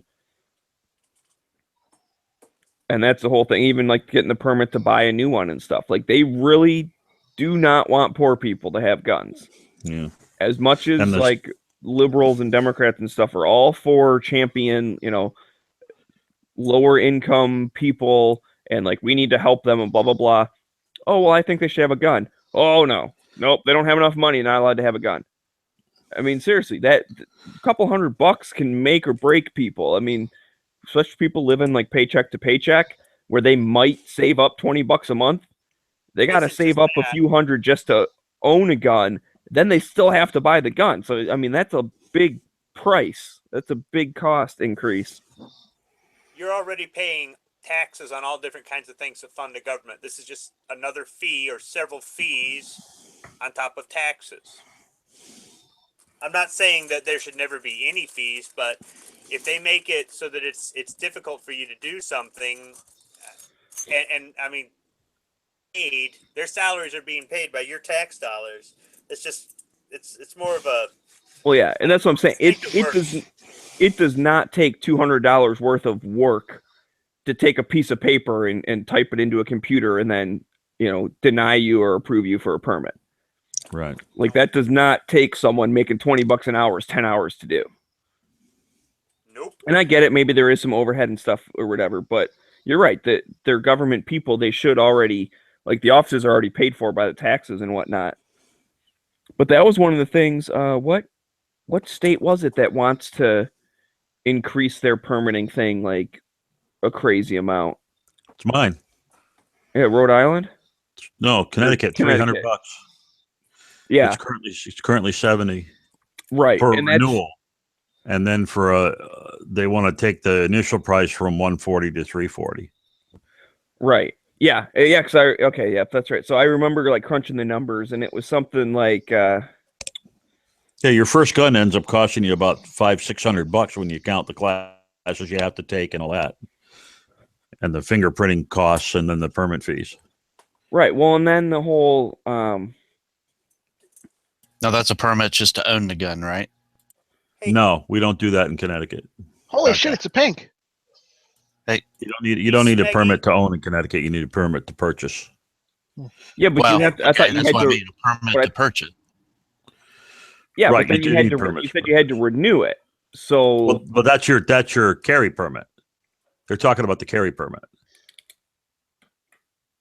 Oh, I thought that was. How many people are circumventing all of this BS, and even though they're not criminals, they're committing a criminal act because they're not paying all these fees, they're not doing all the paper, because they're saying to hell with this. I've got a Second Amendment. I'm not, and are they a criminal other than they just said these laws are BS and they're not willing to comply, and they're not robbing banks, they're not brandishing, they're not going into schools with a gun, they're just not paying all this money and going through all this hassle when they move. I mean, there's probably no statistics on that or anything, is there? God, no. Why would you volunteer a statistic that you were a felon?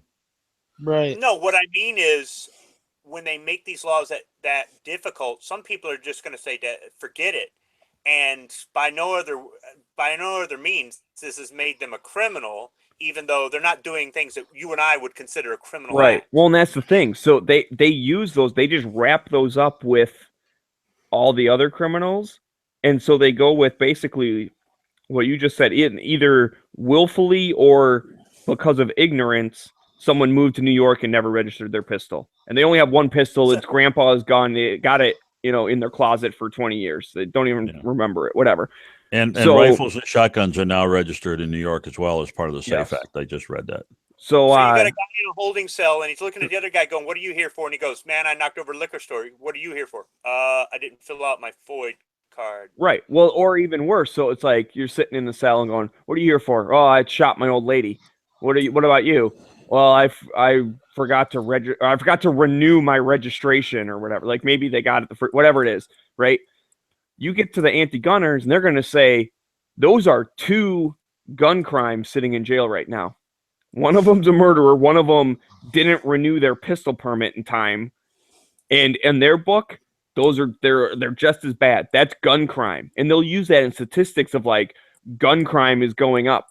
It's like, no, you're just catching people who never registered or forgot or what, like, because that's in that forum. I was reading a handful of people that get that, like, why would you ever tell them? Just move here and don't tell nobody. And another guy came back with an excellent point. It was said, you know, the reason most people want to have a gun in their house is for self-protection. So God forbid you actually have to use it. The first thing the cops are going to do is look up that gun and see if it's licensed to you. And if it's not, guess what? You're going to jail for that. Whether the self-defense was, you know, legal or not, they're going to look at you now as, so you killed someone with an unregistered gun. You're like the worst type of criminal. They're going to throw the book at you. Yeah, that's New York. That's not Connecticut. Right. Correct. Yeah. Or jump back. Connecticut, you do not need a permit to have a gun for self-defense in your home or your business, but you can't buy one. I have to be that ignorant rabble rouser that says that's an infringement on the Second Amendment, because the Second Amendment says shall not be infringed. They're actively and knowingly infringing. Yep. And we all agree, but what are you going to do about it? I mean, I know. So, I mean, and maybe you are the type, I don't know, but like, so states' you rights might be the type to say, well, then just don't register, do not comply. I know a lot of people of this do not comply movement, and that's all well and good, but, you know, get back to me once, you know, you go to the range and the cop pulls you over halfway through, and now you're sitting in jail. I mean, that's great. I like that mentality of, hey, man, it is what it is. It shouldn't be infringed, so fuck them. But at the same time, you still have to live a normal life. And there are many ways that by a non-registered gun can come to the attention of a police officer, even if you're not a criminal. And they're going to treat you like you're the scum of the earth, as if you did use it in a crime. Because to them, that's an illegal gun. The second you don't write down on a piece of paper, you're an illegal gun owner. Yeah, see, none of my guns are registered. In Connecticut, if you get caught without a permit, it's a mandatory 1-year minimum, up to 5, and 10 grand. Pink. So it's a big deal if you get caught. If you get caught carrying a gun without a permit, it's a mandatory minimum 1 year. Pink, aren't you in what, Ohio? Yeah. Yeah. Yeah, so you have no registration. You know, open carry is legal. Yeah, you get a permit to conceal carry, which hopefully that'll change here soon to where, I mean, I'd like to be one of the 13 group right now that has constitutional carry, but yeah, you don't have to get a permit to purchase. You don't have to get a permit to, you know, FOID card or anything like that. As long as you're not a criminal, you can walk into a gun store, buy a gun, walk out 5 minutes later. Now this is paining me to say, all right, but basically the only really negative thing about Ohio's gun laws is you can't hunt deer with rifles. I mean, that's like about the worst thing I can find. It's got to be straight wall cartridge.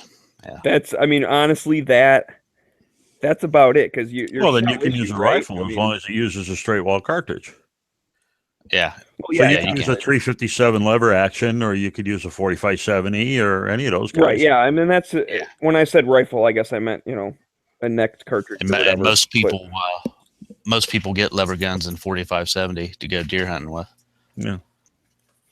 Yeah, because that's like in Michigan, it used to always be the rifle zone and the shotgun zone, and basically the lower half of the state and like the west side of the state. Because it's not like a straight line, it kind of jagged, but all that area was the shotgun zone, and recently they changed that over to restricted firearm zone, which is shotgun or straight walled, and then everything up north is still called rifle zone, and so you can use anything basically. Well, you got a lot more open spaces up in the peninsula, don't you? Well, that's way up there, though. So I think they do that because Ohio's getting more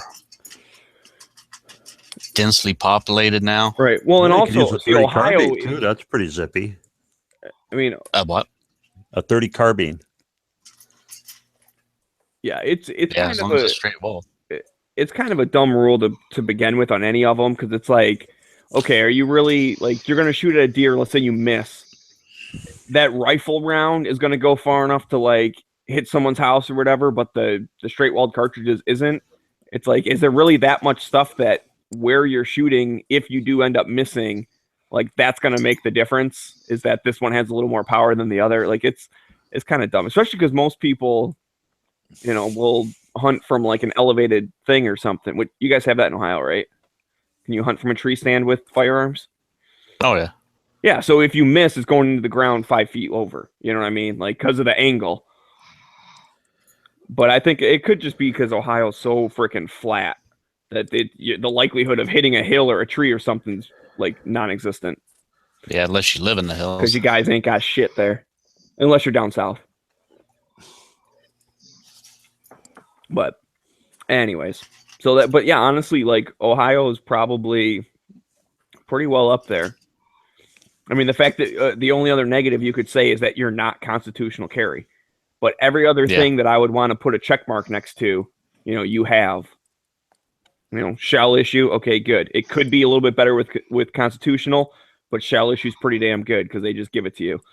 Still too long a drive to New York. Yeah. No registration. Okay, check mark. That's a good one. Like, you don't have any restrictions on NFA items or anything, right? Nope. Yeah, so you can own NFA. Check mark for the plus. I mean, there's all Matter sorts of fact, of stuff. I think there's one company in Ohio that actually makes a lot of the NFA items that people get. Now, for getting your carry permit, do you have a requirement of a class and shooting time and all that stuff? No. Oh, really? So you literally just go in and fill out a form and give them a little bit of money and they give you a permit? I'm trying to think here. You got to take an NRA course. Okay, so there is some training, but it's not. There's no live fire part of that? Yeah, there's live fire. Oh, there is live fire. Okay. So there's a training requirement for the permit. That's another. It used to be 12 hours, I believe, and they made some recent law changes to where I think it's only like 6 hours now, and you can do most of it online. Oh, so that's nice. So, yeah, I guess that would still be one, slight negative if you were given minuses. But again, comparing to Michigan, we have training requirements, so that's a wash. We're equal there because ours is like 6 or 8 hour. I mean, all it is a NRA safety course. That's pretty much all it is.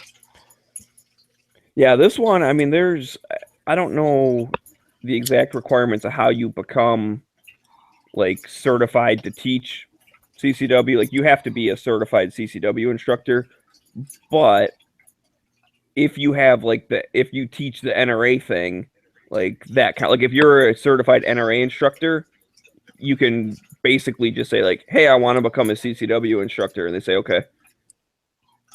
And then all you have to do is like sign off that the people took your class. And like, when they're done with the class, they give you a little certificate that, has their trainer number on there or instructor's number or whatever. And then you just take that down with you to prove that you took the class. But either way, I mean, now we're getting into like nitpicking as far as like the super details. But really, yeah, God, this is hard to say. But Ohio they're pretty darn good when it comes to the gun stuff. There's really not much restriction at all. Yeah, if we could give Cleveland away, we probably would be constitutional carry. Well, we're not trading you back Toledo for the UP. You can suck it. You guys got to keep that shithole. It wasn't all of Ohio. It was just Toledo.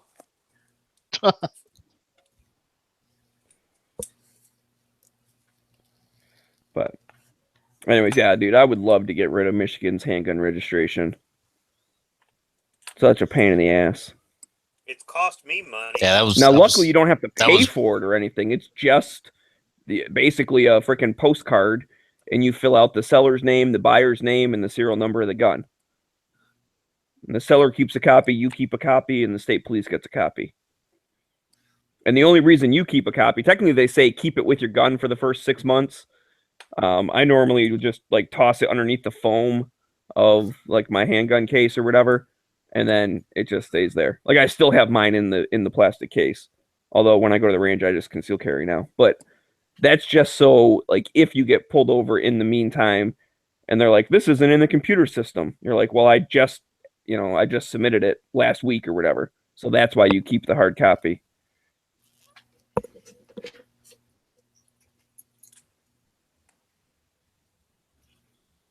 But anyways, that'd be nice to get away. And we've been getting better. We had been worse. Over the past, I don't know, 5 or 6 years, they've done nothing but make it better for guns. That is correct. Well, we balance you off, so that's good. Yeah. Because it's been getting steadily worse here. And our legislators are proud of the fact that we are the most restrictive next to California of any state in the union. So they love that. They think that's great. Oh yeah, they wear that kind of shit as a badge of honor. Yep. And that's whether they actually think it's because they're doing good, or they know that the people in the middle think that it's doing good or whatever. Like, yeah, they wear that as badge on. It's like the people from Australia when they did that gun ban. Every single one of them got voted out of office the next time around.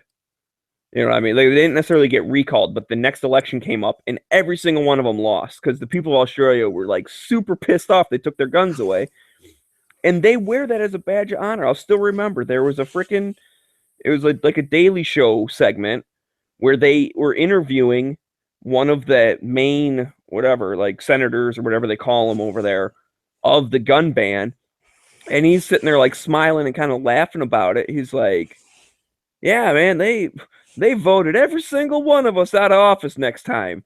And the Daily Show narrator, whatever, kicks in is like, "Imagine a politician with the guts to stand up for what's right." And I'm like, your whole job as a representative is to do what the people want. If you soundly got voted out of office by like 80% the next time after doing something, then you clearly did not do what the people wanted. And you're proud of the fact that it's like, this isn't what the people wanted, but we committed like political suicide in order to go against what people actually wanted us to do, just to like do the right thing. Never That's thought what that the people with the biggest bank accounts wanted. Well, I don't even know about that. I mean, I don't know. Is there? Maybe there is big money in Australia for anti-gun stuff. Like here, you got Bloomberg and stuff who has big money in anti-gun, but there's not really like a huge anti-gun lobby. Like there's no companies that make money by being anti-gun. It's just like people who think it's a good idea, and then they persuade politicians to do it. Well, like the sad all other thing is, lobbyists, if you're normally they're protecting some type of industry, or like there's money to be made to have a law a certain way, and that's why you end up having a lobbyist. But the anti-gun lobby, that no one's profiting from it. Maybe, I don't know, prisons or something, because then you can throw people in jail for not renewing their permit or whatever. the sad thing is they're getting ready to do another gun confiscation in Australia. Oh, Yeah. really? Because like the Yeah, two guns that they left behind are causing trouble. Yeah, they decided the shotguns and stuff that got left behind are too dangerous, and now they're looking at another round of gun confiscations. That's what's been going around on the web anyway. I didn't hear that. Well, because it's never right. So all the shotgun hunters and stuff said, I don't care. I don't have a rifle. I don't have a pistol. I don't care. And then they just turn right around and come after theirs. Right. Yeah, that's honestly, I mean, it would suck if it happens, but it almost, I guess a good thing would be if they try it, but it fails, that at least would be good from like a PR point of view for us when we're saying, hey guys, like, hey shotgun guys, you should care about the fact they're coming after our ARs and our AKs. When they say why, it doesn't matter, then that would be a perfect example. Well, look, they went after them there, and then they went after the shotguns. And that, because I don't know why I guess everyone goes, oh, it's a slippery slope argument, then therefore it's not valid. It's like, no, some slippery slopes are valid because that is their main objective. We've talked about it the other day. Their main goal is no guns ever, period. So anytime they pass a law that isn't no guns ever, period, in their mind, they compromised because they left some guns behind. So of course they're going to come back and try again. I don't care how many times they say, I'm a pro Second Amendment, but we don't need killing machines or whatever. Like, as soon as you say but, you want to take all the guns. And that's their ultimate goal, but they'll never say that out loud. People don't believe it. They're like, you're paranoid, tinfoil hat. They don't want to take all our guns. They just want the killing machines. Don't they have a big knife ban too? Do what? Don't they have a pretty big knife ban over there in Australia too? I don't know. I thought I saw, where was it? It was a video or something like that. It might have been like a viewer, commenter on a YouTube video from Australia that won a knife. I think she said she couldn't have it because there was a ban on knives in Australia also. Like pocket knives and folders and stuff like that. Right. I mean, that wouldn't surprise me. Look at, New York City, where any knife that can be opened one-handed is illegal. And then what's crappy about that is that depends like on the police officer who's, discovered it or has contacted you. You know what I mean? So it's like, maybe you can't flick it open, but some police officer who's got like a beast of an arm or something can whip it hard enough and snap his wrist just right to get that blade to open up. Guess what? You're in trouble. That's just, I'm not going to say anything about it. I mean, I've sat there and, talked to the, police that's local, and, we've sat there and showed each other our knives and stuff like that. That was when I was carrying that, Benchmade auto. They were sitting there checking it out and everything, and they'd be showing me their knives and everything else that they carry. It just blows my mind. Yeah. Well, and there are some knives that, let's say when you buy it, it's stiff and you can't open it one-handed. And then over time of using it and stuff, it loosens up or something. So you could have a knife that was perfectly legal until 5 years of owning it, and now it's illegal. And hell, maybe you tighten the screw down a little bit and it's legal again because now you can't flick it open. I mean, it's crazy. You saw what I put in the side there, didn't you? Flip or Smeggy. Big mortician. Oh, no, I did not see that. Big Australian mortician. Well, I guess the anti-gunner would be paid by Big Mortician.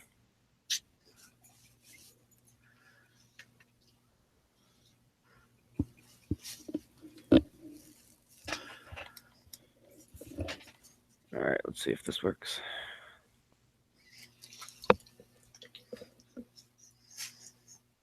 Yeah, I actually bought my first handgun when I was 18 years ago. They had, passed the federal law about, needing 20, need to be 21 years old. And I think Ohio was one of the last ones that held out, switching their age requirement up to 21 because it used to be, you know, when you was 18, you could buy anything.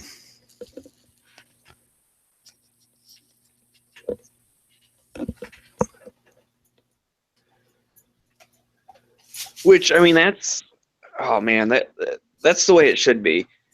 Like, I'm so sick of this, like, well, you're an adult at 18, but here's a list of things you still can't do.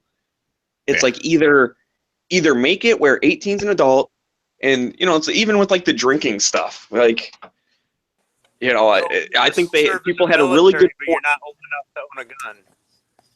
Right. Yeah. Yeah. Well, that's a very good point. Yeah. People coming back from service or whatever, like they just finished a couple years over in Iraq where they used a gun every day or whatever, and now they come home, they can't buy a handgun. Like, what? The government gave them one and said, here, keep this with you at all times. Go shoot bad guys. Like, the government gave them an NFA item and said, go shoot bad guys.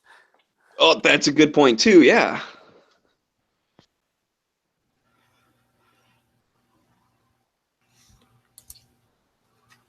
Yeah, here's a 14.5-inch barrel, full auto or burst fire. Like, have at it. Come home. Can I buy Glock 19? No, you're dangerous. You're evil. You're not 21 yet. You're a dumb, stupid kid.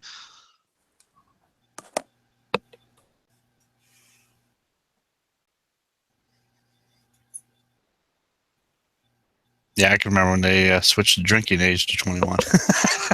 God. People, I mean, there were so many people pissed off about the people were getting grandfathered to where they could buy, but somebody born a day later couldn't. Hell. Yeah. Well, that's what I was getting to. That I do agree with that argument, and there's a reason, you know, why they went to 18, and it was basically, you know, the talking point was went to 21. There. Well, but I mean, no, because it was 21. It went down to 18, then back up to 21 or whatever, right? That I can't remember. Like I can remember when it was 18. Yeah, but it went to 18 because people were saying, okay, you can, you know, draft these guys and send them over to Vietnam to die for their country, but they can't have a beer. So, and that was kind of their mentality. It's like, if they're adult enough to go fight in war, they're adult enough to drink a beer. And so they're like, yeah, okay, you're right. We'll make it 18.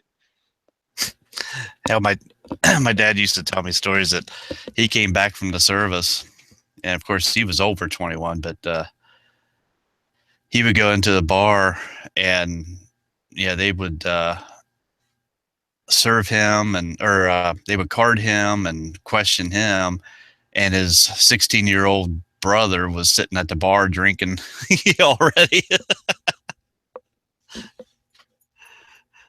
Yeah, he was already, you know, drinking in all the bars and everything else. Everybody knew him, but his older, here, my dad was, just got back from the service and over the legal limit, and they were all questioning him.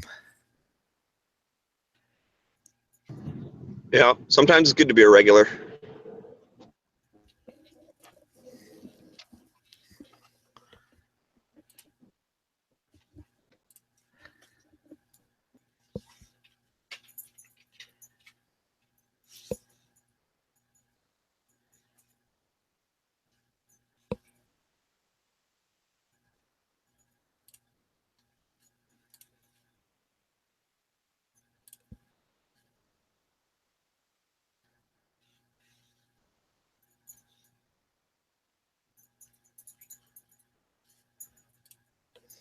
Yeah, my first handgun that I bought was a 22 Iver Johnson.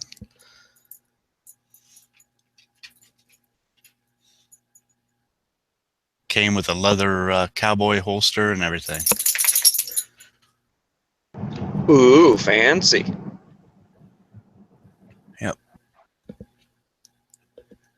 Evil, scary gun.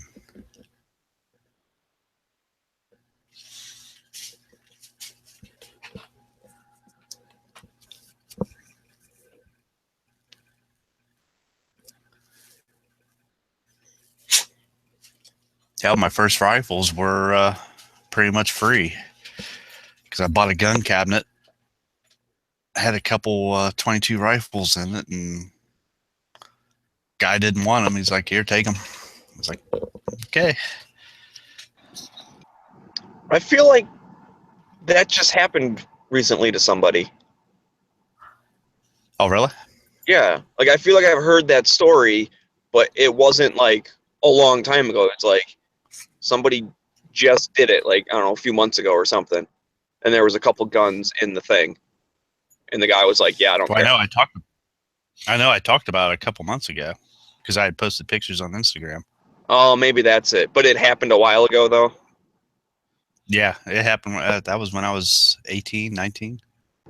Oh, okay. So yeah, maybe I'm confusing because that does that's a pretty rare thing to be like, oh, that's happened to a couple different people. I mean, I guess maybe it could have happened before, but yeah, maybe we were talking about it and I just misunderstood because you had just posted the pictures. I thought like, oh, it must have just happened. Yeah, because that's how I got that that single shot. What was it, Stevens? No, Glenfield. It was the Glenfield. The falling block 22. Yep. Guy just had him sitting in his in that wood gun cabinet, and I answered a ad that where he was getting rid of the gun cabinet, and he still had his gun sitting in there. He's like, "Well, if you want the guns, you can have them." I was like, "Okay." Yeah, and he still just gave them to you for like the price of just the cabinet, right? Yeah, yeah. He didn't want them anymore, so. All right, hang on a sec. I'm at the store.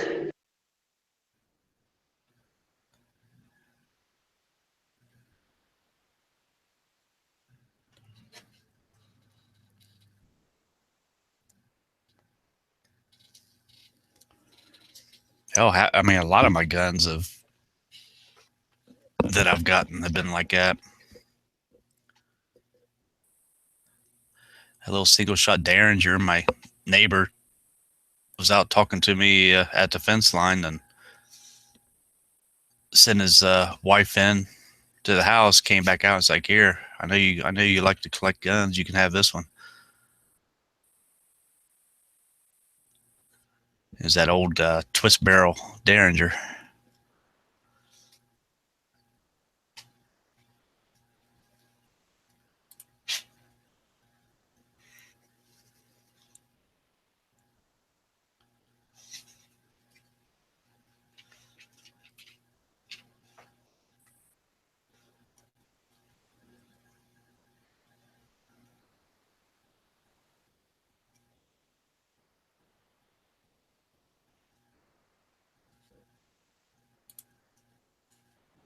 Okay, I'm back.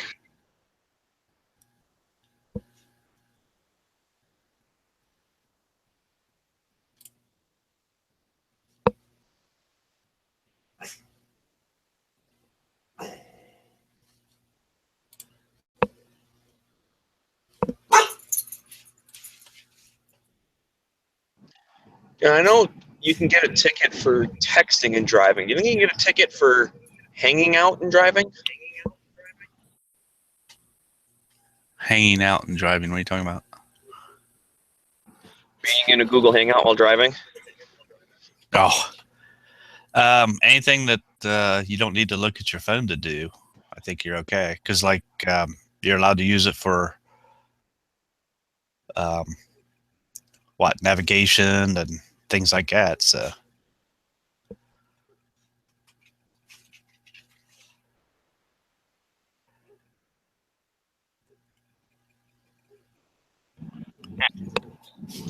Yeah, I don't know. I guess it's no different than just talking on the phone.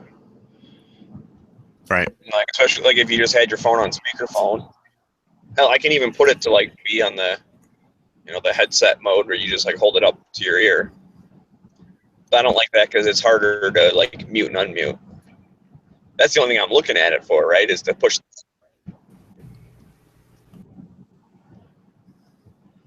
Oh, I don't know. Whatever. We'll see what happens. Unless you have headsets that have a mute button on it. Right, yeah, that would be different.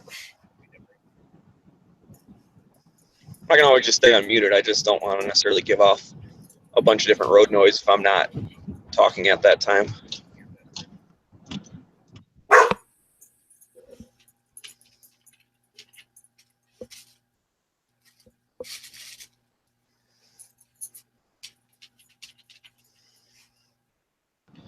Tell you what, though, if I get pulled over, I'm definitely going to be unmuted.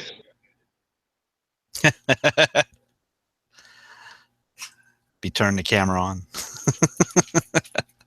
Actually, yeah, I probably would.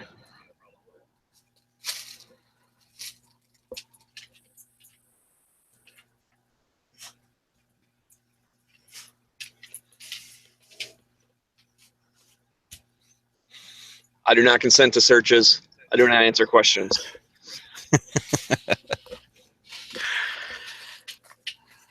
Yeah, make sure you say that real loud. A couple times. That way we get to, and have the camera on, that way we get to see you yanked out of the car and pistol whip. No. I mean, I've done it before. There's only been one chance where a cop asked to search my car, and I said no. He didn't do nothing about it. He just got all pissy. If you put the phone in your pocket on speakerphone, then we'll be able to listen to the whole thing all the way up until they break it when they're kicking you.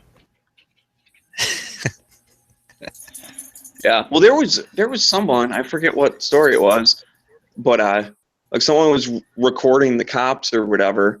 I want to say it was something gun related, but they were recording with their phone, and the cops like took their phone from them with a bunch of their other stuff, and they were back in the car, and they actually got on the recording, because I don't know, they must not have known it was going off or whatever. The cops talking about like how they wanted to set this guy up. Like, well, you know, we could, you know, get rid of his permit, or we could put it in some hollow points, or like whatever it was. I forget. It was something. Because the dude ended up like winning the case against them.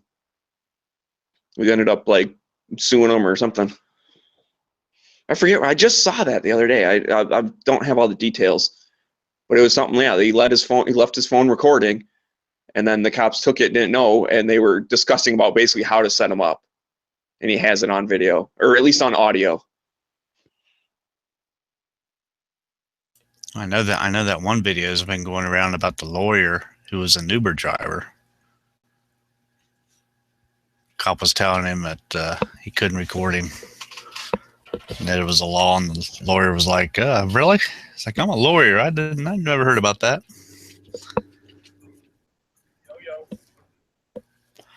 Yo, B. Hey, if my car's too loud, let me know and I can mute myself or something. Nah, you're quiet. Well, it's not going to get loud yet. But Oh, snap! Did you turn your camera on? What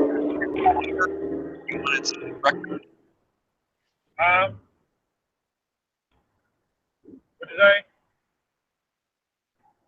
Well, I said, did you turn your camera on because you're about to get pulled over and you wanted it for records?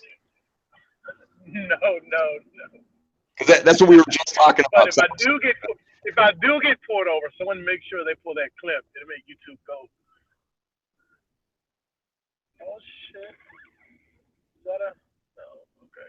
No. Oh, this is a Smeggy. I just put a full exhaust on my car. I have headers and everything, so it is quite the angry bitch.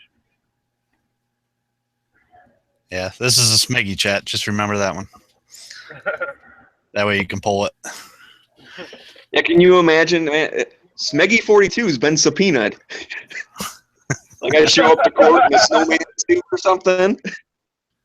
Like you didn't say, hey, all they can do is Smeggy 42 is subpoenaed. That's my alter ego. I don't even know what kind of ticket they could give me. Would it be like a noise ordinance or like a, illegal car modification or something? I don't know. Oh, do you have like a loud muffler or something? Loud muffler in my ass. I'm screaming. I don't have any mufflers. Well, there you go. Yeah, so they would give you, It's the same thing as like a busted taillight or whatever. They give you a whatever they call it. It's like a fix-it ticket. We call it fix-it ticket. They could do that. They could give you a ticket for driving a vehicle out of compliance and a noise ordinance. Oh, okay. I think noise So it ordinance. just depends how much it did. I mean, right now I'm in Maryland. My car's registered in Virginia. I mean, Virginia, they're not gonna fuck with me. But I mean, in Maryland, they might pull me over. But since my car's not registered in Maryland, they technically can't give me a fix-it ticket. I guess. I don't know. Those look like flashing lights. Are you getting pulled over? Holy shit! No, I'm in DC. It's a fucking around through DC on the Parkway, and it's goddamn, here's shit. And it's they got like, I don't know, some car stopped on the fucking two-lane highway. So.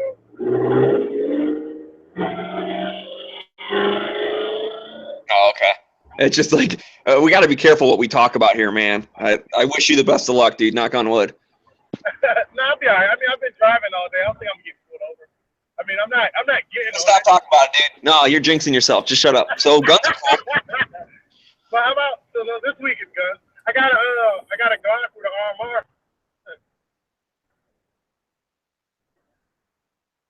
What'd you say? You got a gun? What'd you get?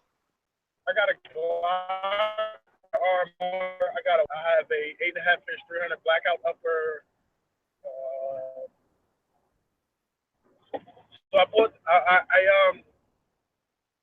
So remember I had a PEC 15, and I traded this guy for this 300 blackout upper, like a I don't know the company. But the uppers LTD, and it's a Noveske barrel, Noveske rail, Silencer Co. AAC muzzle brake, or whatever fucking muzzle brake. I think it is. No, not Silencer Co. AAC. That's two different companies. The Silencer Co. ASR muzzle brake. I got Danger Defense sights on it. Whole deal, whole upper, complete. 300 blackout. Got that, and then the same guy, I got a Wolfsport, their GPR, their first they make the LVOA rifle. But the GPR, their less expensive model. Now I've heard the company went to shit and all their rifles are garbage. But probably except for the LVOA. But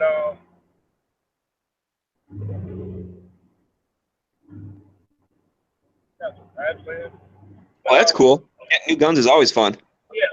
So I got that, and then I ended up buying a Gen 3 slide from a dude, a Suarez International slide that's like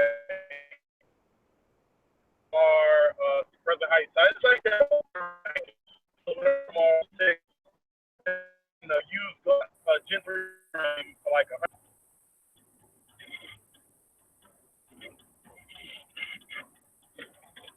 So I still got to get a pistol lore for the AR. I don't know. I'm gonna probably just go Palmetto. I can get it for like 180 at the most. Damn, why is there so many police in DC right now?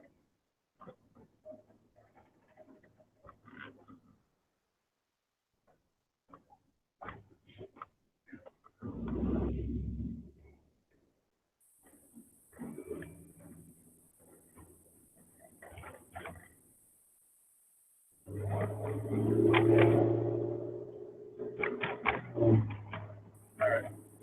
But so got all that. That's my new shit, and the fucking shop's trying to get me to buy this Daniel Defense rifle.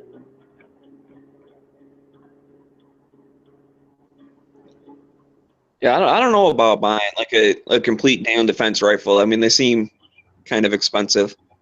They are very expensive. I mean, this one they want 15, like 50 or whatever. It comes with like the case, comes with that new 32 round mag and whatever. I think it's sling, but I know it may not come with sling. But it comes with that. But there's like, I mean, there's no sights on it. Well, I didn't see any sights. There might be sights in there, but you know what I mean. It's like 50-50, which means it's like a great rifle. I don't know. The Wolfsport, the expensive ass rifle, around about the same price. You know, and it's a 14.7 Pinwheel too, which is great. That's I was. I don't need another. I can't drop that kind of cash on another AR right now. I kind of spent a lot of fucking money lately. Yeah, I mean, I was in Cabela's one time, and this guy was asking about ARs, and it was clear like he didn't have one. He was like, "Yeah, I kind of want to, get one of these ARs everyone's talking about." So he was talking to the guy, and I was just looking. I was actually waiting for someone to help me. I was looking for scopes, but anyways, he's like, "Yeah, I heard that like free floated barrels are good or whatever." The guy's like, "Oh yeah, we have some with those." And he handed him a Daniel Defense. The guy's like, "This is kind of neat." He goes, "Oh yeah, it's whatever, like you said, $100 or whatever." And the guy's like, "Oh, okay, never mind." And like he left, and I was like, "That's just like a crappy salesman, man. Like either one, like at least talk the product up and be like, well, yeah, this is it's cool. That's why it's so expensive." But it's like, I would have honestly talked the guy down and been like, honestly, if you just want it to play around, you don't have to have a free floated barrel. And just get one of the cheaper ones and call it a day. Just get to know. And you can swap out stuff in the future if you want, and then you can buy a different rifle that you can free float the barrel and all that stuff. But it was just, I don't know. He basically he talked himself out of a sale because it's obvious that he just kind of likes ARs. Like he's not super into it, but you're gonna give him the super. Tactical edition, whatever. Like he's not gonna spend that much money, man. Right. Yeah, I mean, I have a buddy who's he has a bunch of BCMs. He has a bunch of rifles, but he has like 4 or 5 BCMs that he's kind of like he won't buy like a cheaper AR, and then if he buys like a BCM upper, he has to have the matching BCM like lower to go with it. Like you know what I mean? He calls himself a collector. I mean, I guess, but I mean. I'm more about, to me, like, okay, is everything mil spec? That's cool for me. As long as it meets that and, I can switch parts. Which, one of the weird things, right, the Woodsport comes with a rapid charging handle that has branding on it. That charging handle, I can't fit the charging handle receiver because, like, they notch it so tight. You know what I mean? So I can't fit a standard receiver. I have to like notch it out a little bit. I don't know. I'm gonna have to look at it and check it out. But I was trying to put the Raptor in my other gun, and it fucking it did the Raptor go, but the fucking the spot mil-spec charging handle won't go in the upper of that rifle. It's fucking weird. Never seen that. I mean, I guess which is good, so it'll be a little tighter fit. But I mean, the push that up in, much is crazy. But I don't see I don't see there's a need for tighter tolerance there. You know what I mean? No.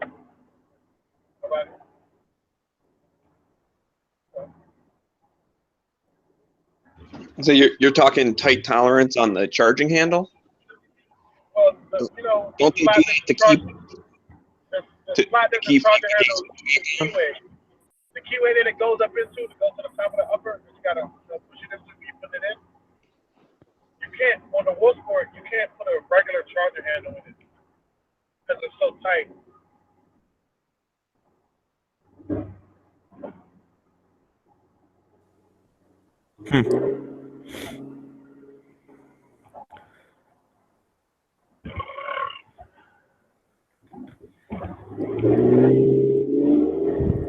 Vroom, vroom, vroom.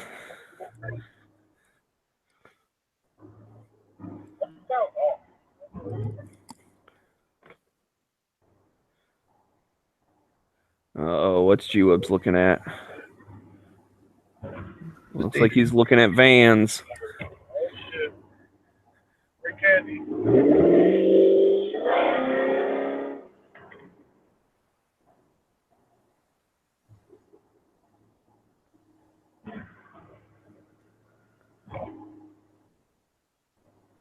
See what I mean by when I say it's loud and shit? Yeah. It's loud when you step on it for sure.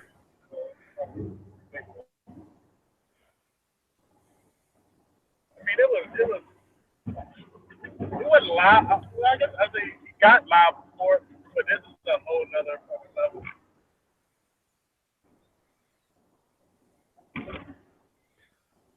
It was like High Point before. This is like Nighthawk 1911. Huh.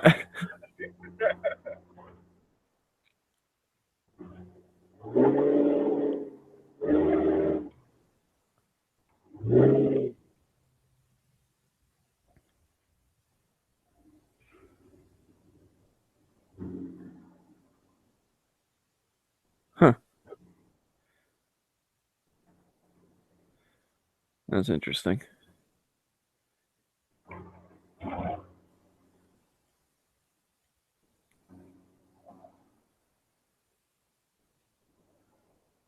Wow.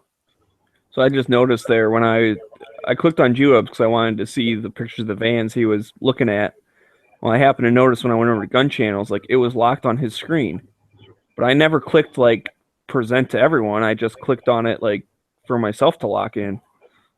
Yeah, if you're hosting it, when you click on it, it shows who you click on. Really? See, I always thought because there is a button that says present to everyone. Like you can click that. Yeah, that's a new addition. Whenever one of the times when they updated it, they put that in there. But it's always been like,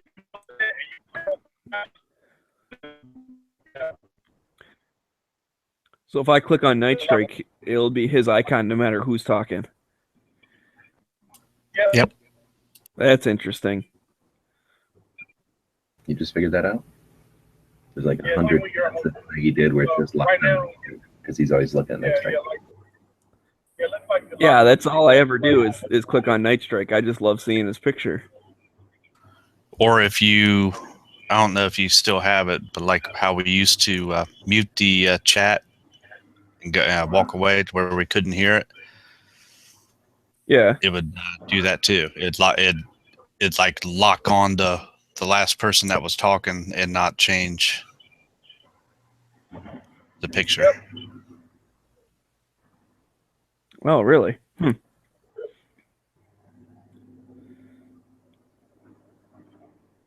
Yeah, I didn't know that. Like I said, I knew when you like click on someone's picture, it locks on for your screen in the Hangout. But I thought you had to click the present to everyone in order to lock it on for everyone watching. Nope. Huh. Well, sorry for anyone in the past if you're watching a chat. It's like, how come I'm just staring at Night Strike? Because I clicked on him and didn't know that I was presenting to everyone. Like, then I guess why have the present to everyone button then if it does the same thing? It's like redundant now. They want you to have options. You could either do it the easy way or the hard way. It probably lets you permanently set one and then still look at Night Strike. Yeah, maybe. Oh. Try it. Fuck around with it. What are you talking about? G-Web, man, what's been going on? What? Yeah, what's been going on, man? I haven't talked to you in a while. Not too much. Just kicking. Yeah, like. So I will present Night Strike to everyone, but then I'll click on Squib. Now I'll wait for it to catch up. Yeah, I'm still on Night Strike on mine. Thanks, Mikey. Yeah, I think that's how you do it like that. Yeah, because it's still on Night Strike. No, it just went over to Squib because I clicked on him. So clicking on someone overrides present to everyone. That's freaking weird. No, it's still on Night Strike. No, not on mine. Like on my Gun Channels one. mean, you're presenting Night Strike to everybody, so. No, because I'm watching it on Gun Channels right now, and it's on Squib. Oh, yeah, that's weird. Yeah, to me, in the chat, maybe the present to everyone is the present to everyone inside the chat. Because right now, I'm still on Night Strike and haven't changed.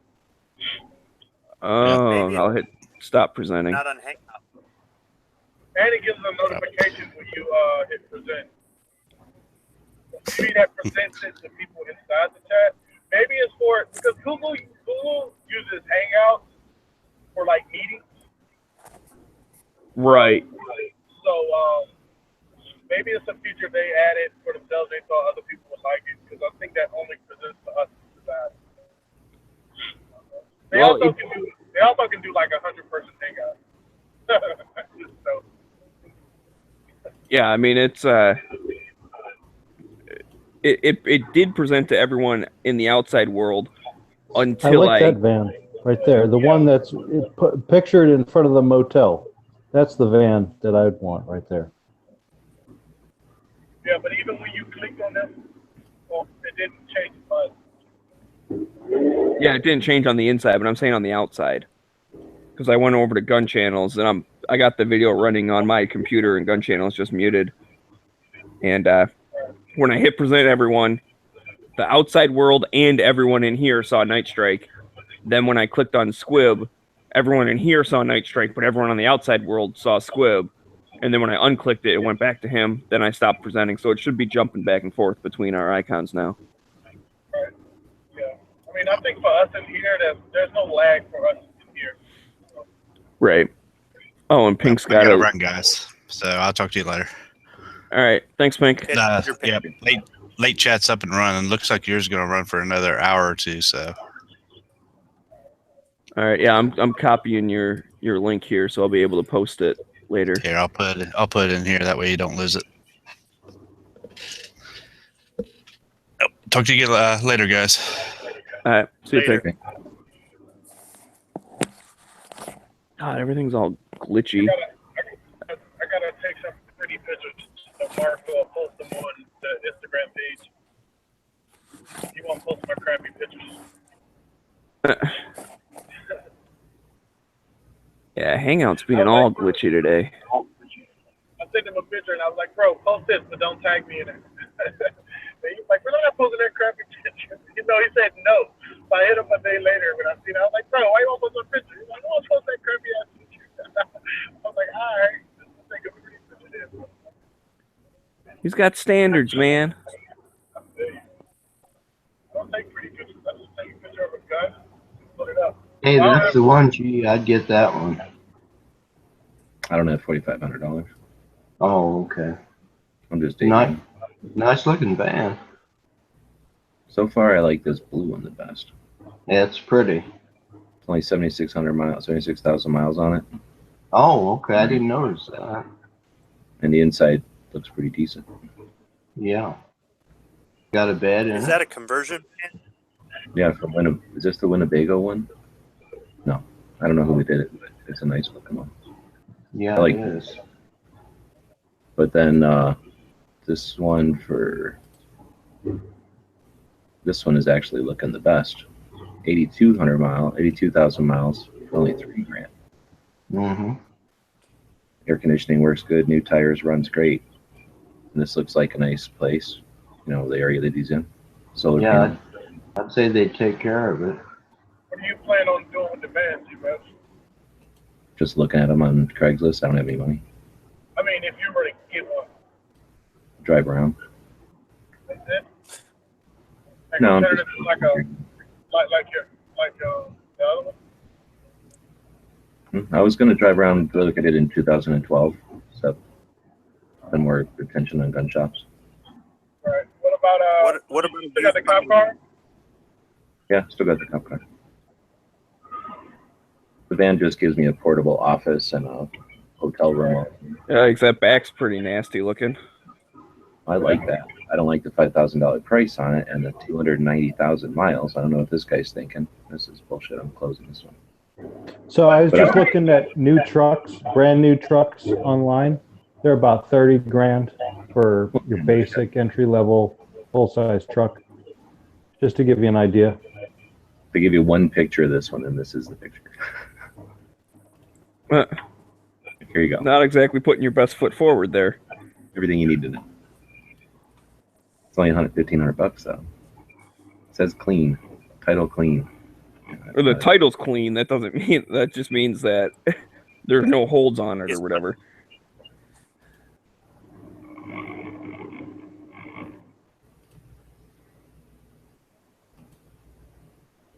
Really want to stick under 100,000 in this thing. I don't care about Ford necessarily, but I'm only worried about this one. So there's only the one picture, And I'm always skeptical when like it's spotless, because it don't cost much to detail them, you know.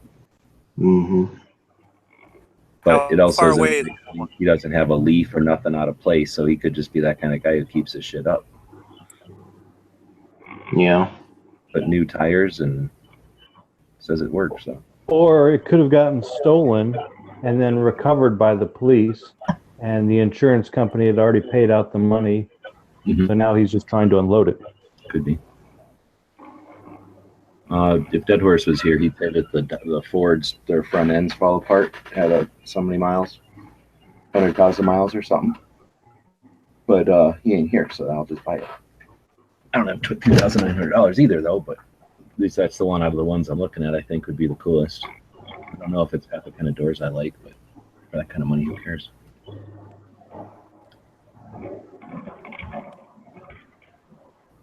Yeah, this one is 209,000. He wants almost $5,000 for it. That's crazy.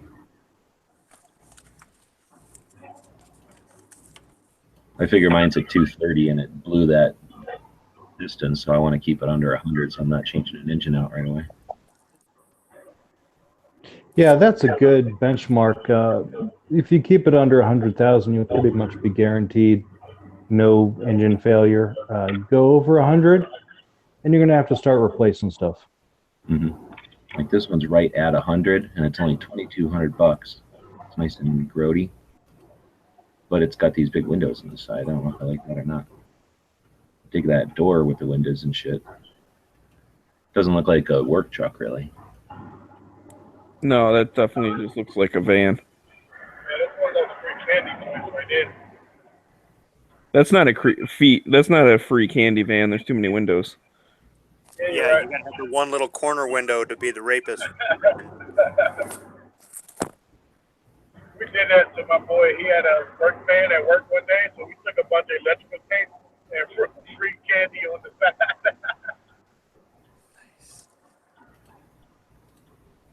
I like that one. It's been going around Instagram where it's like says free ammo, and people will post and be like, "Yep, that's how they got me." There's this one post on Instagram, right? It shows this picture of these two chicks, and the post is like, "Watch out for these girls in your area." He was like, the dark skinned one acts like she's into you, and she wants to have sex, while the light skinned one comes behind you and hits you over the head and takes your wallet. They got me 6 times already. That would explain all your kids running around. But yeah, so my brother's got a couple of the Dodge vans, and I know the Ford vans are very reliable. I'm not sure why you're so fixated on Chevys. I actually haven't heard that much about Chevys. Because they're all fleet vehicles, and I think Chevys just look coolest. But Hey, G, what about an ambulance? I'd love to buy an ambulance. I can't afford one. Are they that much more? Yeah, a decent ambulance is going to be like 13 to 18. And it would be quite a bit more gas, I'm assuming.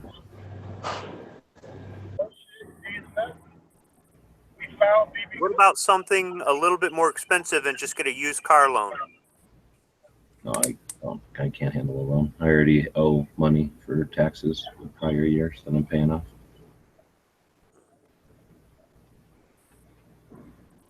I'm not serious about it. I'm just daydreaming, seeing what's available. Oh, okay. It's one of those things you keep doing it. Eventually, like you might come across some awesome thing for $500 or whatever, and you'll be like, "Oh yeah, I can't give this up." Yeah, I do that with guns.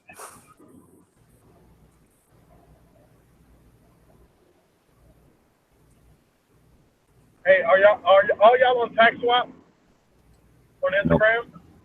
No. Oh man, and buy, sell, trade, all gun shit, man. There's so much shit up there. Dark Horse and Fluffy are up there. That's how I found out.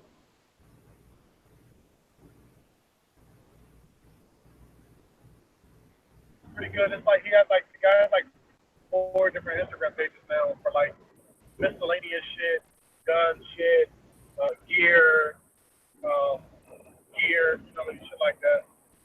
Everyday carry shit.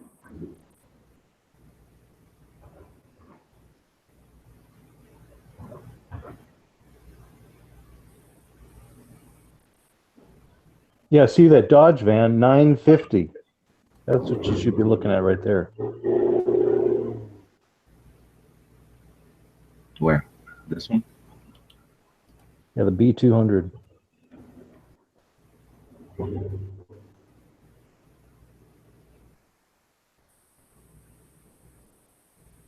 don't see nothing about the mileage.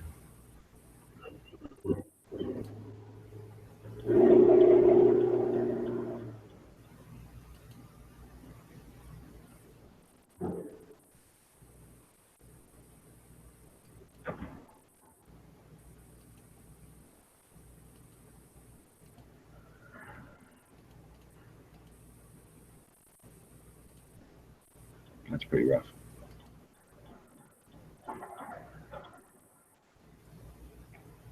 All right, Thank so you. I'm gonna hop out for a minute. Be back later. All right, see you, man. See ya.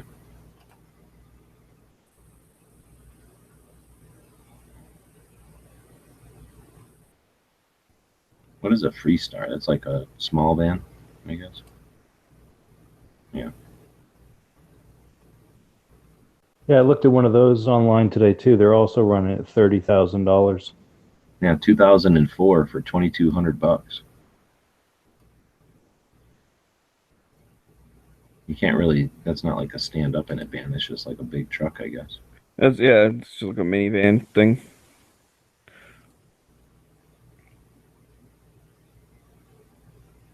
Well, that's what Nut and Fancy runs. He runs an Astro van.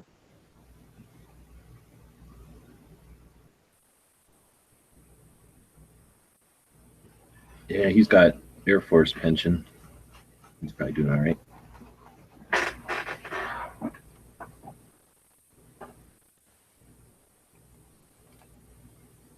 Why the fucking picture keep coming down here? That's fucking nuts.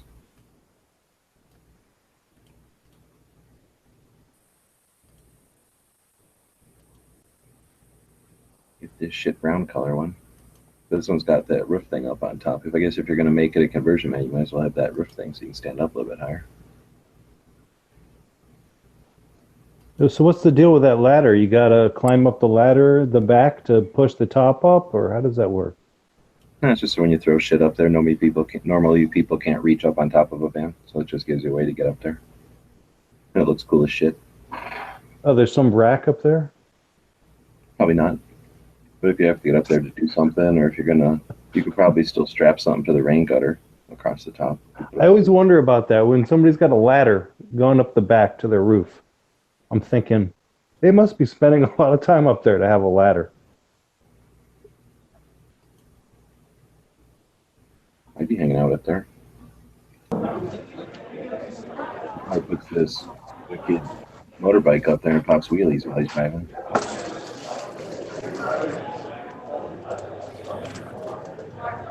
Uh-oh, DB's been shopping.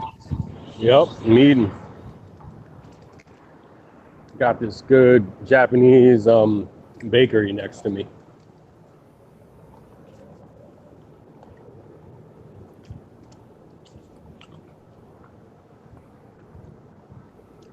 It's rad.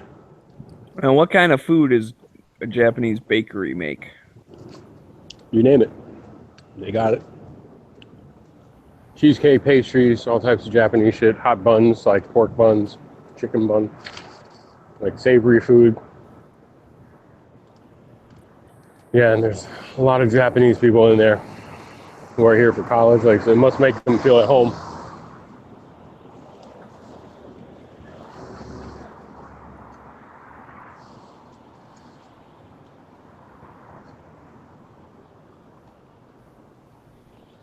Isn't the politically correct term Asian bakery?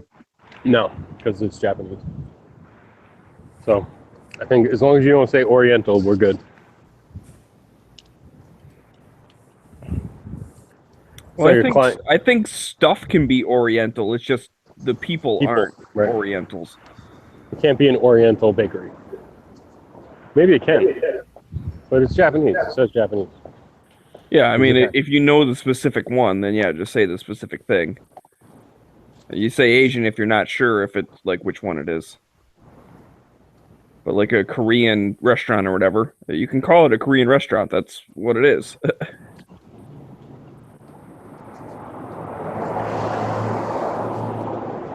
If they're just a restaurant, you go around calling it a Korean restaurant all the time just because the owners are Korean. That's racist too. Well, yeah, that probably would be. I'm gonna go to that Korean restaurant down the street. You mean the place that's only open till 2 p.m. and it only serves breakfast? Yeah, the Korean restaurant. That's racist.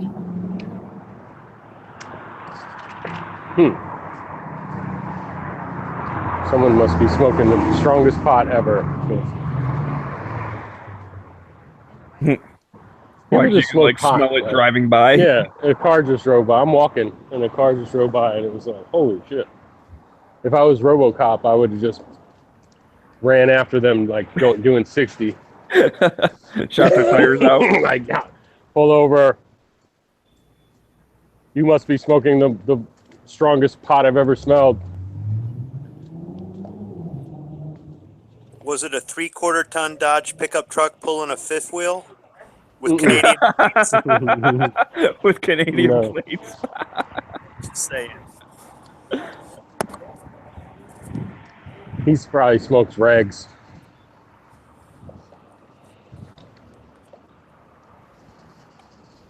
Like when he smokes a joint, seeds popping.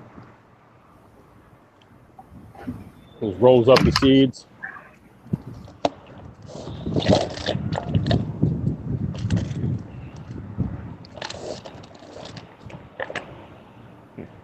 Oh, well, he doesn't have to worry if he goes sterile. Uh-oh. Yep. That's what that is. That's what they said. Seeds will make you sterile.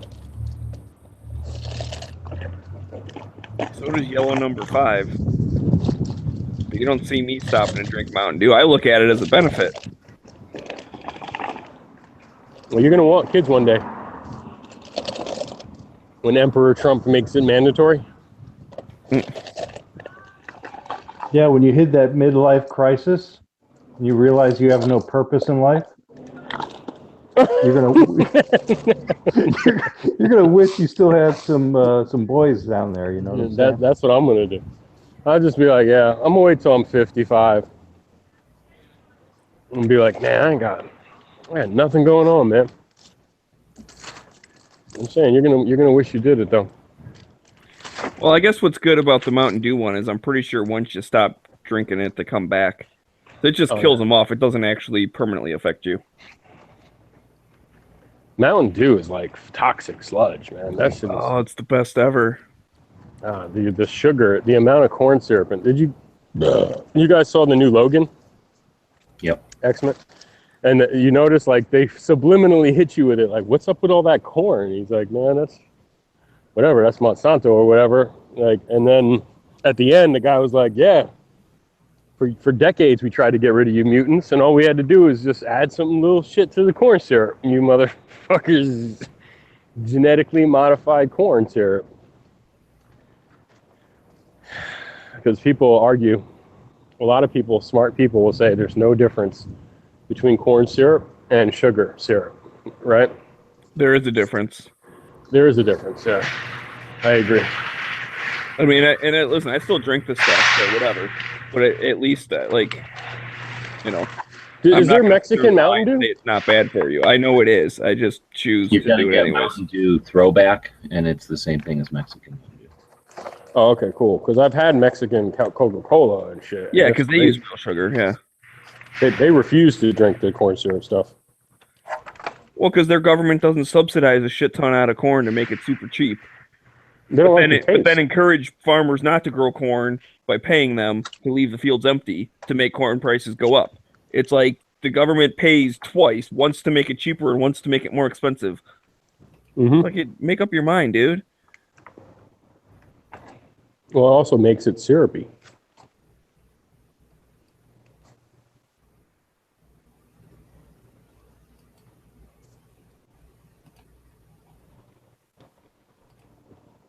You ever had Mexican Coke? It tastes like it's like watery. Yeah, it doesn't have that viscosity that corn syrup adds to it. Yep. Actually, I saw a pretty good video. Oh crap! What is that YouTube channel's name? Oh my god, I'm blanking on it. This dude. He does really good like science reporting kind of stuff, where he actually will like dig into reports. He does some like climate change things, but other like medical and health stuff. You talking about Alex Jones? No. I'm sorry. What the hell is his name? He doesn't do very many videos anymore. Oh, Concordance. But he'll do a lot of like busting, like different, like I don't know what do you even call them. What the fuck is it? Like homeopathy remedies and shit, like different stuff. Anyways, he has this whole thing on fructose, and he talks about these studies about how your body breaks fructose down different than sucrose. And then the other thing he talked about was it's more addictive. They had these rats in a cage where like you push the button and water comes out, right? So they walk up, push the button, they drink a little bit of water. And then so those were like the control ones. Then they had other ones that had sugar water, and they had other ones that had fructose water. And initially, like compared to just the regular water ones, both the sugar and the fructose rats, like, or mice, whichever one, they push the button more often than the ones with just regular water. So it's like, oh, look, they're the same. Well, then what they did is they like took it away where the button didn't do anything. So the rats come and push the button, no water would come out, and they'd like wander away. They come back, push the button, nothing would come out. So they did that for like 12 hours, nothing came out. And then when they turned it back on, the fructose rats drank like 4 times more stuff than the sucrose ones did.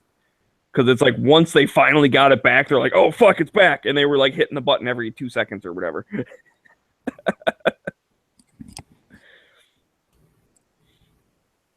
So I thought that was hope pretty... they put those rats after all that stuff to good use, like make a chicken McNugget out of those motherfuckers. Oh, yeah, you know, especially because they'd be all Subway fattened up and stuff.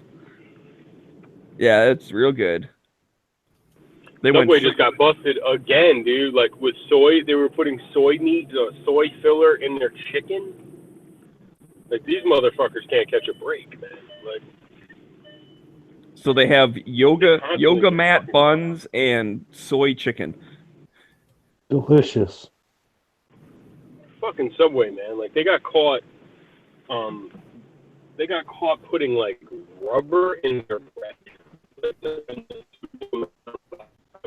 Well, it's not rubber, but that's what I was talking about when I said yoga mats. It's a certain chemical that like makes the yoga mats like fluffy. So just to give you an idea, I've had a yoga mat for like 15 years, and I use it every day, and it hasn't lost any of its puffiness. I mean, it's very thin, but this thing is like going to be around longer than me. And I can't believe they're putting anything that was used in the making of that textile fabric. See when you're doing yoga.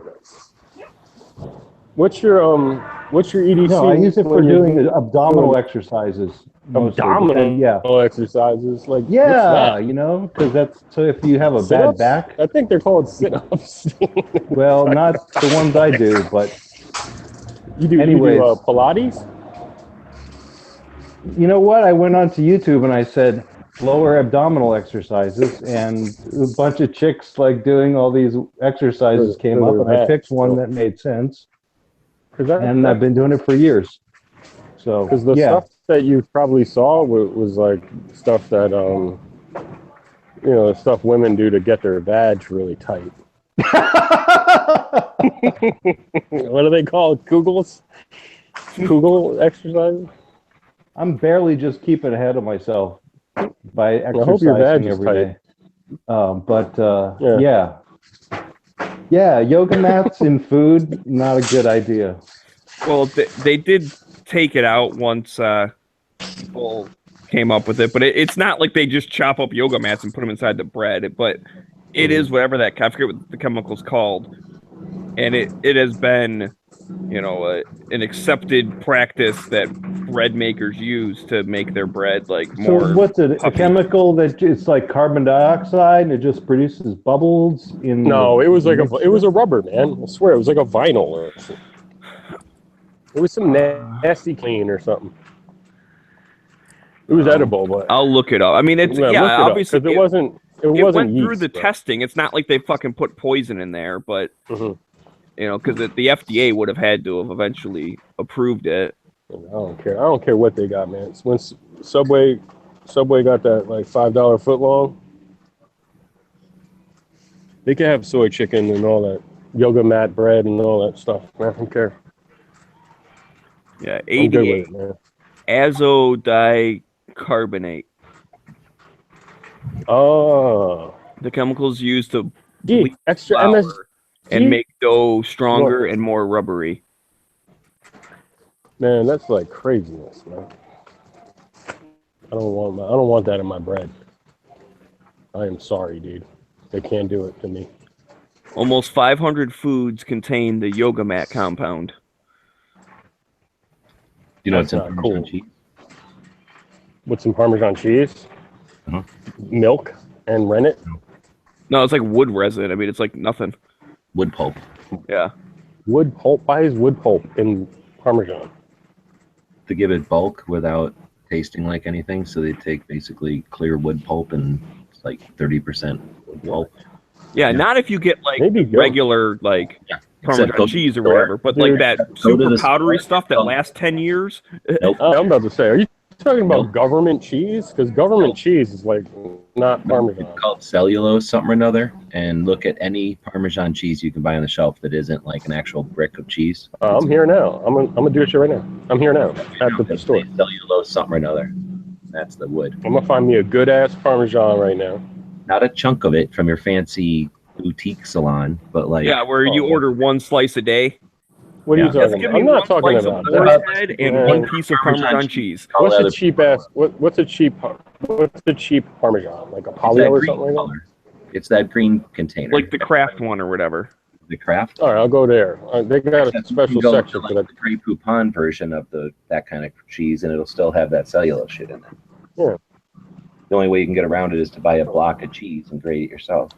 Yeah, if it comes in one of them little Mm. jugs, it's So got basically, they take cellulose powder and they flavor it like they flavor a potato chip into Parmesan cheese, and that's what you buy. I need that cheap ass. Excuse me, sir. Do you have the cheap ass Parmesan cheese? Hold on. Let me find this shit. You're not actually They got talking to markers. Oh, someone, okay, are here you? we go. No. Hold on. Here's I what it wouldn't says put it here. past you to talk Parmesan like that in cheese. real life, but Here, this package says Parmesan cheese, right? Then you turn it around and it says ingredients: Parmesan cheese. The next is potato starch and powdered cellulose to prevent That's it. caking. There you Yeah, go. I don't ever buy none of this shit. When I buy Parmesan cheese, guess what? I gotta grate it. You know what I mean? Like I gotta, because the cake to prevent caking and all that. That's to prevent the shredded cheese sticking together. Because I've already been explained this to by a real Italiano, and they were like, "Don't ever buy shredded stuff." And I'm like, "Why?" You got to shred it yourself. You got to grate it yourself. And I'm like, "Why?" And they're like, "Because they put a chemical in there to make it like not stick to each other." To give it a skin. It's like they dip it in flour, except the flour is wood pulp. Oh my goodness. well, DB, my guess is that like if you ever are having like pasta or something and you want to put Parmesan cheese on, you just make the thing at home and then go to the store and just have them grade like a tiny little bit, and then you give them a quarter and you walk out, right? Mm-hmm. It doesn't buy the cheese. No, I buy a big ass block. When I'm home, I mean, I don't. I mean, I buy a block. I grate it for my food. And that's that. I'm done. You know. I ain't got time for all that wood pulp and my shit. Come on. I mean, that's You know, you should really just stay away from the hard cheeses in general. They're not good for your complexion.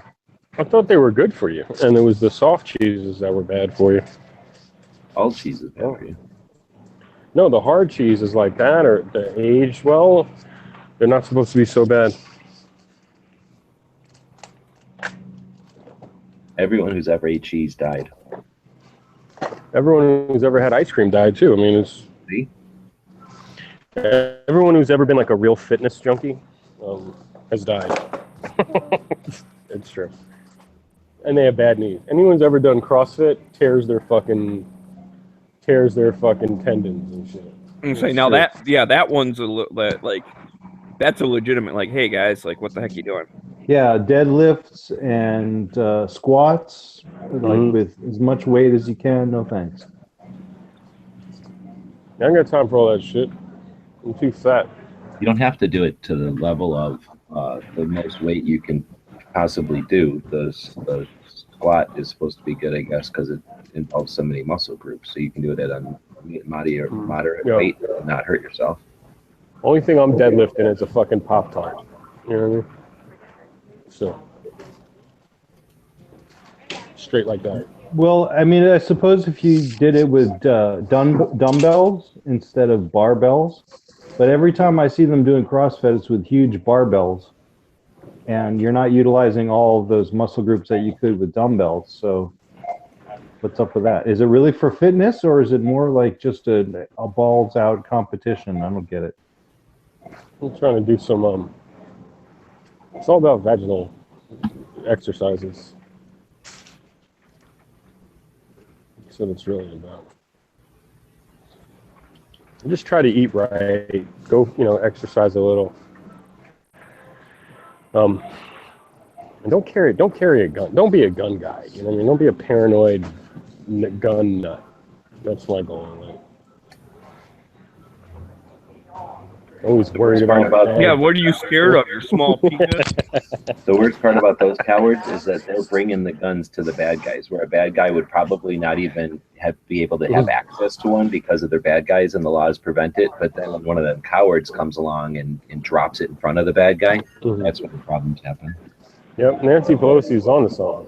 And she said, like, eventually bad guys won't need guns if we just give up our shit.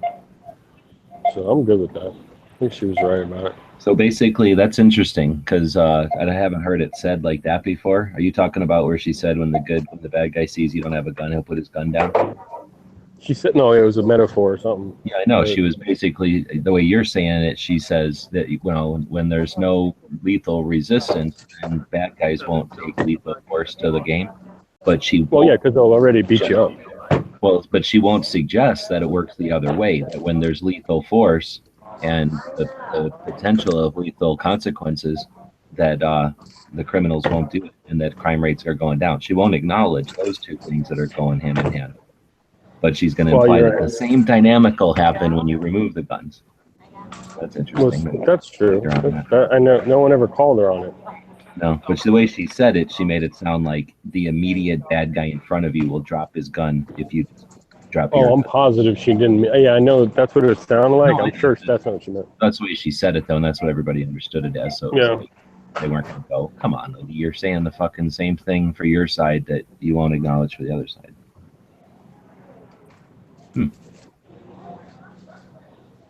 Yep. How much is a Lego Star Wars Jabba's sail barge playset worth?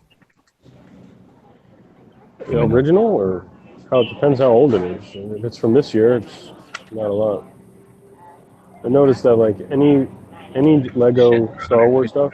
Holy shit! This one is $629. It just depends on what year it came out, because there's people out there that collect all of them, like every year and stuff. But they do it. I noticed like a Millennium Falcon from like 10 years ago is like $700, and one from like the one looks exactly the same. The only way you could tell the difference is the box. That shit is like, regular price. Yeah, this is just the $150 new one. $89 used. But the original one, if you had that one in a box, is $629.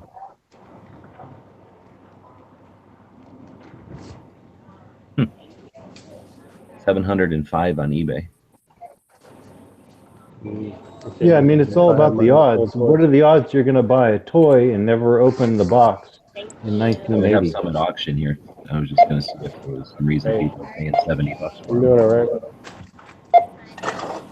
Yeah, but see, Yes, that's I one of the do. things that Thank you. it like exponentially gets worth more the older stuff, because comics are like that, right? Is that back in the day when like the first Superman or whatever, people didn't keep them in good condition. You know, they rolled Those them are up, good. they put them in their back pocket, whatever. You They guys, threw now them you out. hit them. But then in the 90s, They're like tucked all the way in the it was a bottom huge over crash there. because everyone was Now I know where like they are. keeping everything. I found a band that I can afford. I just sniffed them out with my nose. You want bags on the water? Yes, please. I found this badass police van I can afford. Oh man, look, They're soft enough where get you your can little take a bunch ATV and just and smash break them out the together. bad Make one guys. big one.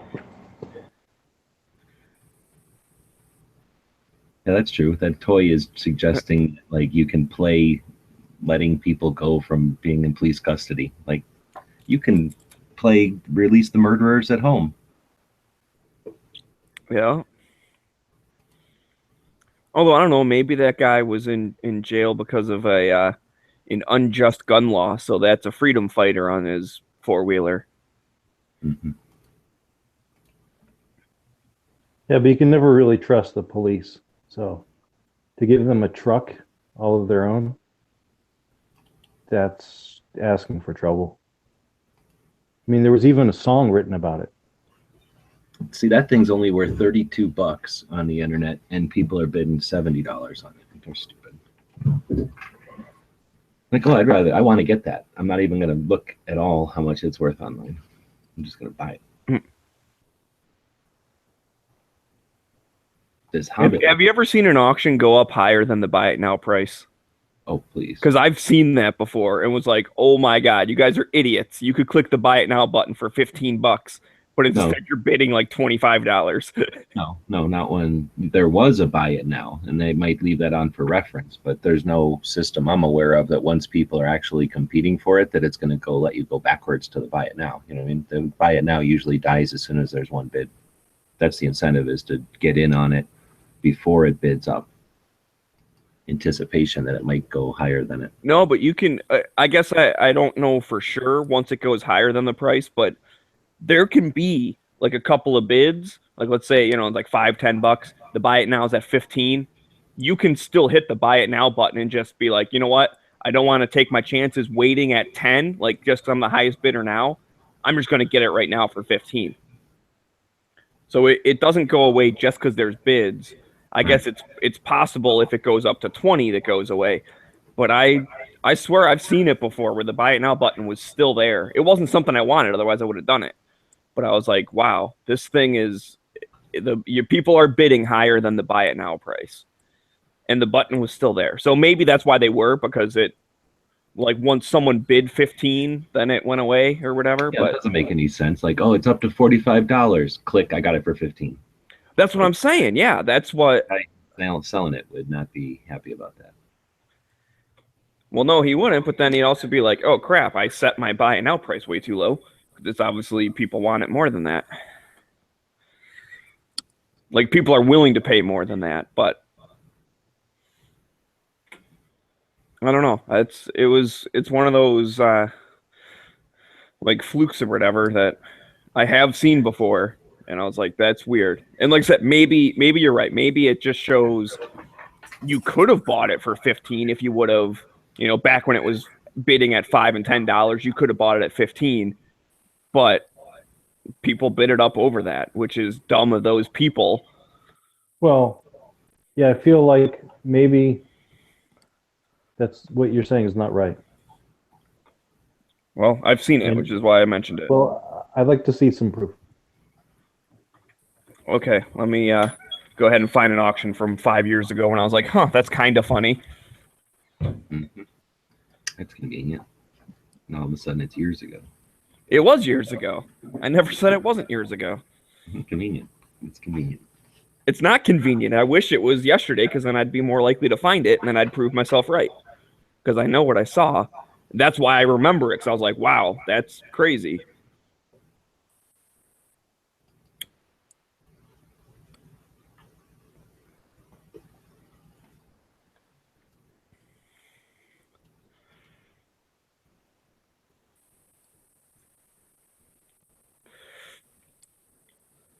What's up, Dano?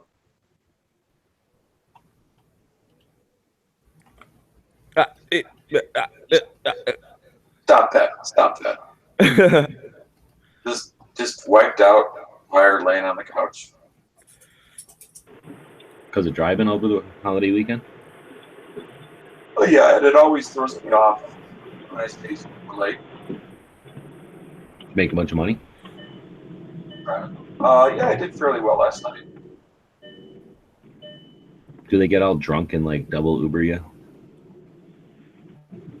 Like, hey, new policy because it's a fancy day or whatever. Like, you got to pay up front. Okay. And I'm like, okay, you're here. Time to pay. Okay. No. Let's try that. They do. My new shit is to steal a car, and then have a fake Uber sign, and then I just rob people at gunpoint like all fucking weekend when they get in the car. It's pretty dope. It's pretty good. I get a lot of money. They go, oh, you might. I go, oh, I'm your Uber. Get in, and then all of a sudden they got a gun in their face.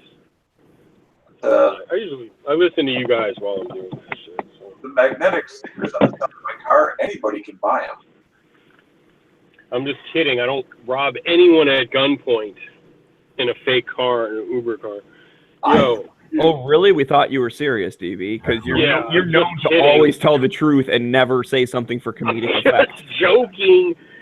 Fucking what's his face? Who says he's dead? Who's not? Probably. What's his face? Oh, don't bring that up. Come on. No. Come on, Night Strike. You don't need to explain yourself after each joke. No.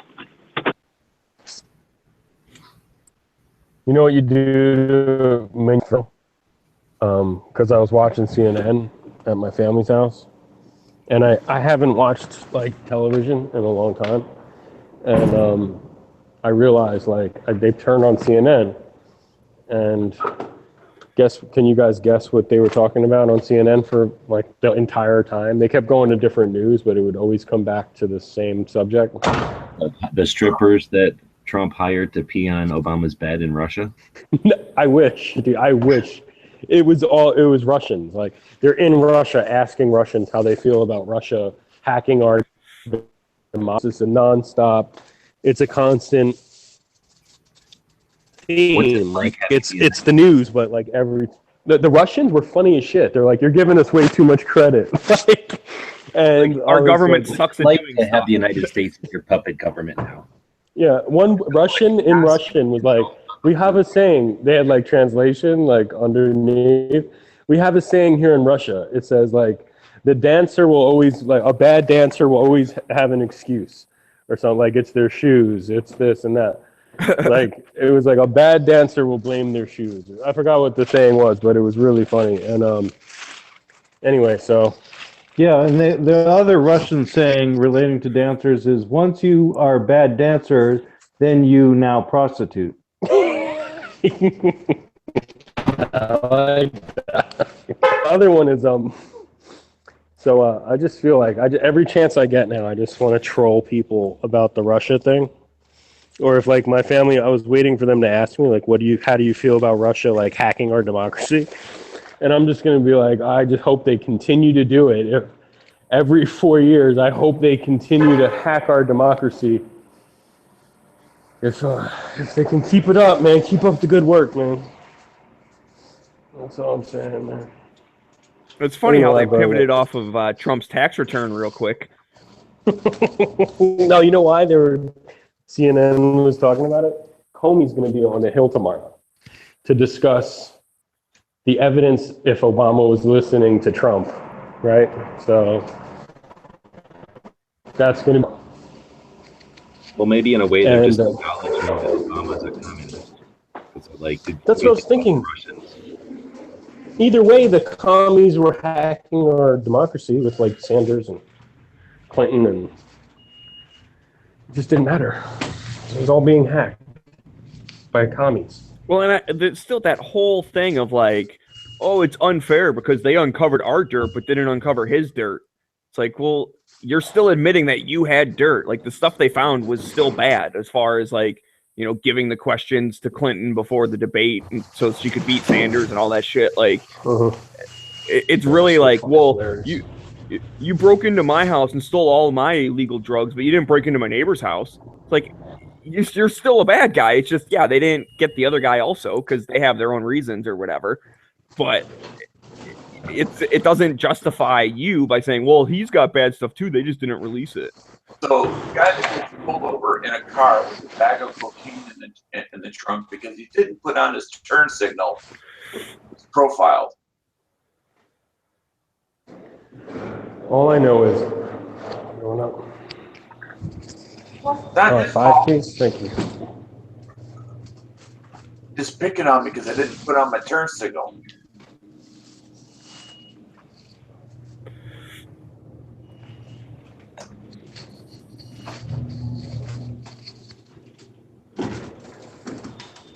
Yep, just don't do bad things, and then you don't have stuff to hide, I guess.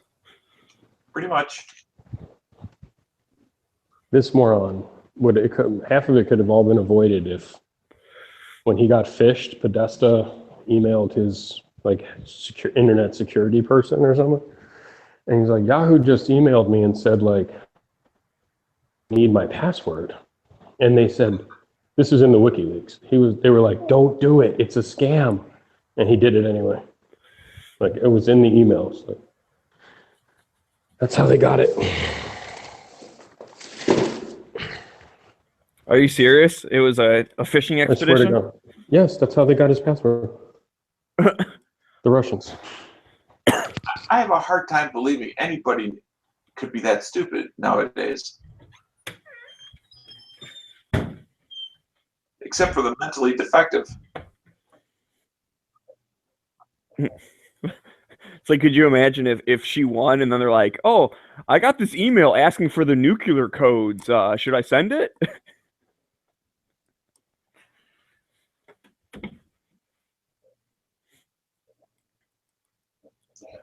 Yeah, the IRS is on the phone and they say I can avoid extra penalties if I give them my credit card and pay the fees off tonight in the next hour.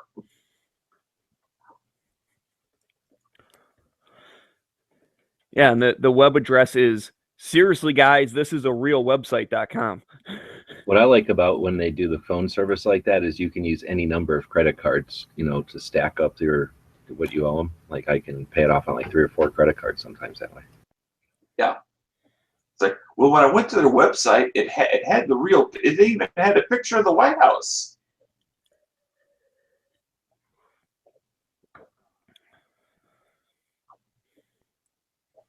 Hi, guys. How's it going, bub? Hey, Bob. So, Bob, you've been shooting since you've been to Tucson? No comment. Ruh-roh. But isn't there a range right there? And isn't that why you brought all your guns? I thought the whole state was like an open range. No comment. Pull over on the side of the road and unload. You'd be wrong. We only have the smallest amount of private land, I think, for any state.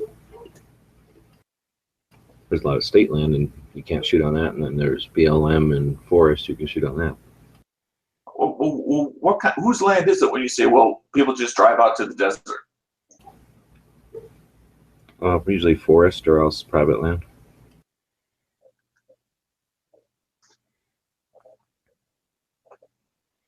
So people got to deal with a rancher or something that they can go out and shoot there or something.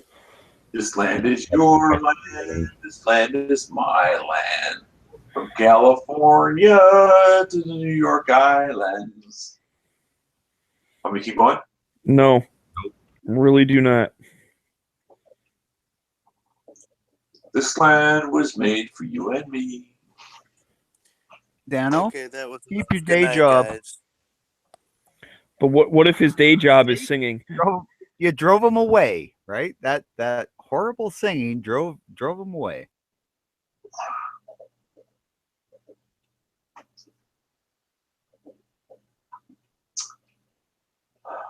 I do what I can.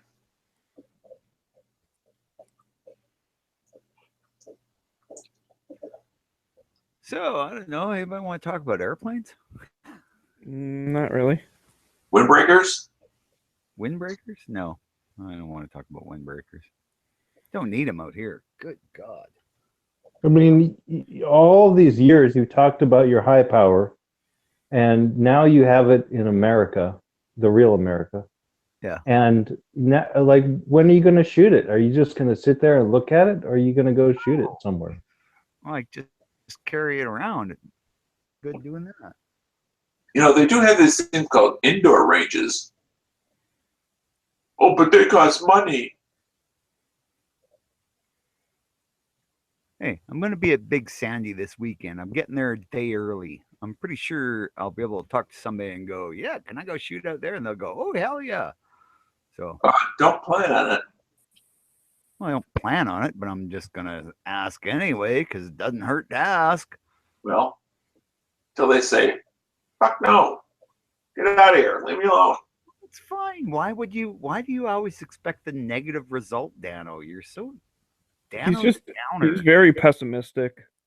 He's what do you want me to say? Dano, man. I think that's got to be his new nickname. Is either. Excuse me, fighter pilots. You don't mind if I get up in your jet plane and fly it around once or twice to the airport? Why no, person I don't know from hell? Get on in. Fly the plane around that I don't actually own. Dano, we're not talking about a multi-million-dollar fighter plane. We're talking about a hill and shooting your own gun. So it'd be like going, yeah, this empty field. Can I take my airplane off from it? Well, sure. I don't care. It's a field. What are you going to do to it? Oh, you might leave some tire tracks. Oh, well, we do that all the time. No problem, Mr. Stranger. Did you attend the safety meeting and sign off on the documents? Why, of course not. Well, then come on up here and shoot. Please. Like you said, the worst thing he can say is no, and he goes, okay, I guess I can't do that. I mean, whoop-de-doo. Big deal. Oh, yeah. There are worse things. Oh, please, Dano. You're such a negative Nancy. Yeah, you're really bumming me out, man. Yeah, dude, man. You're bringing us down, You're harshing my vibe.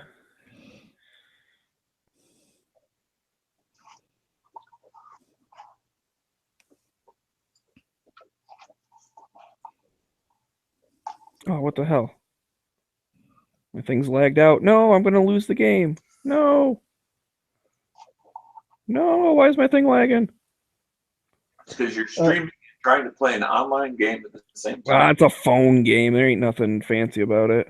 So as I recall, Big Sandy does offer some competitive matches as well as some training classes. Yes, that you could buy into and shoot your own gun at. So I think if you wanted to do it there. Yeah, well, I wasn't going to tell Dano that, so I could put up a video and go, Dano the Downer, look at this. Damn it, you ruined it, man. Yeah, I want a picture and in the picture should be a newspaper from that day of Bob attaining a training class, because I think his mind is closed to new information. Bob attained a training class? Okay. Like, who pissed in your cornflakes this morning, dude? Why are you so bitchy? Did you get here later? I told everybody why when I first got in here. Oh, okay. Well, I just got in here. For God's sake, did you not notice I wasn't here for the first half hour? That's why you're... Wait a minute, Bob. You're telling me you don't sit here and watch my channel 24/7 in case I have a video up? That's bullshit. No, I actually don't watch much anything. I know. You know what I was doing all day? I was grinding off my back bumper to put steel straps in to support the bumper so that it won't rip off when I go to Big Sandy. All right, so that's what I was doing today. And it's not nice doing it at 92 degrees Fahrenheit when you're from Canada. I'm sure they love you at the trailer park with your grinder. Yeah, there was a couple of complaints. And I was just like, no, I'm done now. I got the pieces cut. I'm just going to drill some holes and bolt them on. And then I'm, going to borrow my buddy's welder and weld them up, What, no duct tape? Duct tape. Fuck, man. Hey, if I the women don't find you I handsome, don't they can at need least no find you duct tape. handy. I don't need no stinging duct tape. I know how to weld. Just a little JB weld. Just a dab. Oh man, Red Green would be very upset with you, Bob. Dude, I do not use JB Weld. It's right. If I'm gonna make something out of steel, I'll melt the steel and do it with a welder or a torch or something. I'm not a girl.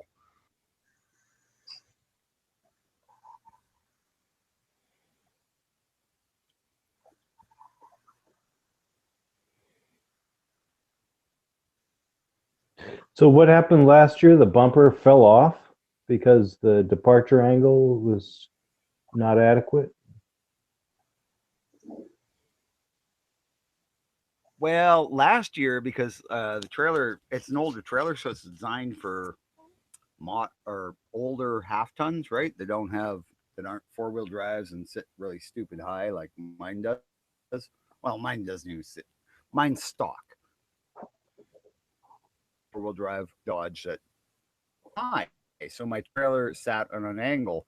So on going through some of the creek crossings you have to go through in some of the hills, like I was having to dump down in the 4-wheel drive to so the bumper was dragging the spare like crap. Here I have flipped the axles so the trailer sits a lot higher, but I put a carrier on the bumper. Unfortunately, I didn't think about the fact that it's a 20-year-old bumper that's had a sewer hose put in it for 20 years. And that's a lot of moisture sitting inside of a steel bumper. So about halfway down, I noticed, boy, my bumper's sagging. And the steel the bumper's made of is ripping loose from the welds to the frame. So I have to put a little addition on there to keep it from ripping off. Plus, I won't be able to use my carrier to its full capacity. Well, that was the carrier that you had a certain motorized bicycle on that got ripped off in Vegas. Is that right? Yeah. Yeah, well, I had that. I had a box, like a tote of fluids and, grease and tools and shit like that.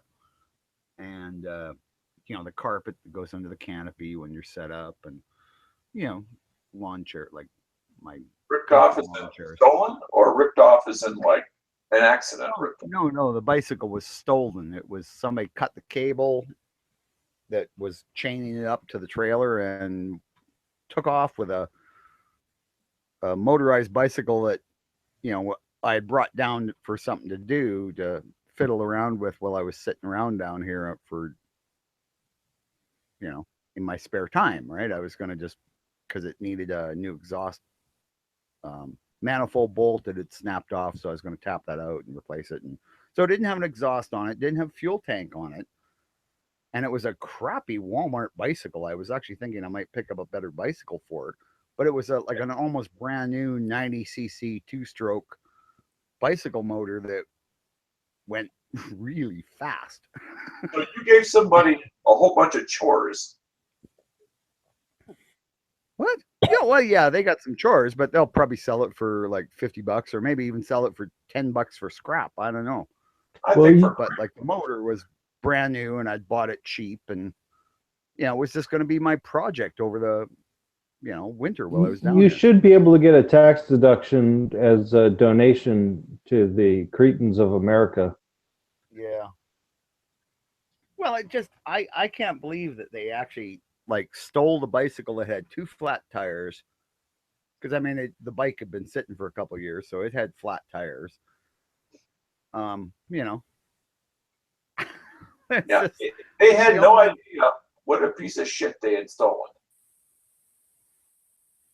Well, I mean, as soon as they start trying to move it, they're going to go, oh, fuck, it's flat tires. You would have just thought they would have just dropped it and ran.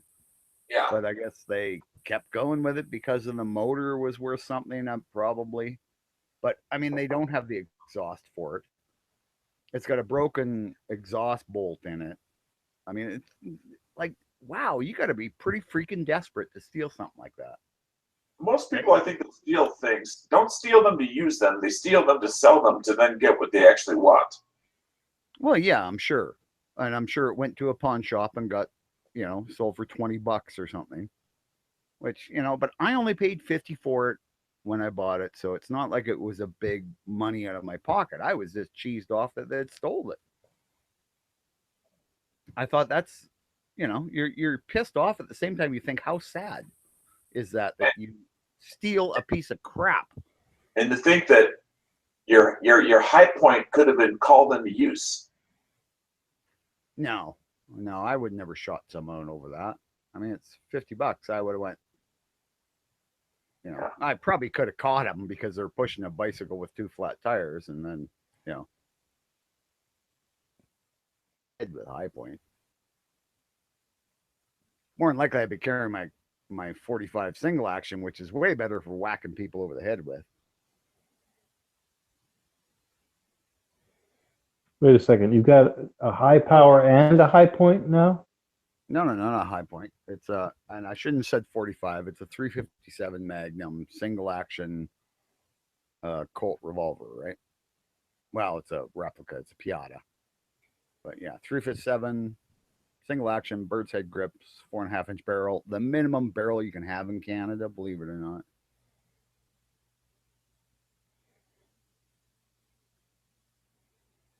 But that would have really worked for just thumping somebody over the head with.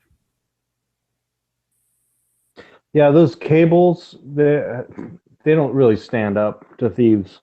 I don't know how thick yours was, but I've had some of the thinner ones clipped. Oh, yeah. And No, this was a cheap one, but it looked thick, but it was a cheap one, right? Because, I'm more about looking like it'd be more trouble than it is. I mean, I've always been one of those people who goes, you don't need a security, big sign in your front lawn saying protected by so-and-so security. What you need is 2 deadbolts like a deadbolt on your door that they're going to go, oh, I'm not going to be able to kick that in really easily. I'll go to the next house, which probably doesn't have a deadbolt. Or you put a security sign up that's just like Bulldog Security, and it's like some sign you made yourself. You don't really need the security as long as they're locked up securely in a safe or,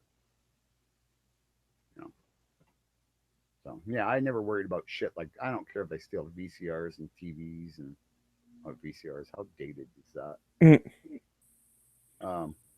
Whatever, DVDs. I saw a funny video on like, hey, do you have an old VCR laying around? You probably want to throw it out. Well, don't do it just yet. Like how to hack an old VCR. The guy's like, this is what you need. And screwdriver, blah, blah, stuff.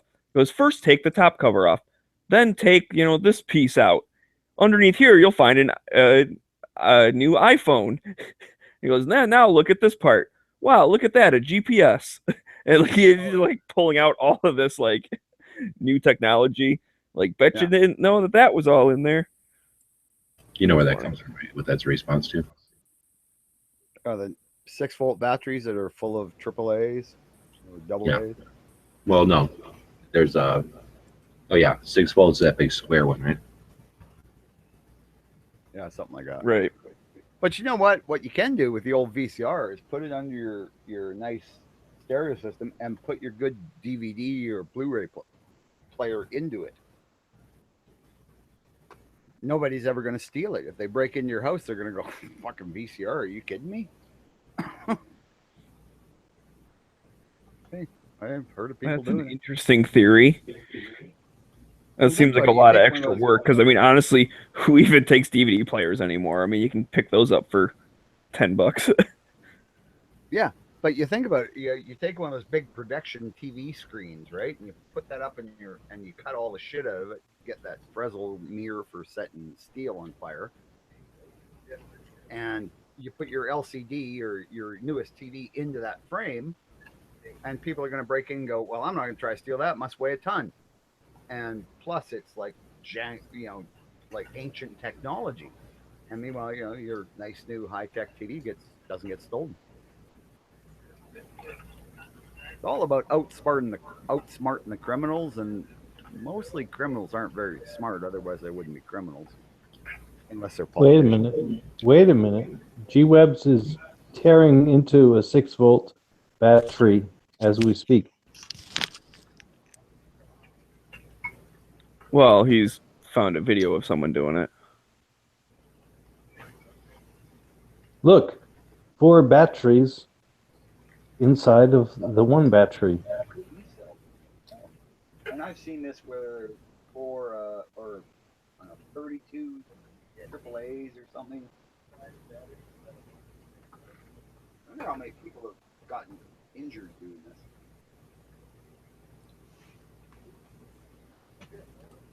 We could barely hear you, Bob. I'm just saying, I wonder how many people have gotten badly injured trying to do this and not having the right batteries or whatever. But I mean, these are 3 people, right? Like, I'm sure they use branded batteries to put inside, right? Yeah, they were Energizer batteries.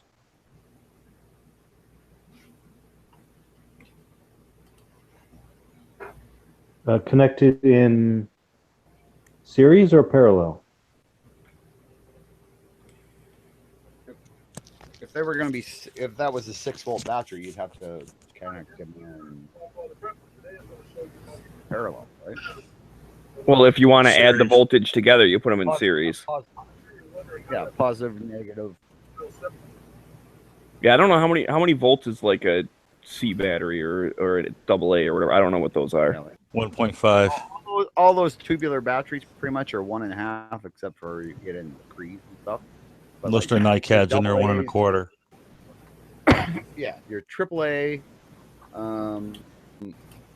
Fucking battery channels.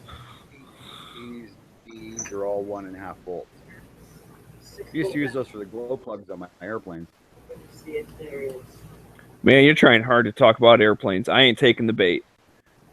Smeggy, are you even a battery guy? I don't even know if I own a battery.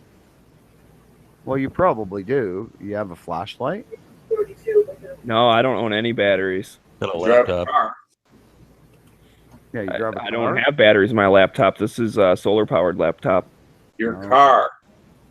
Oh, I don't have batteries in my car either. I have a crank handle in the front. I gotta crank it up. He's got a Model T. The hole for the crank. He goes out there and cranks it up a couple times and hits the button and Well, either that or I live on top of a hill, so I just pop the parking brake and start rolling downhill, and then I just pop the clutch and start it up once I get going.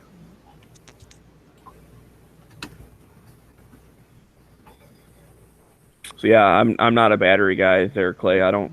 You should try that sometime, man. You got a manual transmission? Just take your battery out, drop your battery cables down onto the battery tray, and then just go push it downhill, see if it'll start. Do you have to take the battery out? I mean, I thought you just freaking. You just put it in neutral, start pushing it. Well, wait, no, you said you had no battery, so I'm just saying. Like, if you got no battery, there must not be one there. So what have you done? That used to work. It don't work anymore. Yeah, wired the cables together, or? No, that worked when cars had generators in them, but when they moved to alternators, you're out of luck. in computers that didn't have to be powered remotely. Yeah, I think they call it an abacus. Yep. To maintain the settings from the sensors.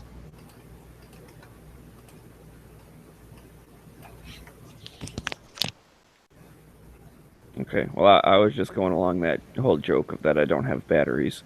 I think it's pretty clear I probably have batteries.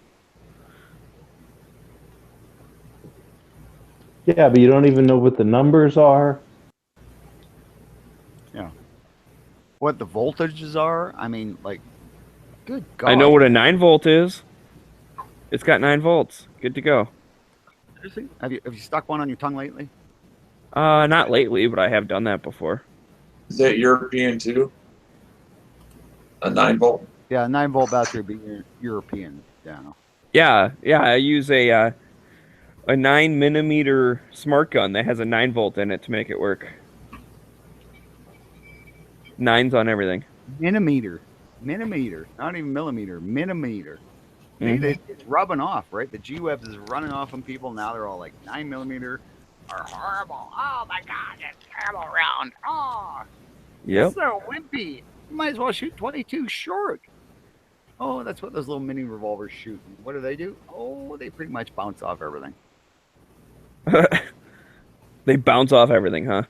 I sure wouldn't want to get Pretty shot much. by one. Really? 22 short? You can shoot it into a chunk of leather and it bounces off. Shoot one in your eye, Bob. Well, I wouldn't shoot it in my eye. That's kind of the soft spot. I wouldn't shoot a pellet gun in my eye. I'm going to stick a pencil in my eye? Good God, you're a miserable person today. What the hell's wrong with you? Got a hangover from St. Patrick's Day? I told everyone the fact that you weren't paying attention is not my problem. He wasn't here, dude. He's tired. I'll spoil it. He's tired. So he's cranky.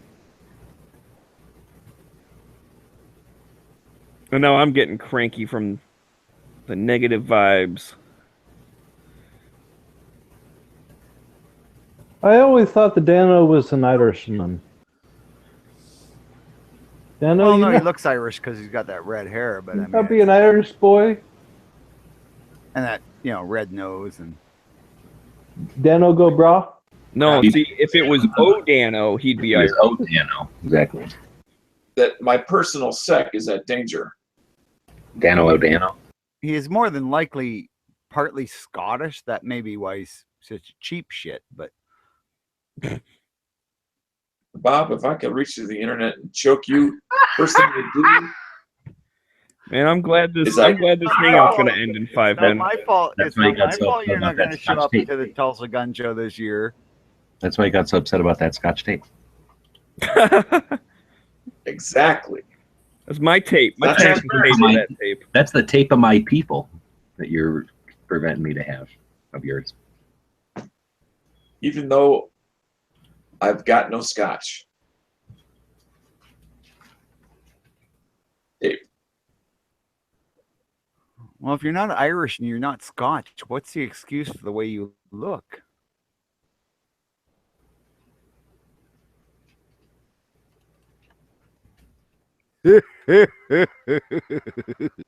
Yeah, it wasn't all that funny. This doesn't pile up on Dano Day, I thought it was funny. even though he is being cranky, but that's okay. I'm just saying. I mean, he does look like he's Scots-Irish cross, which of course would be Catholic Protestant. No, Catholic. Yeah, Catholic Protestant. Terrible family. I always thought Dano was German. I think he's American. And that's all that matters. He's just talking what his genetic, background was, not what country he had with. He can identify as wants. I mean, it's already been proven by dumbass Jenner, right? Oh, I'm a woman now. Hey, let's not go there. I used to be a man trapped in a woman's body, and then I was born. Yeah.